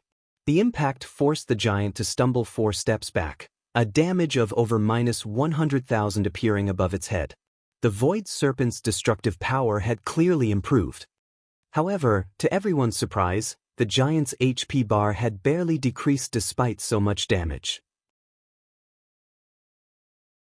Upon closer inspection, they would have seen that the flaming giant had maximum HP of 12 million. With so much HP, over minus 100,000 damage was practically negligible. So this is the power of the war god of fire? Once he had steadied, Kola couldn't help but take a look at himself. He could feel that his physical control had reached unprecedented levels. In addition, his basic attributes were even higher than when he activated a berserk skill, especially his HP. Although he was still no match for actual monsters, he was leaps and bounds superior to other players and NPCs. Healers, focus on Kola. Everyone else, focus on the boss. Shifeng shouted. Even he was slightly surprised to see Kola single-handedly tank the Void Serpent. He hadn't dreamed that the War God of Fire transformation would be so powerful. Meanwhile, Shifeng's command shook everyone from their daze. Kola? That flaming giant is Kola? The revelation shocked Long Soul. So, this is the trump card Black Flame had prepared? Unyielding Heart was similarly astounded. At the same time, he envied Zero Wing a little. With such a powerful MT, Zero Wing would have no problems raiding level 60, 100-man team dungeons in the future. The guild would also collect level 60 top-tier weapons and equipment far faster than the various superpowers, securing a massive advantage. Meanwhile, Kola rendered the Void Serpent powerless thanks to his recent transformation. Although it launched a series of frenzied attacks, Kola stopped every one effortlessly. Moreover, since the mythic boss had entered its complete form, it had lost the effects of its passive skill, Void Body, and its battle recovery. From now on, all damage the boss received would be permanent. However, the Berserk Void Serpent wasn't an easy foe. From time to time, it launched AoE breath attacks, and players still had to cope with the Void Blades. The team steadily lost players. Once the situation had stabilized, Shifeng focused on his offense. After Phantom Kill's cooldown ended, he summoned his doppelganger and used Dragon Soul, transforming his doppelganger into a black dragon. Although the doppelganger would lose its weapons and equipment after transforming, the black dragon's life rating and strength surpassed Kola's by a large margin. Most importantly, the black dragon was a level 69 monster. Each time the black dragon attacked, it devoured a large chunk of the Void Serpent's HP. 24%, 20%, 16%. When less than 300 players remained alive on the team, the Void Serpent's HP had fallen below 1 million. Seeing this, Shifeng activated Icarus's heart, which he had reclaimed from Aqua Rose earlier. Using Instant Strike to appear before the Void Serpent, he brandished the Abyssal Blade and Killing Ray. Purgatory Pentaslash. Shadow Blade. One powerful skill after another struck the Void Serpent, devouring the final strand of HP the world boss possessed. With a frustrated cry, the Void Serpent's colossal body collapsed to the ground.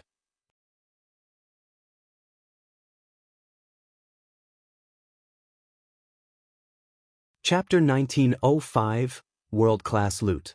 Watching the Void Serpent collapse to the ground, the players in the cavern breathed a deep sigh of relief.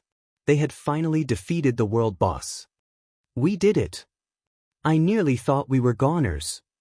Although all of these players were Tier 2 experts, some slid to the ground, powerless, after the battle had ended. The team had less than 300 survivors, and everyone was exhausted beyond belief. Their weapons and equipment's durability had been severely depleted, and had the battle gone on for any longer, they would have been at risk of losing the items during the fight. Moreover, the healers were nearly out of mana. They wouldn't have lasted more than a few minutes. Many players instantly rose from level 57 to 58 as the world boss had died thanks to the abundant EXP the Void Serpent had awarded. The boss's death had granted so much EXP that even a level 69 player like Shifeng watched his experience bar gain a sizable chunk. However, the survivor's attention was locked on the Void Serpent's loot, rather than the awarded EXP. After the Void Serpent had died, it had dropped a small mountain of items, including items, materials, and 4 dazzling treasure chests. The cavern's mana passively gathered around the small mountain of items, making it obvious that the loot was quite extraordinary. Seeing this scene, the staring players couldn't help but gulp. So, this is a world boss's loot? Long Soul, who had managed to survive raid, was dumbfounded when he saw the large mound of items. There were easily over 100 items, maybe even more than 300. Based on what he could see, more than 10 items radiated the signature glow effect of dark gold equipment. Even more items gave off the light of fine gold weapons and equipment. The Void Serpent was a level 60 world boss, so the weapons and equipment it dropped were likely all level 60 items. In the worst-case scenario, some items might be level 55. These were the best weapons and equipment available in the game right now. Furthermore, the pile contained several gold, glowing treasure chests. Just looking at all them caused Long Soul's heartbeat to accelerate. Naturally, Unyielding Heart was similarly excited and envious upon seeing the small mountain. He hadn't expected the Void Serpent to drop so many items. Its loot could likely boost a 100-man team's combat power by a significant margin. Of course, the Zero Wing members present stared at the loot with brightly glowing eyes. Since they had participated in the raid, they'd have priority when purchasing the items. If they purchased the items now, they wouldn't have to spend as many GCPs than if they waited until the items showed up in the guild warehouse. This loot really is frightening. Even Shifeng was a little surprised to see so many items. Normally, a world boss only dropped a little more than 100 items, but it was obvious that the mound contained far more than that. Moreover, the Void Serpent had dropped extremely rare treasure chests. Following which, Shifeng began to organize the boss's loot, and the surviving healers turned to resurrect the dead, reducing the slain players' death penalties. Shifeng had only finished with the loot after the healers had returned all of the players to life. The Void Serpent had dropped a total of 413 items.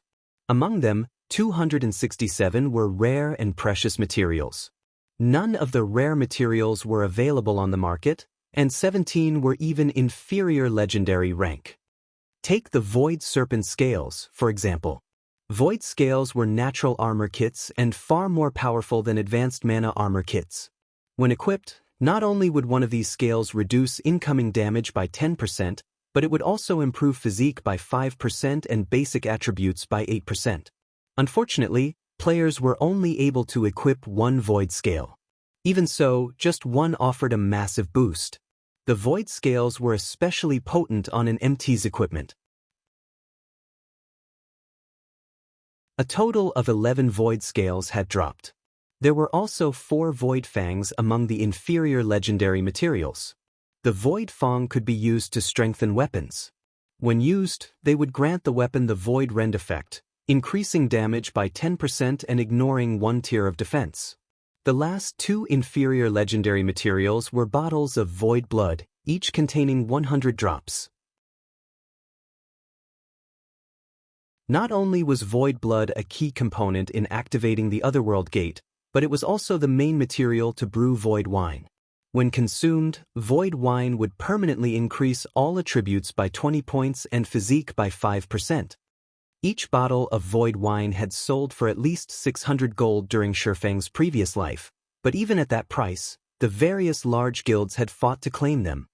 The Void Wine recipe was also among the 146 items the Void Serpent had dropped, although only master chefs could brew it. Of the 146 items, 35 were level 55 to 60 fine gold weapons and equipment, including the Mana Heart set, a level 60 fine gold set equipment for elementalists, and the Earthen Protector set, a level 60 fine gold set equipment for shield warriors. Unfortunately, both sets were incomplete. Only 4 set pieces of each had dropped. The rest of the fine gold items were individual pieces. As for dark gold rank, 16 level 55 to 60 weapons and equipment had dropped, including the Magic Storm set, a level 60 dark gold set equipment for magical classes. However, only 5 pieces had dropped. To complete the set, Shifeng would need to acquire 3 more pieces. The rest of the dark gold items were all individual pieces, the most valuable of which was the Magic Serpent Buckler. Although these fine gold and dark gold weapons and equipment were considered top tier at this stage of the game, they were subpar at best compared to the remaining weapons and equipment the Void Serpent had dropped. Of the remaining weapons and equipment, 3 pieces were epic rank, and 1 was fragmented legendary rank. All of the fine gold and dark gold items combined weren't worth the total value of these 4. The 3 epic items that had dropped were the Void Robe, Void Gloves, and Sacred Word Staff. The Void Robe and Void Gloves were part of the Void Magic set, a bona fide epic set equipment. The 2-piece set effect alone increased the wearer's maximum mana and physique by 20%. The Void Magic set was definitely the best set equipment for magical classes at this stage of the game. After all, a magical class player's mana was the equivalent of a second life. As for the Sacred Word Staff, it was a top-tier staff that allowed players to cast their 1-second spells instantly. It also increased spell completion rate by 4%. However, these 3 epic items were nothing compared to the fragmented legendary item. Even this dropped? Shifeng was ecstatic when he saw the ring of 2 carved snakes, 1 black and 1 white. Almost everyone in God's domain had heard of this ring in the past. The Fate Ring.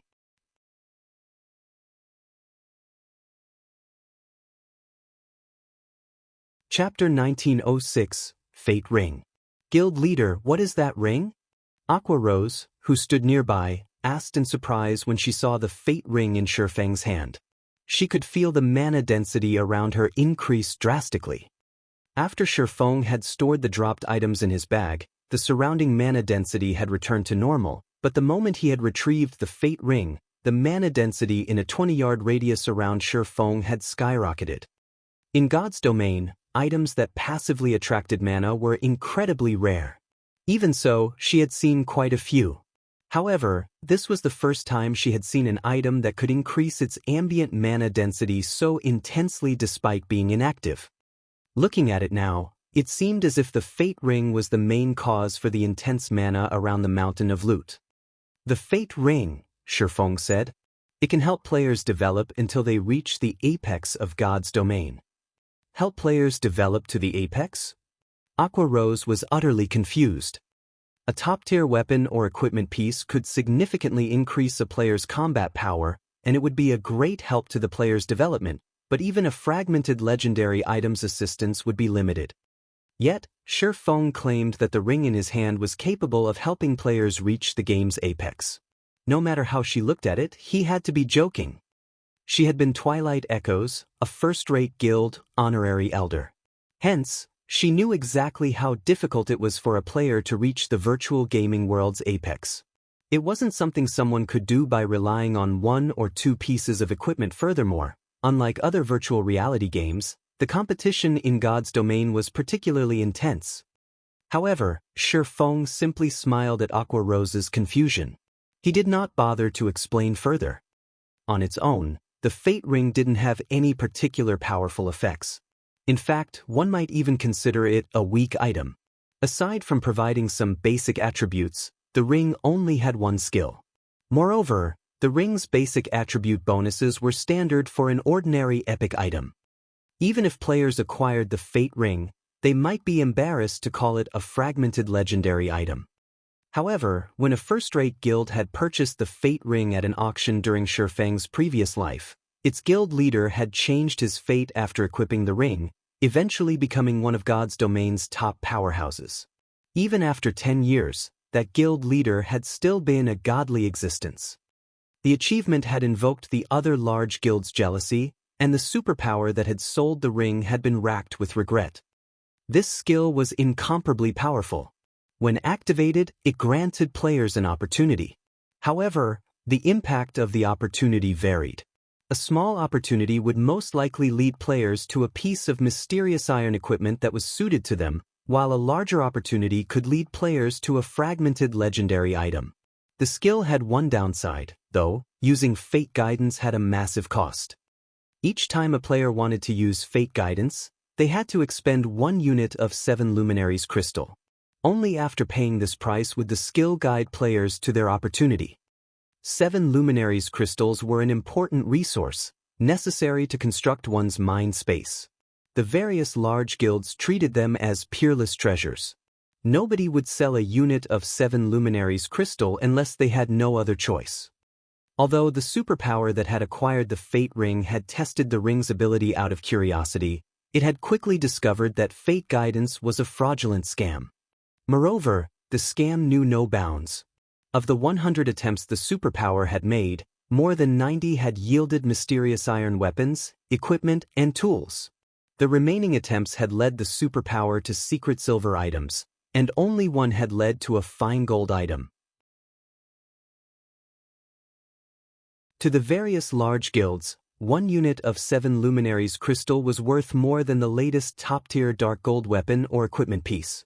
Gathering dark gold items was, after all, several times easier than collecting 7 luminaries crystals. No one would trade 100 units of 7 luminaries crystals for a pile of junk, so the Fate Ring had switched owners multiple times until it had been claimed by the lucky first-rate guild. That lucky guild hadn't invested a lot of 7 luminaries crystals before it had struck gold. Overall, the guild had only spent several dozen units before securing a large opportunity, which had yielded a fragmented legendary item. If given the opportunity, any power would be more than willing to trade several dozen units of 7 luminaries crystals for a fragmented legendary item. As a result, the lucky first-rate guild had proceeded to invest a lot of 7 luminaries crystals, but the guild had quickly discovered that the Fate Ring wasn't as kind as they had assumed. After investing several hundred units of 7 luminaries crystals and getting nothing good in return, the guild had slowed its investment. Even so, the guild had occasionally tried its luck.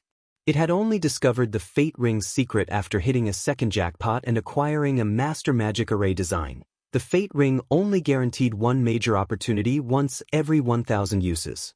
However, spending 1,000 units of 7 luminaries crystals in exchange for one major opportunity was simply too costly. Meanwhile, God's domain had more than one Fate Ring. When this lucky first-rate guild had acquired its second Fate Ring, the ring's value had truly shined. After merging 2 Fate Rings, Fate Guidance granted a major opportunity once every 500 uses. Unfortunately, claiming the opportunities would become far more difficult, but it was still possible for ordinary expert players. Furthermore, players could acquire a top-tier item by simply spending 500 units of 7 luminaries crystals, which was certainly a worthwhile price. Due to this change, the lucky first-rate guild's guild leader had gradually collected top-tier weapons, equipment, and tools for himself, increasing his strength and eventually becoming one of God's domain's apex players.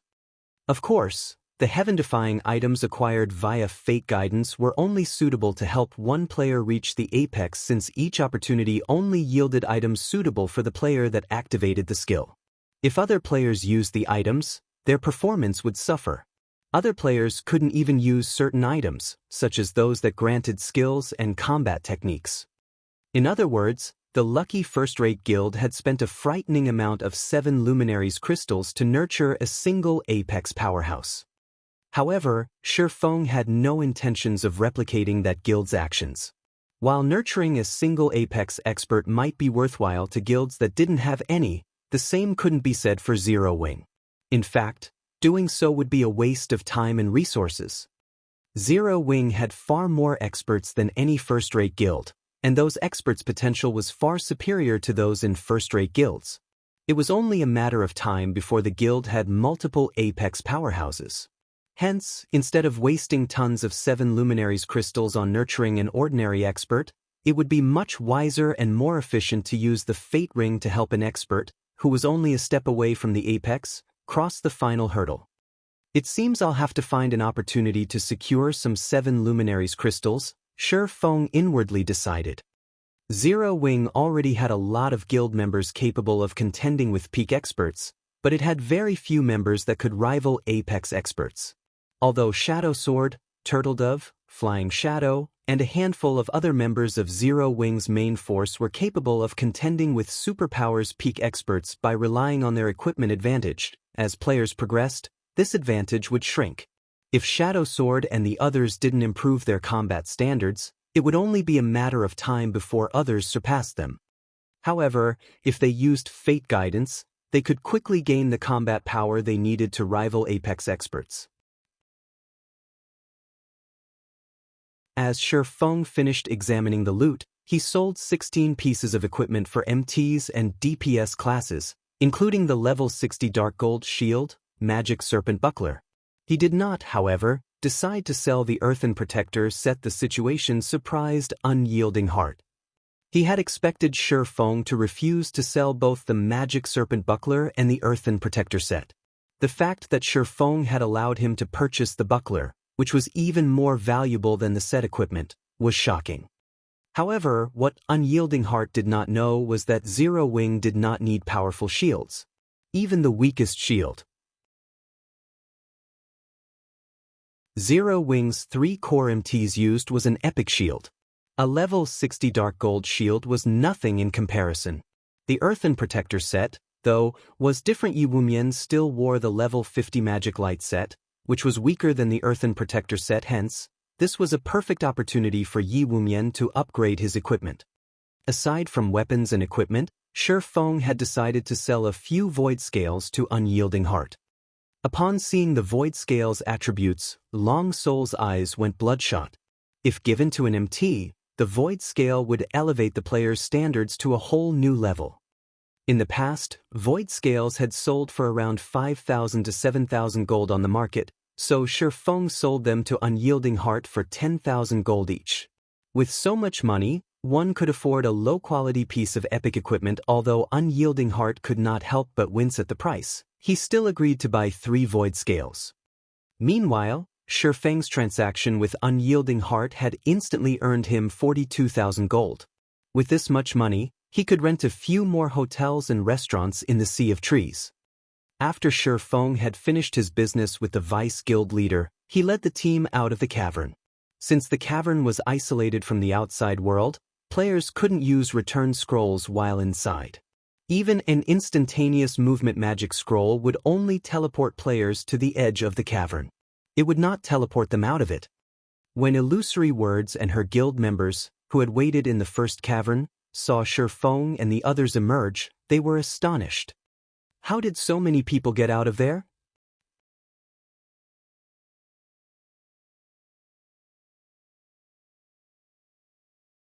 Chapter 1907, Otherworld Gate Activated. Crimson Emperor's survivors were stunned as Shi Feng and his team emerged from behind the waterfall. They had personally experienced the Void Serpent's strength, and when they had left the cavern, the situation had seemed dismal. Countless void creatures had filled the cavern. Even though they had started to carve a path out of the cavern before the situation had taken a turn for the worse, they had lost quite a few people on their way out. The void creatures had only given up the chase once they had left the cavern. However, no matter how they considered the situation, Shi Feng's group had far more people alive than when they had left. Moreover, some of Crimson Emperor's experts were among the group. Could they have slain the Void Serpent? An unrealistic thought suddenly popped into Illusory Words' mind. Although she couldn't believe that they had completed the raid, the scene before her removed any doubt there was no other explanation. A moment later, Illusory Words began to receive messages from the Crimson Emperor members that had just left the waterfall's pool. Since the world behind the waterfall was isolated from the rest of God's domain, they hadn't been able to send messages to their guildmates after they had been revived. Hence, they had contacted Illusory Words the moment they had emerged, reporting the Void Serpent raid's outcome. Meanwhile, aside from the fact that Zero Wing had slain the Void Serpent, the reports mentioned the Void Serpent's loot and the fact that Zero Wing had sold quite a few items to Unyielding Soul. So, is that why Unyielding Heart was so adamant about fighting to the end? Illusory Words could not help her bitter smile as she read her subordinates' messages. Although she did not know which items Unyielding Soul had purchased from Zero Wing, the Void Serpent was a world boss. How could any of the items be poor quality? Zero Wing might not have sold the best weapons and equipment to Unyielding Soul, but even the second-rate items would be a massive harvest for the guild. At the very least, Unyielding Soul could fortify its main force's combat power. Vice Guild Leader, why don't we try to purchase some of the Void Serpent's loot from Zero Wing at a high price? We have, more or less, participated in the raid, and we suffered quite a few losses. Zero Wing will likely agree if we ask, Dawn Master suggested softly. With how powerful the Void Serpent was, its loot would definitely be extraordinary. It might have even dropped a level 60 top-tier weapons and equipment. Any of those items would be far stronger than the weapons and equipment their guild's experts currently wore. If they could acquire some for their guild's main force, they would have a much easier time raiding the various level 60, 100-man hell mode team dungeons in the future. Forget it. Asking will likely be useless. After all, we didn't propose such a condition like unyielding heart, Illusory Words said, shaking her head. Sighing, she gave Unyielding Heart an envious look. Unyielding Heart made the right bet this time. Although she slightly regretted her earlier decision, this trip hadn't been fruitless. At the very least, she now knew that Zero Wing was not as simple as everyone assumed. Following which, Illusory Words approached Shi Feng and congratulated him and Zero Wing on their success against the world boss. After some brief pleasantries, Illusory Words shifted the conversation toward the drunken tiger meat and frozen bone soup. Guild leader Black Flame, may I know if you still have any drunken tiger meat and frozen bone soup left? If you do, Crimson Emperor is willing to purchase 1,000 of each dish at 5 gold per serving, Illusory Words offered. While she had given up on acquiring any of the Void Serpent's loot, the master dishes Shi Feng had revealed earlier were a different story. She hadn't seen master dishes like those since she had joined God's domain. Although they were not as effective as master potions, they could stack with potions. In addition, the 2 master dishes could be used to raid world bosses. This tremendously increased their usefulness. Moreover, they would make dungeon raids slightly easier. As Illusory Words finished speaking, Unyielding Heart, who still celebrated his portion of the Void Serpent's loot, snapped out of his daze and realized that he had forgotten about the 2 master dishes. Guild leader Black Flame, if you still have any of those master dishes remaining, Unyielding Soul will also purchase 1,000 of each dish at 5 gold per serving. Unyielding Heart hurriedly said.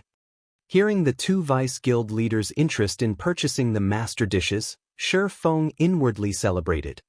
Both the drunken tiger meat and the frozen bone soup cost a little over 1 gold to make. Moreover, both had a 100% production success rate. Selling the dishes to the 2 super first-rate guilds would earn plenty of profits. I don't have any more of the master dishes on me, but if you 2 want them, I can get some for you. However, it'll take some time for me to gather the requested amounts. May I know if you 2 are willing to wait? Shi Feng asked. The 2 dishes required a lot of time to make, and each guild wanted 1,000 servings of both. The order would take a few days to fulfill. That won't be a problem. I can wait as long as I can purchase them. Crimson Emperor will also pay a 5,000 gold deposit, Illusory Words said, settling the deal once she realized that it was possible. The 2 master dishes wouldn't become obsolete with time. They would work wonderfully at any point. She had worried that Shi Feng would reject her offer, but now that he had agreed, she decided to form a contract, binding the agreement as a precaution. With this, she had reaped an additional benefit from her trip here. Meanwhile, Unyielding Heart chose to do the same, binding the agreement with Shi Feng and paying a 5,000 gold deposit. Naturally, Shi Feng was more than willing to play along with the 2 Vice Guild leaders. After signing the contracts, an additional 10,000 filled Shi Feng's pockets. With this, he had made a total of 52,000 gold from this single boss raid. If the various first-rate guilds knew about this, their envy would drive them mad. After all, current first-rate guilds were fortunate if they even had 30,000 gold in liquid funds. Following which, Unyielding Soul and Crimson Emperor's members used return scrolls and returned to the Dark Knight Empire. Meanwhile, Shi Feng had Zero Wing's members return to Zero Wing City to rest. As for Shi Feng, he used the 7 Luminaries ring to teleport to the Million Forest, which happened to be the Emerald Dryad's territory. The Million Forest was a dangerous location to almost all players due to the area's large dryad population. If a player encountered a single dryad, it would immediately call for reinforcements, and a large number of the creatures would quickly gather. Moreover, this cycle would continue. Once a certain number of dryads had gathered, it would attract the Emerald Dryad's attention. Hence, very few players were willing to adventure in the Million Forest. Shi Feng, however, had teleported directly to the heart of the Million Forest. Great Lord rank Dryads wandered all over the area. If Shi Feng hadn't been level 69 and used an isolation scroll before he had teleported, the level 55 plus monsters would have discovered him. This should be the place. It didn't take Shi Feng long to discover a grass-covered, dilapidated magic array within the forest. The array seemed blurry, and if not for the massive stone pillars around it, he would have had a hard time finding the magic array. This was the teleportation array that led to the Otherworld Gate. To revitalize the teleportation array, one needed a full bottle of void blood. Immediately, Shi Feng walked to the center of the teleportation array and retrieved a bottle of void blood from his bag. After removing the cap, he emptied the bottle's contents onto the magic array's center. As void blood flowed into the magic array, it seemed to revive, rapidly gathering the ambient mana. The magic array seemed to absorb mana from farther away as time passed, and eventually, it drew mana from throughout the Million Forest, making the area's dryads tremble with fear. After 3 minutes, a towering pillar of crimson light shot forth from the center of the Million Forest, visible from the surrounding maps. The players grinding in the nearby maps couldn't help but turn to look at the light pillar, overwhelmed by their curiosity as they started to move towards it. Shortly after these players began to travel towards the light pillar, a series of system notifications rang in every player's ears in Star Moon Kingdom.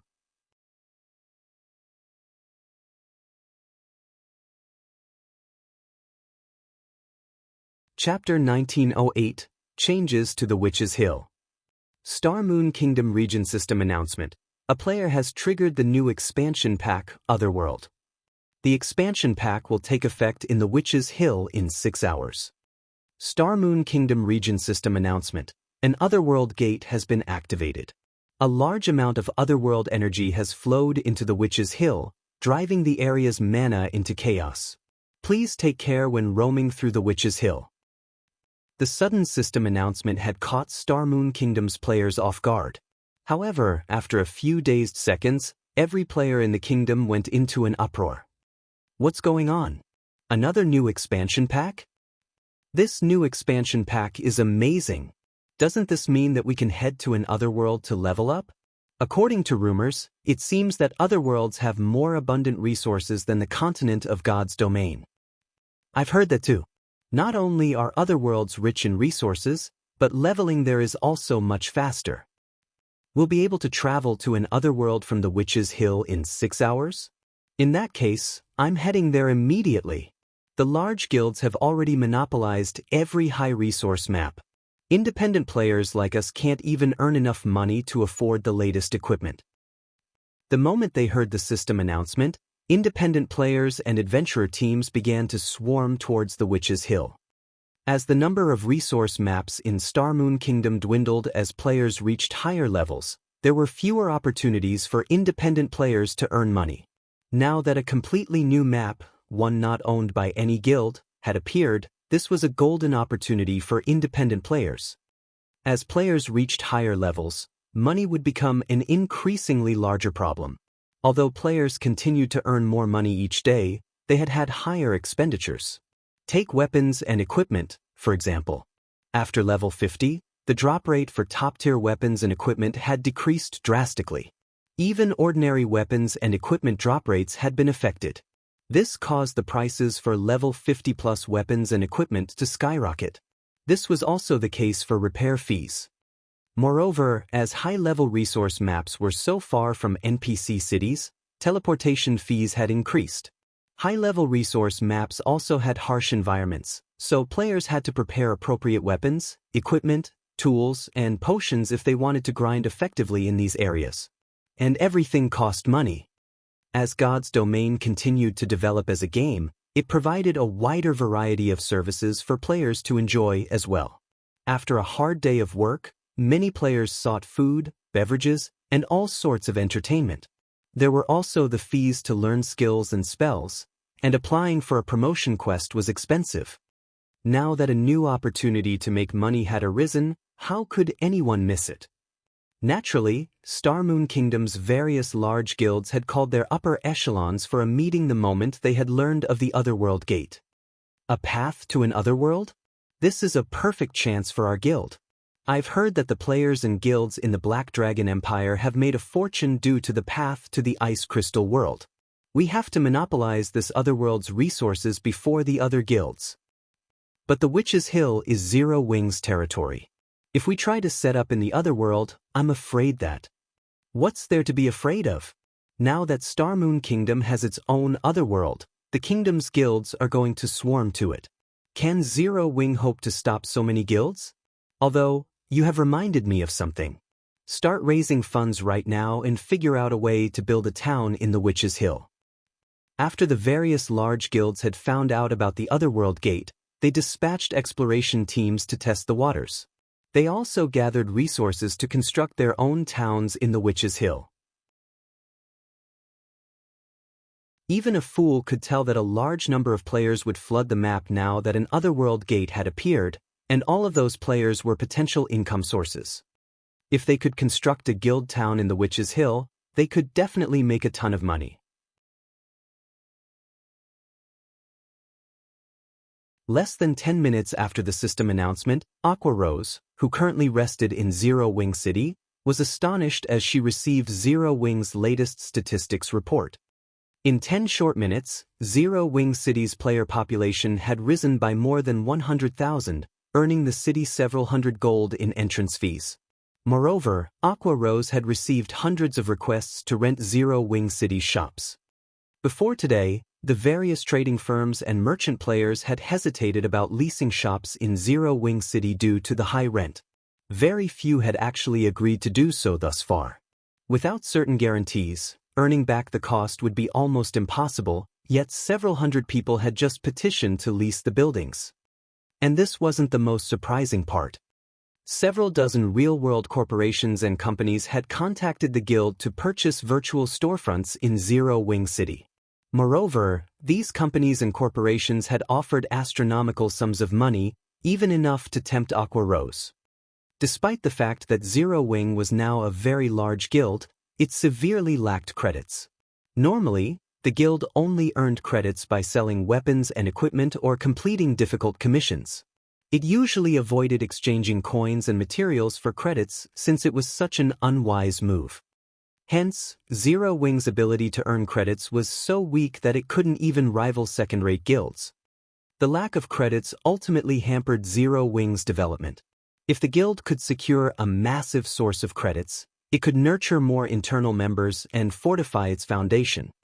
Following which, Aqua Rose reported the matter to Shi Feng, letting him decide how they should proceed. There are so many offers? Shi Feng could not help his grin when he saw the list of interested buyers and their respective offers. Tell them that Zero Wing City's virtual storefronts are only available for rent, not for sale. We will hold an auction for these storefronts in Zero Wing City's candlelight trading firm in 2 days. The situation didn't particularly surprise him. The moment the Otherworld Gate appeared, Witch's Hill had become Star Moon Kingdom's focus. A frightening number of players would surge to the city, and it wouldn't be surprising if Zero Wing City's player population shot past the 10 million threshold. Previously, the Witch's Hill had been considered a backwater area. Although the various corporations and companies had been impressed that Zero Wing City had several million residential players, how long could the city possibly maintain its prosperity? However, the Otherworld Gate changed things. Even after players reached higher levels, they could continue to level in the Otherworld connected to the Witch's Hill's Otherworld Gate.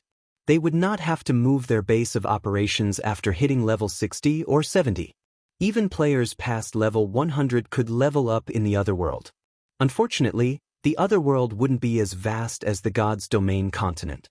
To put it simply, so long as the Otherworld Gate existed, the Witch's Hill would remain popular. Hence, one could easily imagine Zero Wing City's allure toward these corporations and companies. We're not selling? Aqua Rose could not help her growing concern as she said, I'm afraid they won't agree to such a condition.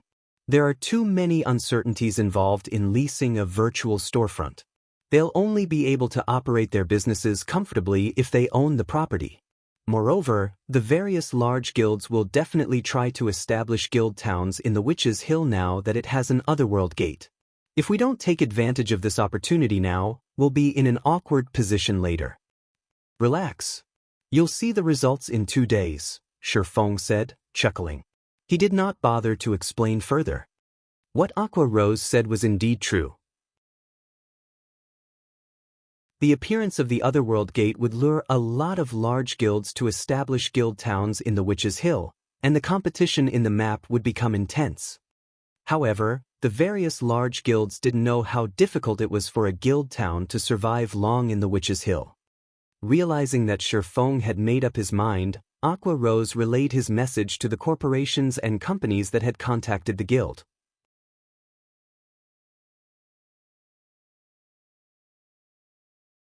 Chapter 1909, Witch's Sin Only for Rent?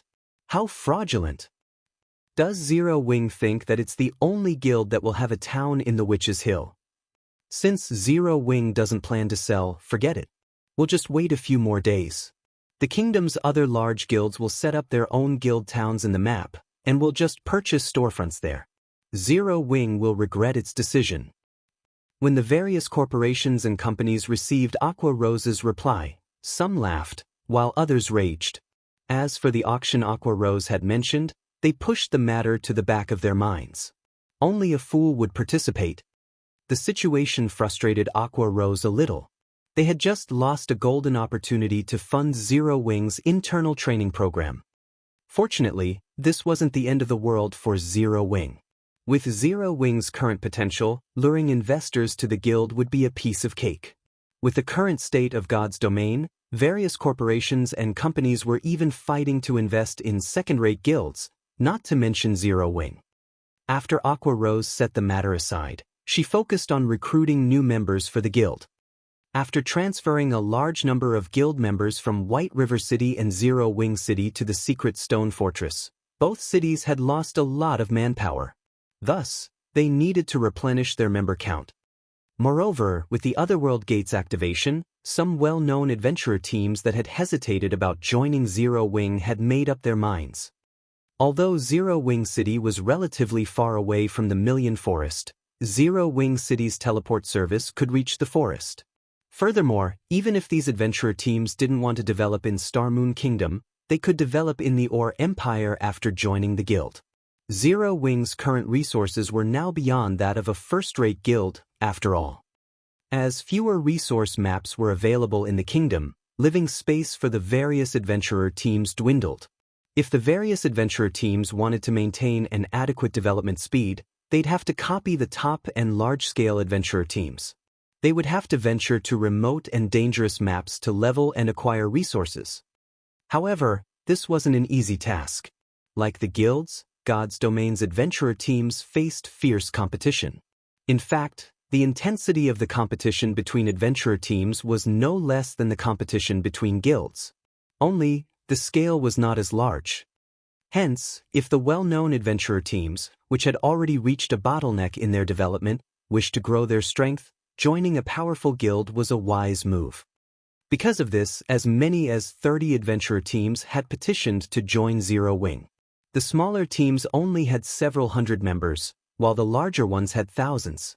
Every adventurer team had accumulated a certain amount of resources and quite a few experts, as well as bountiful experience fighting as a team and raiding team dungeons. If Zero Wing could annex these adventurer teams, it would save the guild a lot of effort when integrating their players in guild operations. Elsewhere, Shifeng spent one magic crystal to activate the teleportation array leading to the Otherworld Gate. He was then teleported to a massive, dark cavern. Within the cavern, he found a ruined town. A gigantic set of doors had been erected inside this ruined town. There was a small gap between the pitch-black, stone doors, and a turbid mist seeped out and filled the cavern. As Shifeng encountered the mist, he felt his 5 senses dull. He had been able to see up to 50 yards away, but now he could only see a dozen or so yards past his nose. Both his mind and his body felt lethargic. Sure enough, this primordial gas is as powerful as always. Shi Feng revealed a bitter smile after trying to move his body a little. It seems that this gas is still too much for Tier 2 players.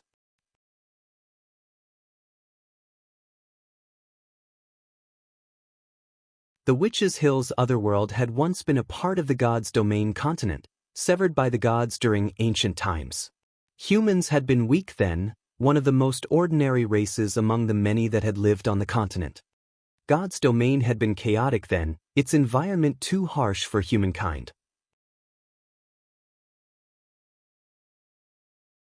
However, after a catastrophic war between the gods, the continent of God's domain had been divided into various sections, thoroughly changing the environment. It was no longer as chaotic or violent.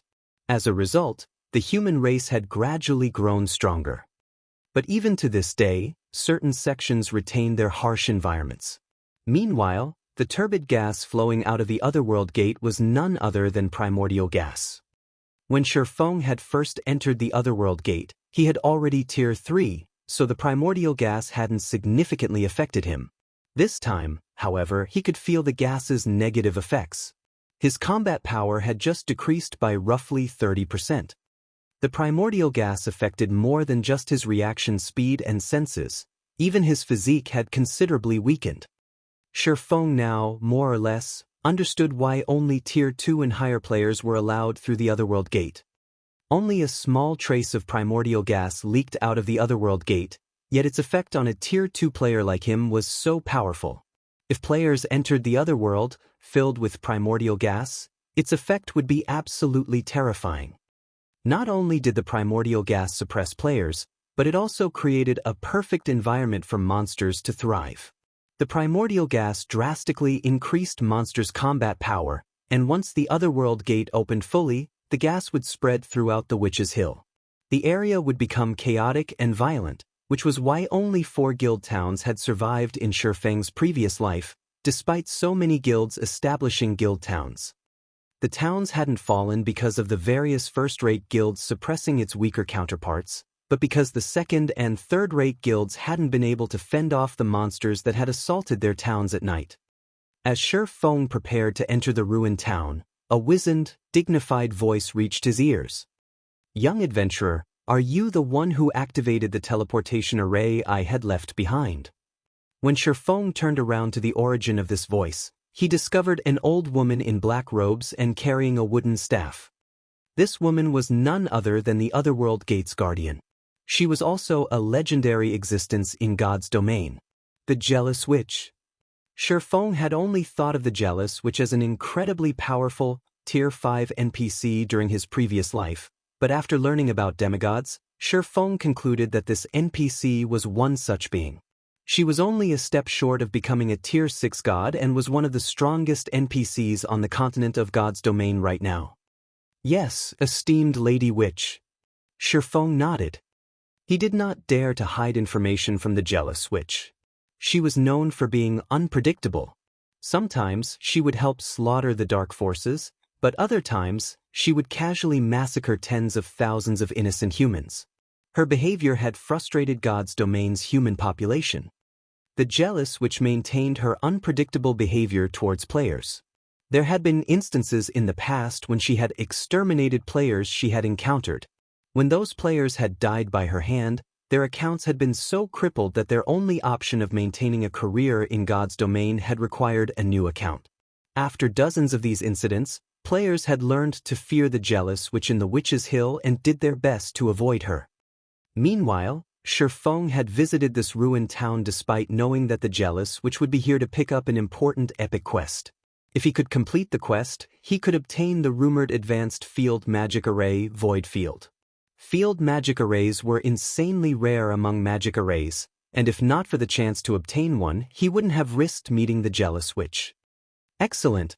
Since you have opened this origin of sins, I'll give you a quest. Go and collect 200,000 magic crystals for me within 7 days. If you fail, you and all of Star Moon Kingdom will perish," the Jealous Witch announced. "All right, you can leave now. Remember, you only have 7 days." With a wave of the Jealous Witch's hand, a bright flash blinded Shi Feng. By the time Shifeng's vision recovered, he noticed that he had returned to the Million Forest. System, congratulations. You have accepted the inferior legendary quest, which is Sin. Quest content, collect 200,000 magic crystals in 7 days. Rewards unknown.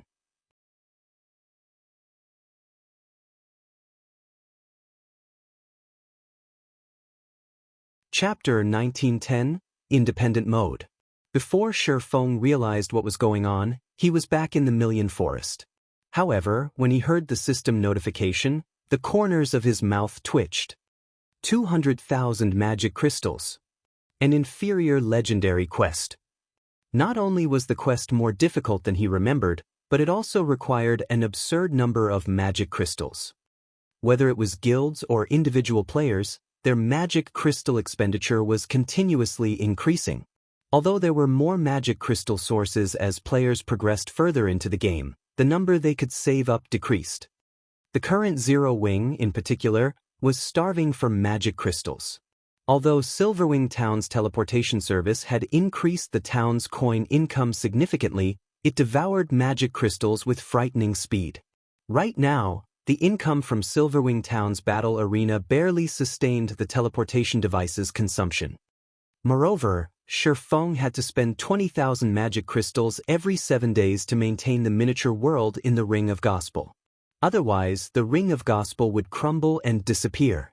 In addition, Shifeng himself would receive a backlash, and his physique would permanently weaken by 30%. At this point, Zero Wing only had a little over 20,000 magic crystals to spare. If God's Domains players had already reached level 100, even a first-rate guild could afford a 200,000 magic crystal price. But at this stage of the game, not even the various superpowers could likely pay. 7 days, is it? Shifeng fell deep into thought. While 7 days wasn't exactly a long time, it wasn't a very short one either. If he sold some hell tanks to Unyielding Heart, Phoenix Rain, and Illusory Words, he should be able to gather so many magic crystals in time. However, doing so would rob Zero Wing of its monopoly over the hell tanks. Moreover, nobody could guarantee that these hell tanks wouldn't fall into the hands of Zero Wing's enemies. Yet, if he did not sell them, he would have an extremely difficult time collecting 200,000 magic crystals in 7 days. It seems I'll have to take down Kama Island right now. No matter how Shifeng thought about it, the only reliable method he could think of was acquiring Kama Island's manatite vein. The other options were too risky. Some options even had the potential of disrupting Zero Wing's future development. Although they had accidentally discovered a source fire vein in the Flame Demon's Valley, its environment was too harsh for players to endure long-term. Aqua Rose and Melancholic Smile hadn't even finished the preparations to send people to the mine. Even if they could send people, they wouldn't be able to send many. After all, fire resistance equipment capable of allowing ordinary players to survive in the scorching environment was simply too rare. It was impossible to equip many players adequately. The manatite vein on Kama Island was much safer.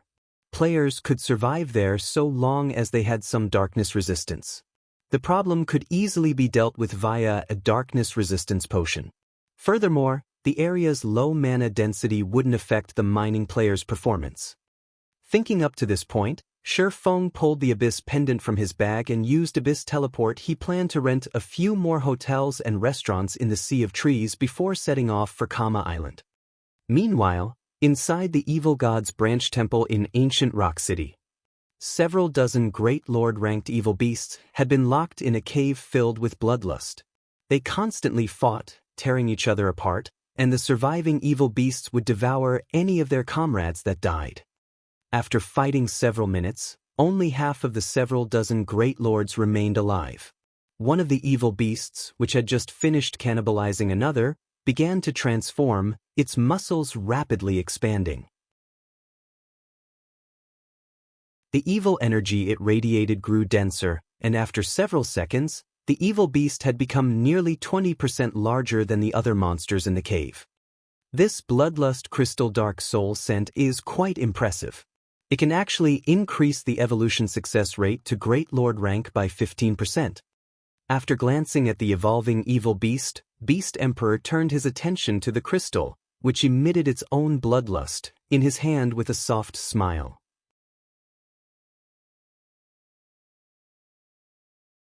The partnership between the evil god's temple and Dark Soul had been far more effective than he had expected. He had thought that Dark Soul would be useful for acquiring materials and sacrificial players for Dust Edge at most. He hadn't expected the alliance to acquire such a lively bloodlust crystal. As of late, his evil beast army had recovered plenty of its lost combat power. Although bloodlust crystals could only help evil beasts evolve to the Grand Lord rank, he now had far more Grand Lords under his command, and it would reduce the difficulty of nurturing mythic evil beasts. As long as he had enough mythic evil beasts, he could destroy Silverwing Town, even without Dark Soul and Blackwater's assistance. As Beast Emperor rejoiced over his newest Grand Lord-ranked evil beast, a tall, robust berserker with a giant axe across his back entered the cave. This was none other than Wind Hunter. "Boss, we've just received news from Starmoon Kingdom. For some reason, an Otherworld gate has appeared in the Witch's Hill. The gate allows passage to an Otherworld. Because of this development, a large number of players have swarmed to Zero Wing City. Some of the guilds in neighboring kingdoms and empires have also started to make their move," Wind Hunter reported with a grim expression. "Not only will this incident earn Zero Wing a small fortune, but based on our reports, over 20 well-known adventurer teams have also shown signs of merging with the guild. Should we send Dark Soul to eliminate a few of these teams and teach the public about the consequences of relying on Zero Wing? Well-known adventurer teams are joining Zero Wing?" Beast Emperor revealed a faint smile. "There's no need to involve Dark Soul. I recall that Dust Edge has conducted another evil dragonification experiment, correct? Take him to Zero Wing City to test out his new toy on the adventurer teams. We'll use this opportunity to warn those teams and ensure that they understand who is strongest in this war." "Understood. I'll ensure that these adventurer teams won't dare to set foot in Zero Wing City ever again," Wind Hunter said excitedly. He had seen the evil dragons Dust Edge produced. Although the creatures were incomplete, their combat power was astonishing. He didn't dare to imagine how powerful the complete evil dragons would be. As long as Dust Edge's experiments succeeded, the evil god's temple could expand its territory. Moreover, it would be able to do so boldly and without fear. But get it done quickly. Don't let the kingdom's army capture you." Beast Emperor nodded. "Boss, rest assured, by the time the kingdom's army arrives, the adventurer teams will be long dead," Wind Hunter said, licking his lips in anticipation. After Wind Hunter left, Beast Emperor proceeded to release a new batch of Great Lord-ranked evil beasts into the caver, starting another round of slaughter. Meanwhile, in Starmoon Kingdom's Zero Wing City, after spending 50,000 gold to rent another 15 hotels and restaurants in the Sea of Trees, Shifeng used a guild transfer scroll and returned to the guild residence in Zero Wing City. When he arrived, Shifeng left for the candlelight trading firm to prepare for his trip to Kama Island. However, as he reached the street outside of the residence, he was stunned by what he saw. The previously desolate Central District was now crowded with players, many of which were members of the various large guilds. At a glance, Shifeng could spot over a dozen Tier 2 experts wandering the street. This prosperity could even rival an empire's imperial capital. As Shifeng was about to enter the candlelight trading firm, he heard the sound of a system notification. "System, congratulations. Zero Wing City's player population has reached 8 million. Do you wish to activate independent mode and allow the War God's Temple to garrison the city?"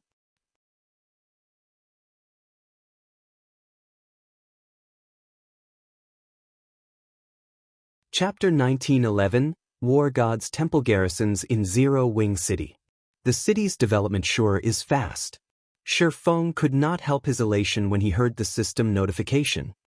He had thought that Zero Wing City would need another 1 or 2 days to reach a player population of 8 million, even with the Otherworld Gate, but only a few after the gate's activation had been announced, Zero Wing City had hit the mark. In God's domain, any guild city with a player population of 8 million would activate the independent mode.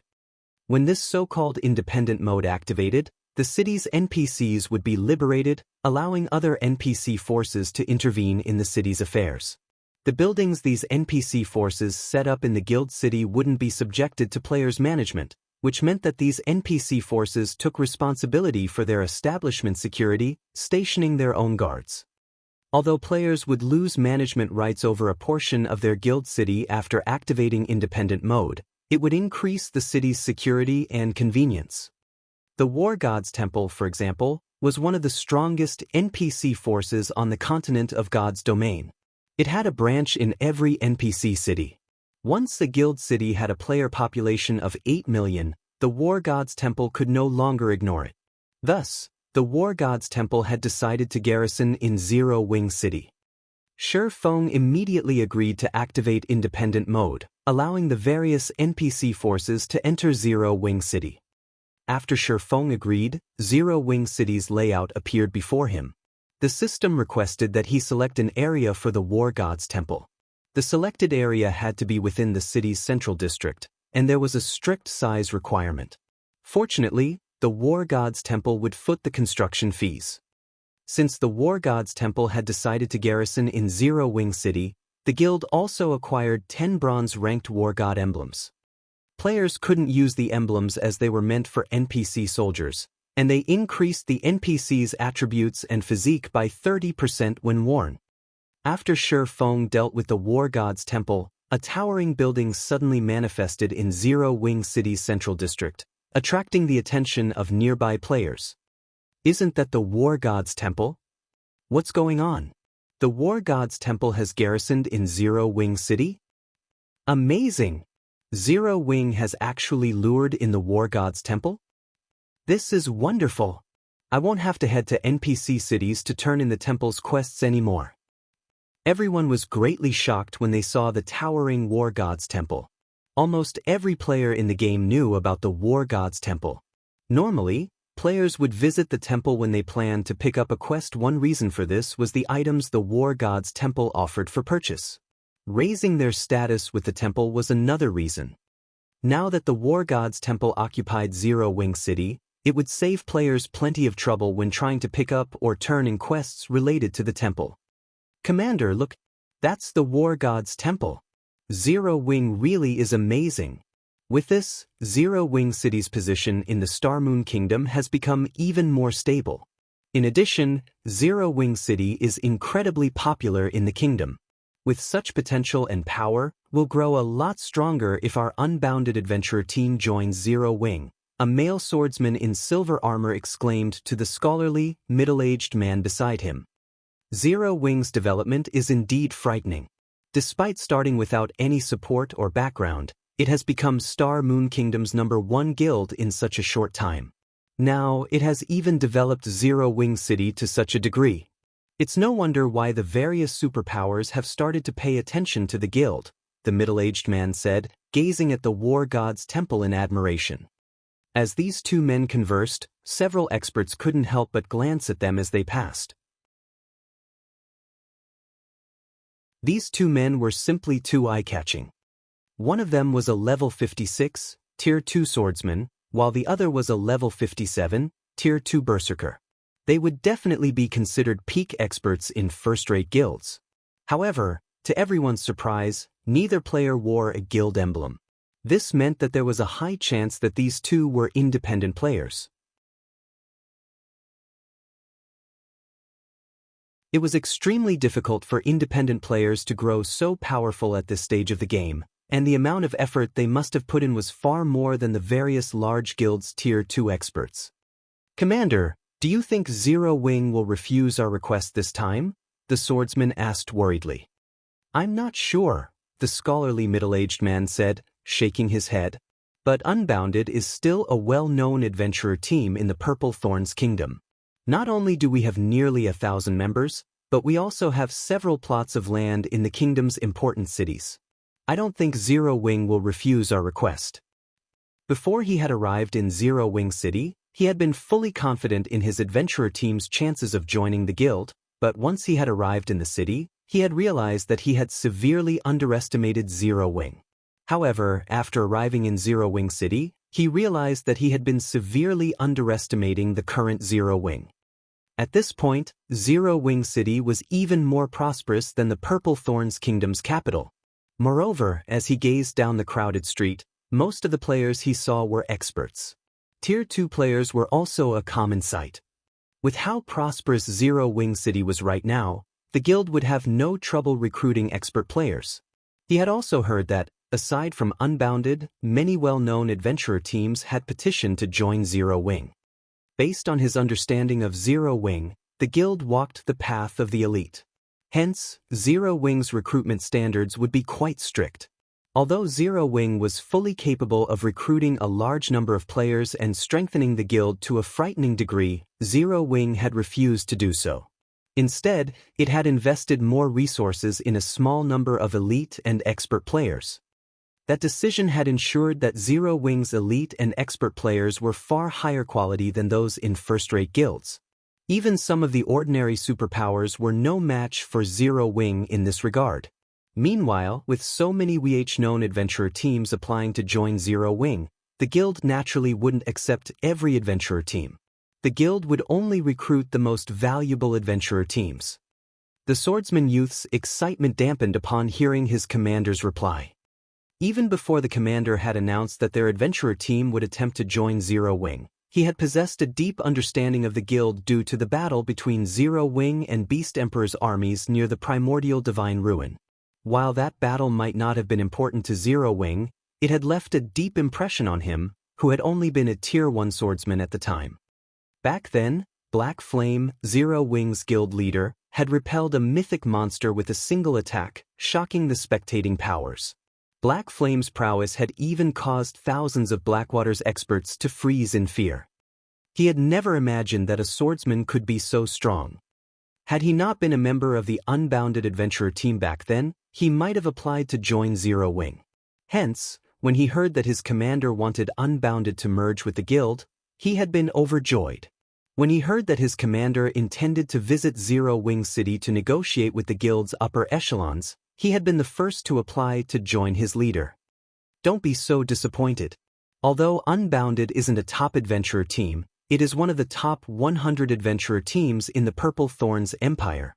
Moreover, our adventurer team has as many as 4 Tier 2 players, and all 4 have cleared the hard mode class change quest. We have more of an advantage than the other teams that only challenged the normal mode quest, the middle-aged man said in consolation. Alright, we should head to Zero Wing's residence. In response, the swordsman youth nodded. Meanwhile, 2 cloaked players a short distance away stared at the men from Unbounded.